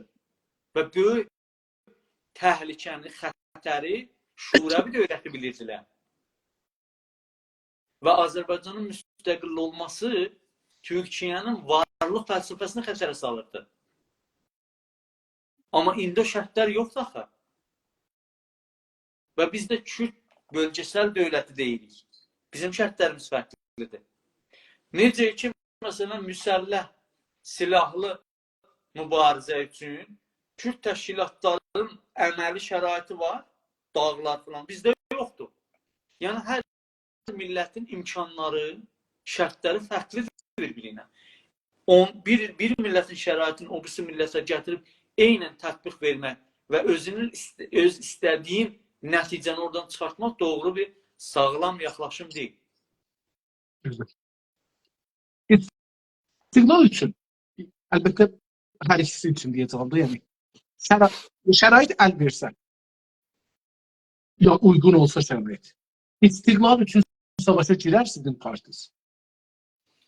Əgər istiqlal, millətimizin müstəqil olması, millətimizin varlığı üçün, güvənliyi üçün lazımi bir şərt oluşturursa, yəni fiziki varlığı üçün, torpaqların əldən getməsi məsələsidirsə, yəni bunun əslində bəhs eləməyinə ehtiyac yox. Bu artıq qaçınılmaz bir rəftar olur hər kəs üçün. Bu şəraitlərdə.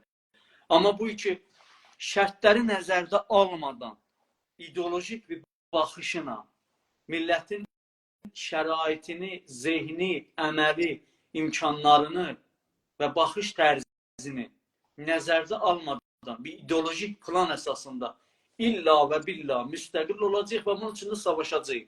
Hətta millətin nəzərini nəzərdə tutmadan bu tərz yaxlaşımı mən doğru bilmirəm və əməli də bilmirəm. Yəni, bu biraz istiqlal əvəzində biraz da ayrı bir şeylər də gətirib çıxada bilər. Güzel. Sizin için istiqlal önemlidir, yoksa rifah? İstiqlal önemli, müstəqil bir dövlət olmaq önemlidir, yoksa rifah. Yani milletin rifahı önemlidir, yoksa istiqlal almaq önemlidir? Mənim üçün millətin varlığı önemlidir. Bir millət də var olması üçün həm dövləti olması lazım deyil, həm də rifah iqtisadı olması lazımdır. Bu rifahın iqtisadının varlığını, özlüyünü eləyə bilər bir müstəqil dövlət çərçivəsində təmin eləyə də bilər ki, bir federal dövlətin içində də təmin eləyir. Yəni, varlıq, millətin varlığı əsas məsələdir. Bəzi dövlətlər var, millətlər var, müstəqil olublar, amma nə rifahlarını təmin eləyə biliblər, nə də ki, gerçəkdən dayanıqlı bir istiqlalları olub. Daim xətərdə olub. Və çox böyük bədəllər ödəyiblər.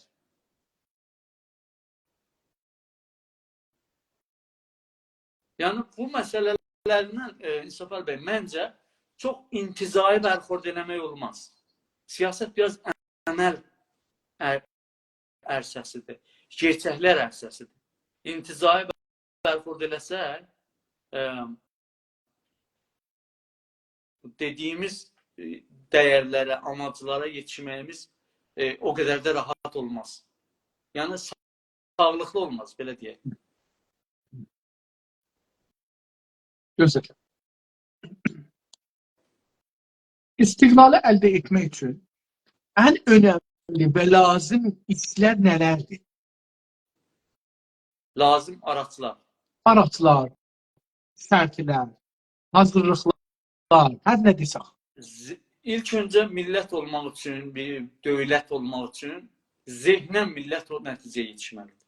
Milləti, insanları zehnən o mərhələyə getirmək lazımdır. O istəyin, o gücə yetirməsi lazımdır, zehnən.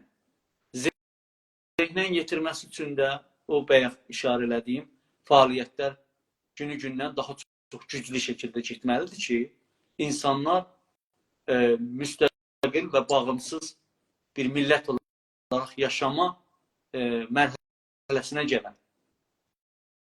Və onlar üçün də o dediyimiz kimi təşkilatlanma, labıçilik, mübarizə, zindana getmə, həzinə vermə, bu qaçınılmaz.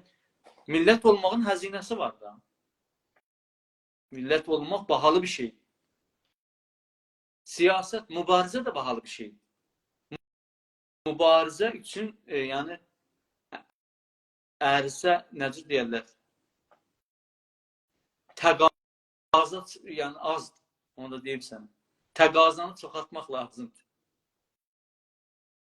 O da insanların həyatına, cavanlığına, şəxsi arzularının, istəklərinin, şəxsi mənfəətlərinin vazgeçməsi ilə bir çox insanın vazgeçməsi ilə gerçəkləşir. Minlər cavanlarımız var, fəallarımız var, təhsilləri yarım qalıb. İşlərini özləri yetişdiriblər, bir iş görsünlər, sonra onu buraxmaq məcburiyyətində qalıblar. Ömürləri zindanlarda gedib, işsiz qalıblar, ailələri dağılır. Bunlar hamısı canları gedir. Bunlar istiqlal bahalı bir şeydir. Çox bahalı bir şeydir. Yəni, milli haqları əldə etmək ucuz bir şey deyil. Hobi də deyil. Hərəkətimizi hobidən çıxartmalıyıq. Profesional mübarizlər, siyasətçilər çoxalmadıqca yəni milli haqlarımızı əldə etməyimiz mümkün olmayacaq.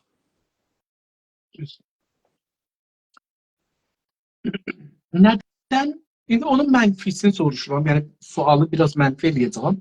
Nədən və hansı səbəblərə görə Türklərin ya Azərbaycanlıları, İranda olan Türklər, Qəşqaylar, Türkməmənlər bizlər istiqlalı yoxdur. Niyə yoxdur istiqlalımız? Niyə dövlətimiz yoxdur? Ya Eyni şəraitlər olmayıb. Eyni şərtlər, faktlar bizim əlimizdən çıxıb.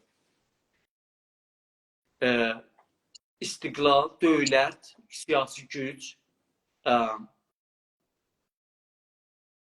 yəni təcridir, zihni bir şeydir, əməli, ləms olunur bir şeydir. Və yaxud o güc strukturları sənin əlindən çıxıb və sən lazımi mübarizəni, fədakarlığı, həzinəni verməyibsən, hər nə dəlildən dolayı. Bir sırası yapısal maneələrdir. Yapısal maneələr ki, bizdə də olubdur o, beynəlmiləl şərtlər. Bir sırası Mesela ne mənə? Yapısallar nə mənə məsələn? Mesela İran bir tane güclü ölkə olduğu için, coğrafya çok böyle mega stratejik bir yerde olduğu için, enerji resursları, coğrafyanın böyüklüğü, connection imkanlarının olması birçok dünyada güc mərkəzlərinin işinə yarayıb. Və onu əldə tutmaq onların mənfəətləri doğrultusunda olur. Onu sağlamaq üçün, bu yapını qoruyub saxlamaq üçün içində olan insanları, millətləri əziblər. Bu yapısal məsələlər. Məsələn, İranın indiki İran State'inin teritoriyasında dünyanın birinci qaz resursu olmasaydı, dördüncü neft resursu olmasaydı, dünyanın %40 enerjisinin Xəlicdən keçmə imkanı olmasaydı, bunlar yapısaldır. Bunları İran, Fars, Türk, Kürt yaratmayıb ki. Bunlar vardı da, təbiət belə yaratıb, belə deyək.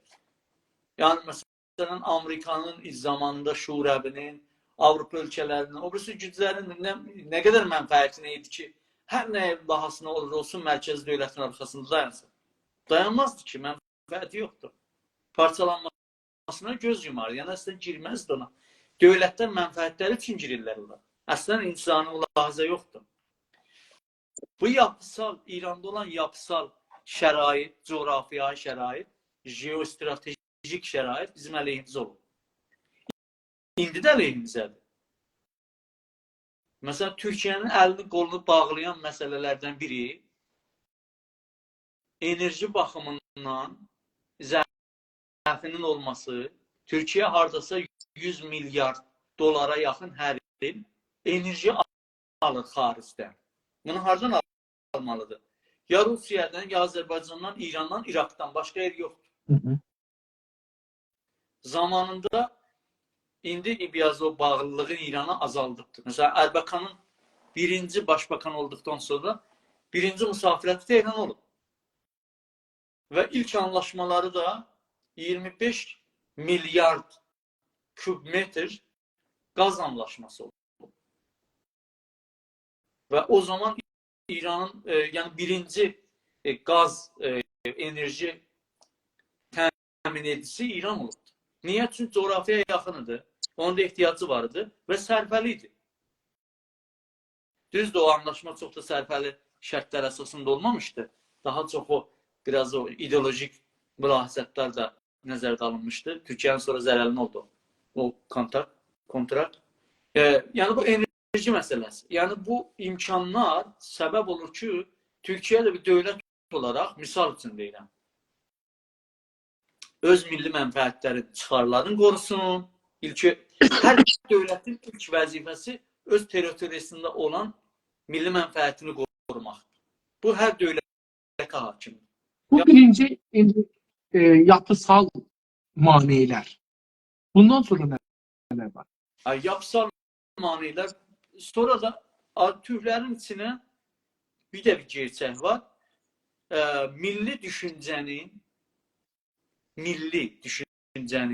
nasyonalizmin, Türk nasyonalizminin Türklərin içinə gec gəlməsidir. Bu da bir gerçəkdir. Yəni, çoxlu ictimai siyasi hərəkətlər Türklərin və özəlliklə Azərbaycanlıların əli ilə bu 100 ildə gerçəkləşsə də, amma təəssüflə Azərbaycanlılar milli düşüncəni, Türk nasyonalizmini çox gec mənimsədilər. Yəni, Azərbaycan milli hərəkəti yaranandan sonra mənimsənməyə başlandı. Və bu müddətdə də bir sıra fürsətləri biz əldən verdik. Yəni, millətimizin böyük bir kəsimi, bölümü asimil oldu. Yəni, eyni şəraiti millətin millətləşməsinə, getməsinə ciddi mane yarattı. Tormuz var. Bu da bir yapısal bir. Yəni, bəzi şeylər bizim özümüzdən qaynaqlanır. Bəzi yapısal maneələrdən qaynaqlanır. Bəzi də dünya böyük güclərin oyunlarından. Mesela o zaman əgər Şura və Stalin o zaman Amerika ilə anlaşmasaydı, bəzi anlaşma zorunda qaldı, bəzi mənfəətlərini ayrı yerdə qorudu, ona görə müamil elədi. Hər halda görür ki, böyük bir oyunçunun oyununun bizim sərnişimizdə nə qədər təsiri var. Bu bizim iradəmizdən də xaric bir şeydir. Amma yapısal şəraitdə getdikcə dəyişir. Məsələn, o zamanki connection imkanları, fürsətləri indiki connection fürsətlərindən fərqlidir. Düzdür, coğrafiyanı dəyişdirmək olmaz. Amma şərtlər də dəyişir, yəni connection imkanları dəyişir. Bu coğrafiya, jeopolitik dəyişir. O zaman Azərbaycan Cumhuriyyəti deyə bir dövlət yox idi ki. İndi şərtlər gerçəkdən dəyişir. Tam da dəyişməsə bir ölçüdə dəyişir. Və bunlar da maneələri yavaş-yavaş qırmağa köməklik edir. Türk nasionalizminin Azərbaycan Milli Hərəkatının başlanması ilə qabili təvəccüh deyə bildik, hətta mənimsəməsi, getdikcə genişlənməsi bizi o millətləşmə və dövlətləşməyə doğru hər gün bir addım vaqiyyəti budur ki, amma bu prosesdir bu. Bu prosesdir. Proses davam edəcək. Qabağına gələn maneələr olacaq, sürətləndirən amillər olacaq.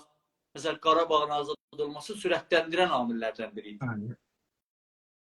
Amma bəzi şeylərdə var, maneədir. Məsələn, Rusiyanın Ukraynada özünü o batılığa salması bizə bir maneələrin azalması anlamına gələ bilər. Amma Rusiyanın oradan sağlam çıxması bizə maneə yarada bilər.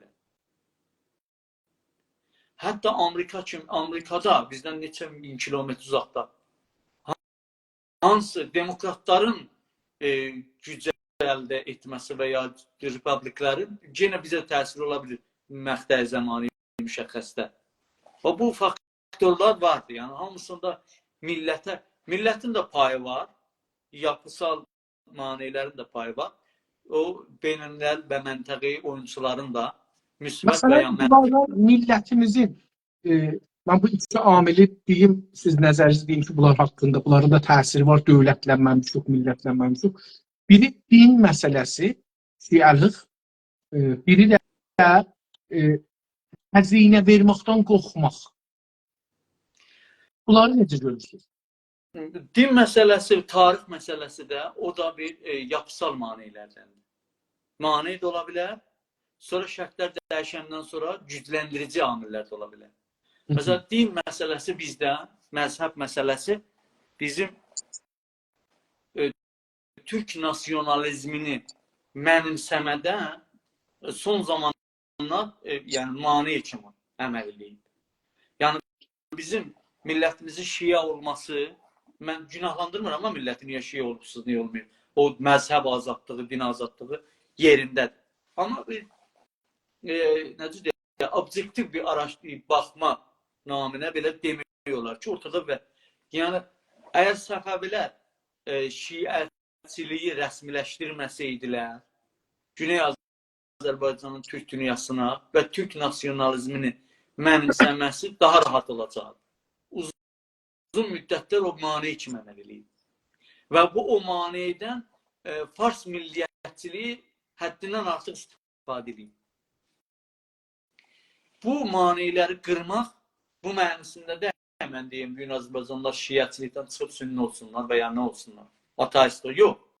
O siyasal düşünür, onun bir maneə yaratdığını başa düşüb, artıq onun maneə yolda olmaqdan çıxartmalar lazım. Ancaq bu din amilini maneə olmaqdan çıxartmaqda əsla və əsla biz din düşmanlığına düşməməliyik. Yəni bunu bir məntiqi çərçivədə yaxınlaşımda toplumumuzla araya qoymalıyıq. Ona görə mən o ziddi dini hərəkətlərə, ziddi dini, aşırı ateizmə, mən onu da millətimizin millətləşməsinə maneə görürəm. Yəni bir əngəl görürəm, yəni müzahimət görürəm. Xəzinə vermək necə? Xəzinədən xəzinə vermək məsələsi o artıq da etnososiolojiya, etnosayikoloji şeyinə girir.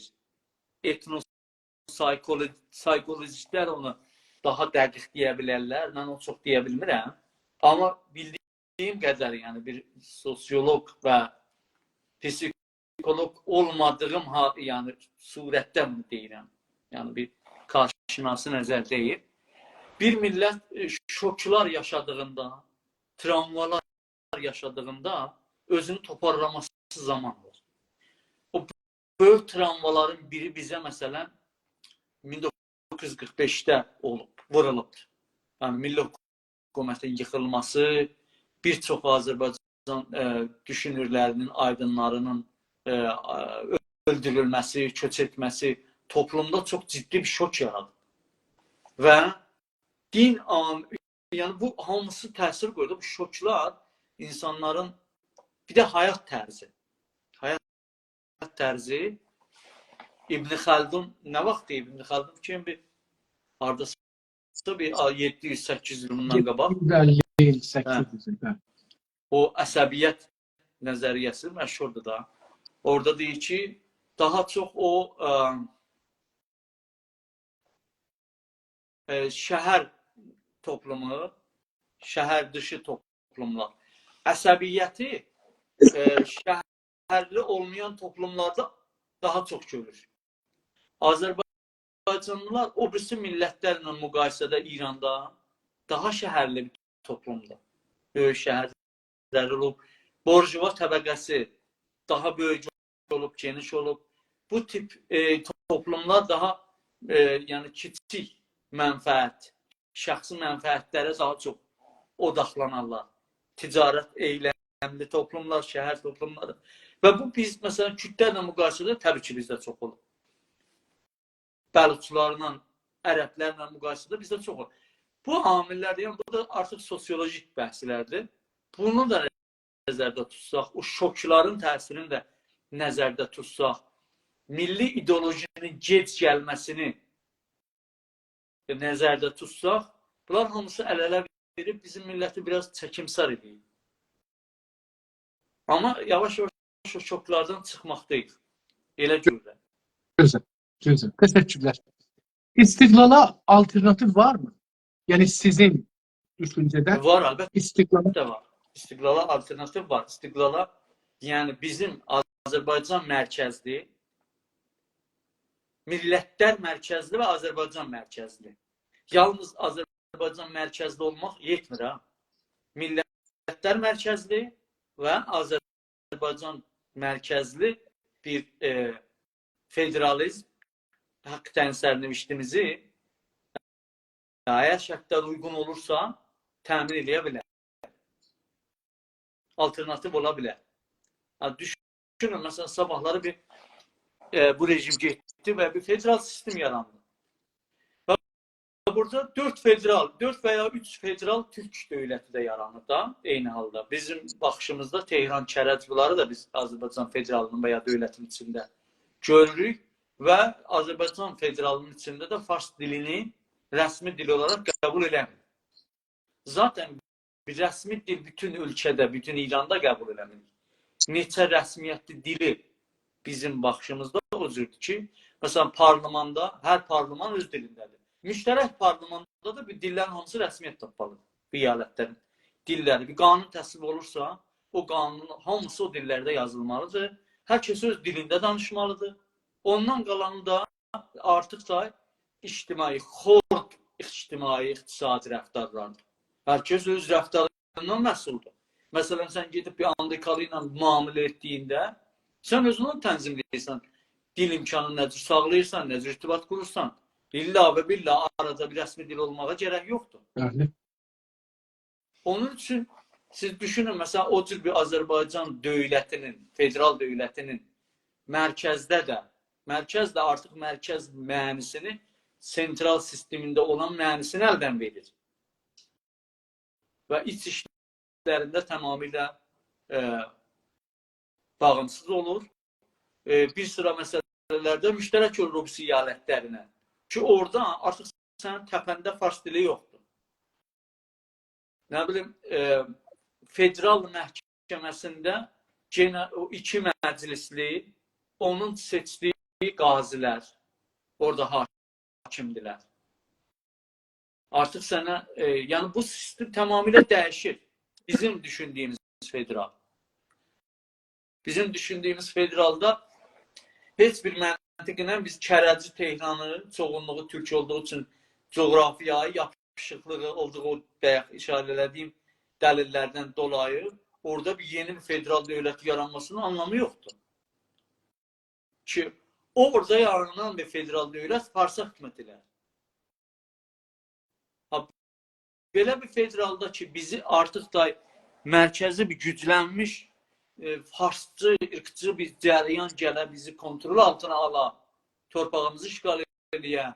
Məsələn, Pişəvəri zamanındakı misal vururlar ki, mərkəzi dövlət gəldi, şey elədi, ordusunu gətirdi, bastırdı. Yəni, bəzən deyirlər, gələrlər, sizi basarlar, falan elərlər. Pişəvəri zamanı Təbrizdən, yəni Azərbaycan bəzi torpaqlarında olan dövlətdən əlavə mərkəzi dövlətin gücünü sındıran hansı başqa iyalətlər vardı ki? Heç birisi. Hamısı mərkəzi dövlətin xidmətində deyil. Yəni, arada bir Azərbaycan vardı da. Geçici bir şəraitdən istifadə edib, daha da çox Şourəvinin güvənlik imkanlarına dayanaraq ayaqda durmağa çalışırdı. O imkanda təhdilər. Amma öz əyak üstündə durmuş bir federal Azərbaycan dövləti ki, bir federalizmi ki, Azərbaycançılıq və millətlər əsasında müdafiə edir. Yəni, Azərbaycan federal olsun da Qaşqay olmasın, Türkmən olmasın, Xorasan olmasın və ya Xorasanla Türkmənlər bərabər bir federal olmasın. Zaten orada əgər federal olmayacaqsa, ərəblər federal olmayacaq, Bəluç federal olmayacaqsa, zaten bizim federalımız yalnız bizim bir Azərbaycana federal vermələri təhlükədədir. Bu federalı qorumaq olmaz. Amma bu gücü əmudi yox, ufuqi şəkildə təqsim eləsən mahiyyəti dövləti, state-i, o zaman sən əslində bir sanksiyon, qarantı da yaratmış olsan öncədən. Və onu qoruyan özünün də eynən o İraqın şimalındakı kimi, o peşmərgələr kimi sənin özünün də yəni onu xətərə salmaması üçün özünün gücün olmalıdır. Yəni öz iyalətini qorumaq üçün. Xarici mərzilər yox, daxili mərzilər. Diqqət eləyirsiniz. Belə bir federalın əgər imkanı yaranırsa, mən çox mümkün görmürəm düzü. O da bir alternatif ola bilər. Güzel. Çox əlbəttə bu suala təqribən cavab vermirsiniz, amma bir ayrı məfhumda soruşuram. Nə qədər Çox vaxtımız qaldı? Bizim İnşallah 10-15 dəqiqə. Ben 20 dəqiqə qalır. Aha. 25 dəqiqə qalır. Çox az bir ehtimal üzrə federal İranı, yəni indi siz buyurdunuz ki, gene Ərəblərdə, Bəluçlarda federal olması əslən zəmanəti yoxdur. Amma Yoxdur. şərait elə gəldi ki, bu cürsə oldu. Yəni firqə dövrəsi kimi oldu. Nə edərsiniz? O zaman öz müqəddəratımızı, yəni xarici müqəddəratımızı əldə etmək üçün mübarizədən sonra başqa çarəmiz yoxdur. Nə tür mübarizədən danışırsınız? Yəni müstəqil olmaqdan başqa bir çarə, artıq alternativ qalmır. Tamam. Yəni o federal bizim dərdimizə dəyməz. Qarantisi yoxdur. Doğru. Sizin təşkilat İrandakı tüm Türklərin istiqlalını düşünür. Elə Azərbaycan üçün biz nə düşünürüksə, eynən onu Türklər, oradakı o 3 Türk kompakt dövlət coğrafyalarımız eynən də onu düşünür. Yəni bizim Bəziləri deyirlər ki, Gəncləristan məsələn kiçikdir. Yəni bəzi dostlarımız belə deyirdi. Sonra kiçikdir. Ora məsələn bizim tanışdığımız azdır Qaşqaylarına. Mən Şirazda 7 il yaşamışam. Bəli. Mən lisans və fol lisansımı Şiraz Üniversitesində oxumuşam və 1 ildə orada vəkillik eləmişəm. Yəni 8 il. O Fars ustanının bütün məhkəmələrində mən müdafiə eləmişəm, getmişəm. Qaşqayları çox yaxşı tanıyıram. Qaşqayların coğrafiyası coğrafiyası və cəmiyyəti ilə ilgili, potansiyelləri və istəkləri ilə ilgili Azərbaycan Milli Hərəkətində yetərincə bilgi yoxdur. İrtibat da zəifdir. Qaşqayların coğrafiyası həm Güney Azərbaycandan böyükdür, fəqət onları daha çox pərakəndə eləyiblər. Adların, iyalətlərin dağıdıblar, haradasa bir 6-7 ustandə təqsim eləyiblər bunlar. Amma aşağı yuxarı bir iğmazla coğrafiyaya bağlılıqları var. Və yaranan partiyaları da o yöndə hərəkət edirlər. Federalçı, yəni haqq tənsəvvürləmişçi partiyaları da var, istiqlalçı partiyaları da var. Ancaq Azərbaycan səviyyəsində deyirlər, Qaşqayların gücləndirilməyə ehtiyacı var.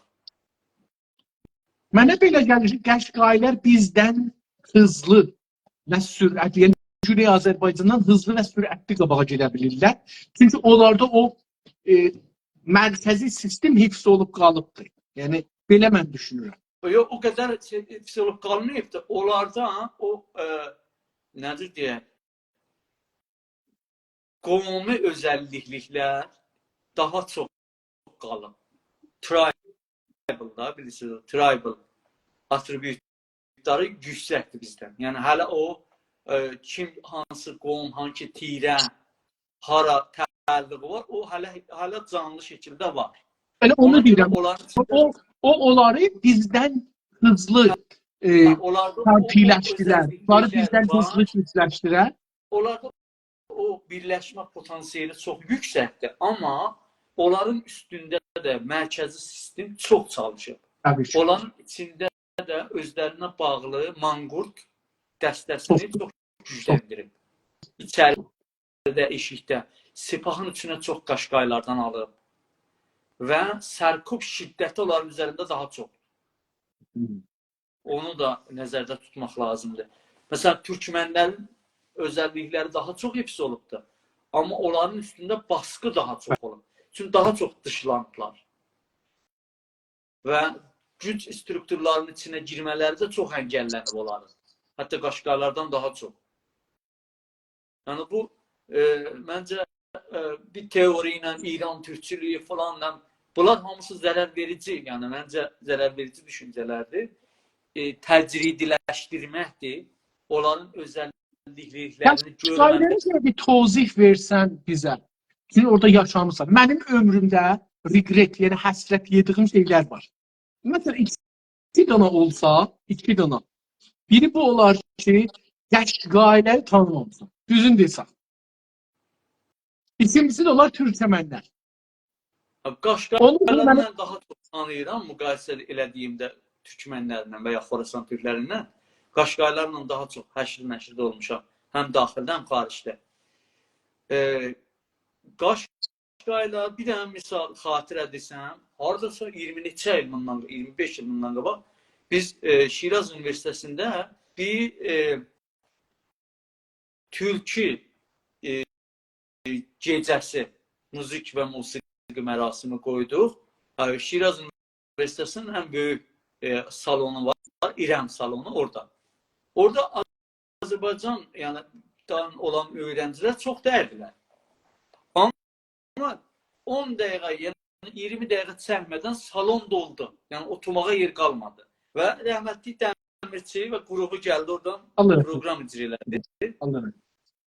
Yəni o salon o cür niyə doldu 10 dəqiqənin ərzində? 25 il bundan qabaq bəlkə də çox. Hamısı Qaşqaylar o zaman. Qaşqayların içində çox, bir də əzildikləri üçün məxsusən Xosrovxanı edam eləyəndən sonra, Xosrovxan millət vəkili idi və inavada bunların ən son elxanları idi. Elxanlıq sistemi vardı. Və cəlibdir ki, mən o 7 il universitetimi Xosrovxanın evində dərs oxumuşum. Hüquq danışgədəsi Xosrovxanın eviymiş. O cür bir ev ki, danışgədə olmuşdu. Danışqaha vermişdilər. Və bu xatirələr, acı xatirələr, nə cür bunların ellərinə zülm eləyiblər, nə cür xanlarını edam eləyiblər. Nə qədər Canlı cəmiyyət yaşayır. ləri var? Qəşqayların nə qədər cəmiyyəti var? Nə qədər hansı Qaşqayların insanları çox bölüblər? rahat demək olar ki, ən azı 4 milyon cəmiyyətləri var. Ən azı.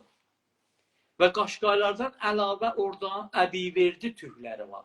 Şirazın Əbiverdi məhəlləsi var. Elə o türklərdəndir. Ondan sonra Xəmsə türkləri var orada. Kəngər türklər, Darab şəhəri var. Onlar bayaq türklərdir. Ondan sonra nəfərlər var, onlar qarışıqdırlar ərəblə türk arasında. Amma Qaşqay konfederasyonun içindədirlər. Yəni müxtəlif tayfalar var ki, Qaşqay deyirlər, amma türkdürlər.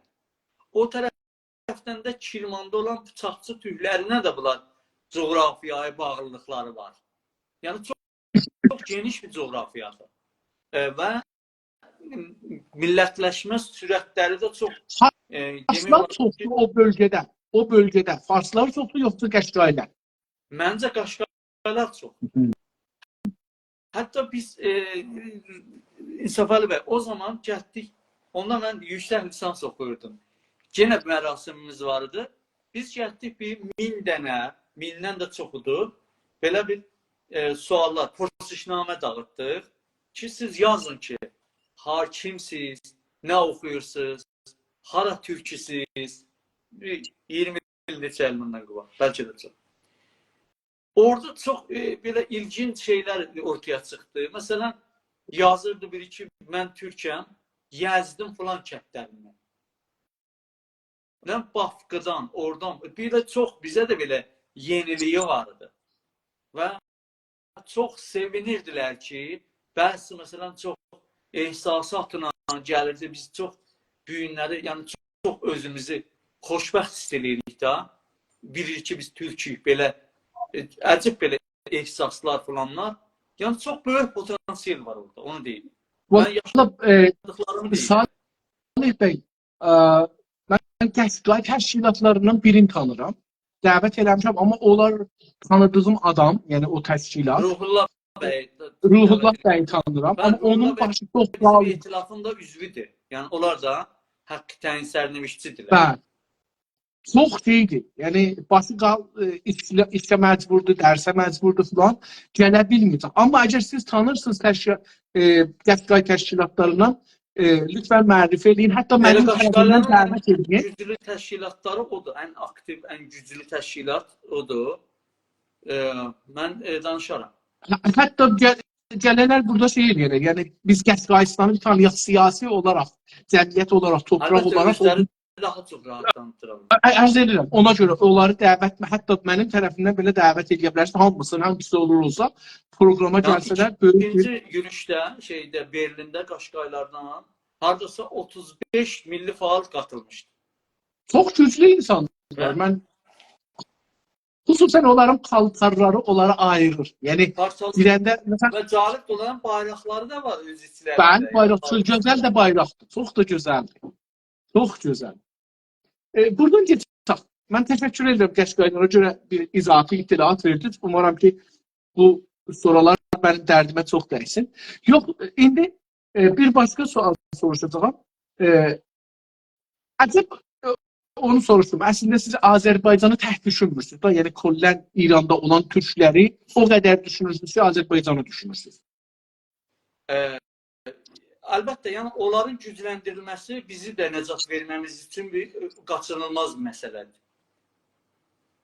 Yəni biz təhbaşın vaqiyyəti budur ki, İran rejimi çox önəmli bir maneədir, gücdür.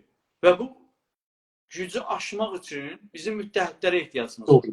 Və bunun ən doğal müttəhiddə bizə öz türklərimizdir də əvvəl.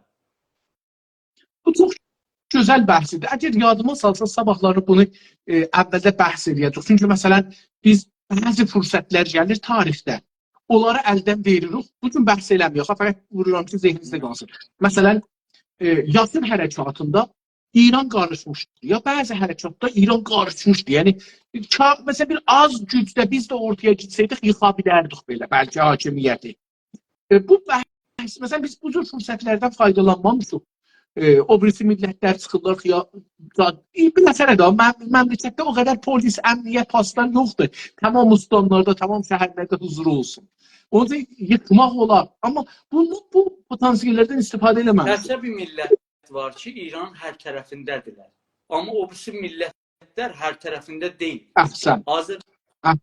Azərbaycan, bax, bəzi millətlər İranda, bütün millətlər ya mərkəzdədirlər, mərkəz siyasi anlamda deyək da, coğrafi anlamda yox. 25 saniyə dedi vaxtınız var. Qutarır. Bu bəhs burada qalsın. Bunu sabah danışalım. Əziz və hörmətli dostlar, təşəkkür edirəm. Bu günləri ikinci gün Salih bəylə Azərbaycan Mərkəz Partisi ilə danışırıq. Bu günləri də ən üstün nişanı alırlar. Milli Ərdəmli nişanını aldılar. Təşəkkür edirəm. Sabah axşam Təbriz saatının 9-da görüşmək ümidi ilə. Sağ qalın.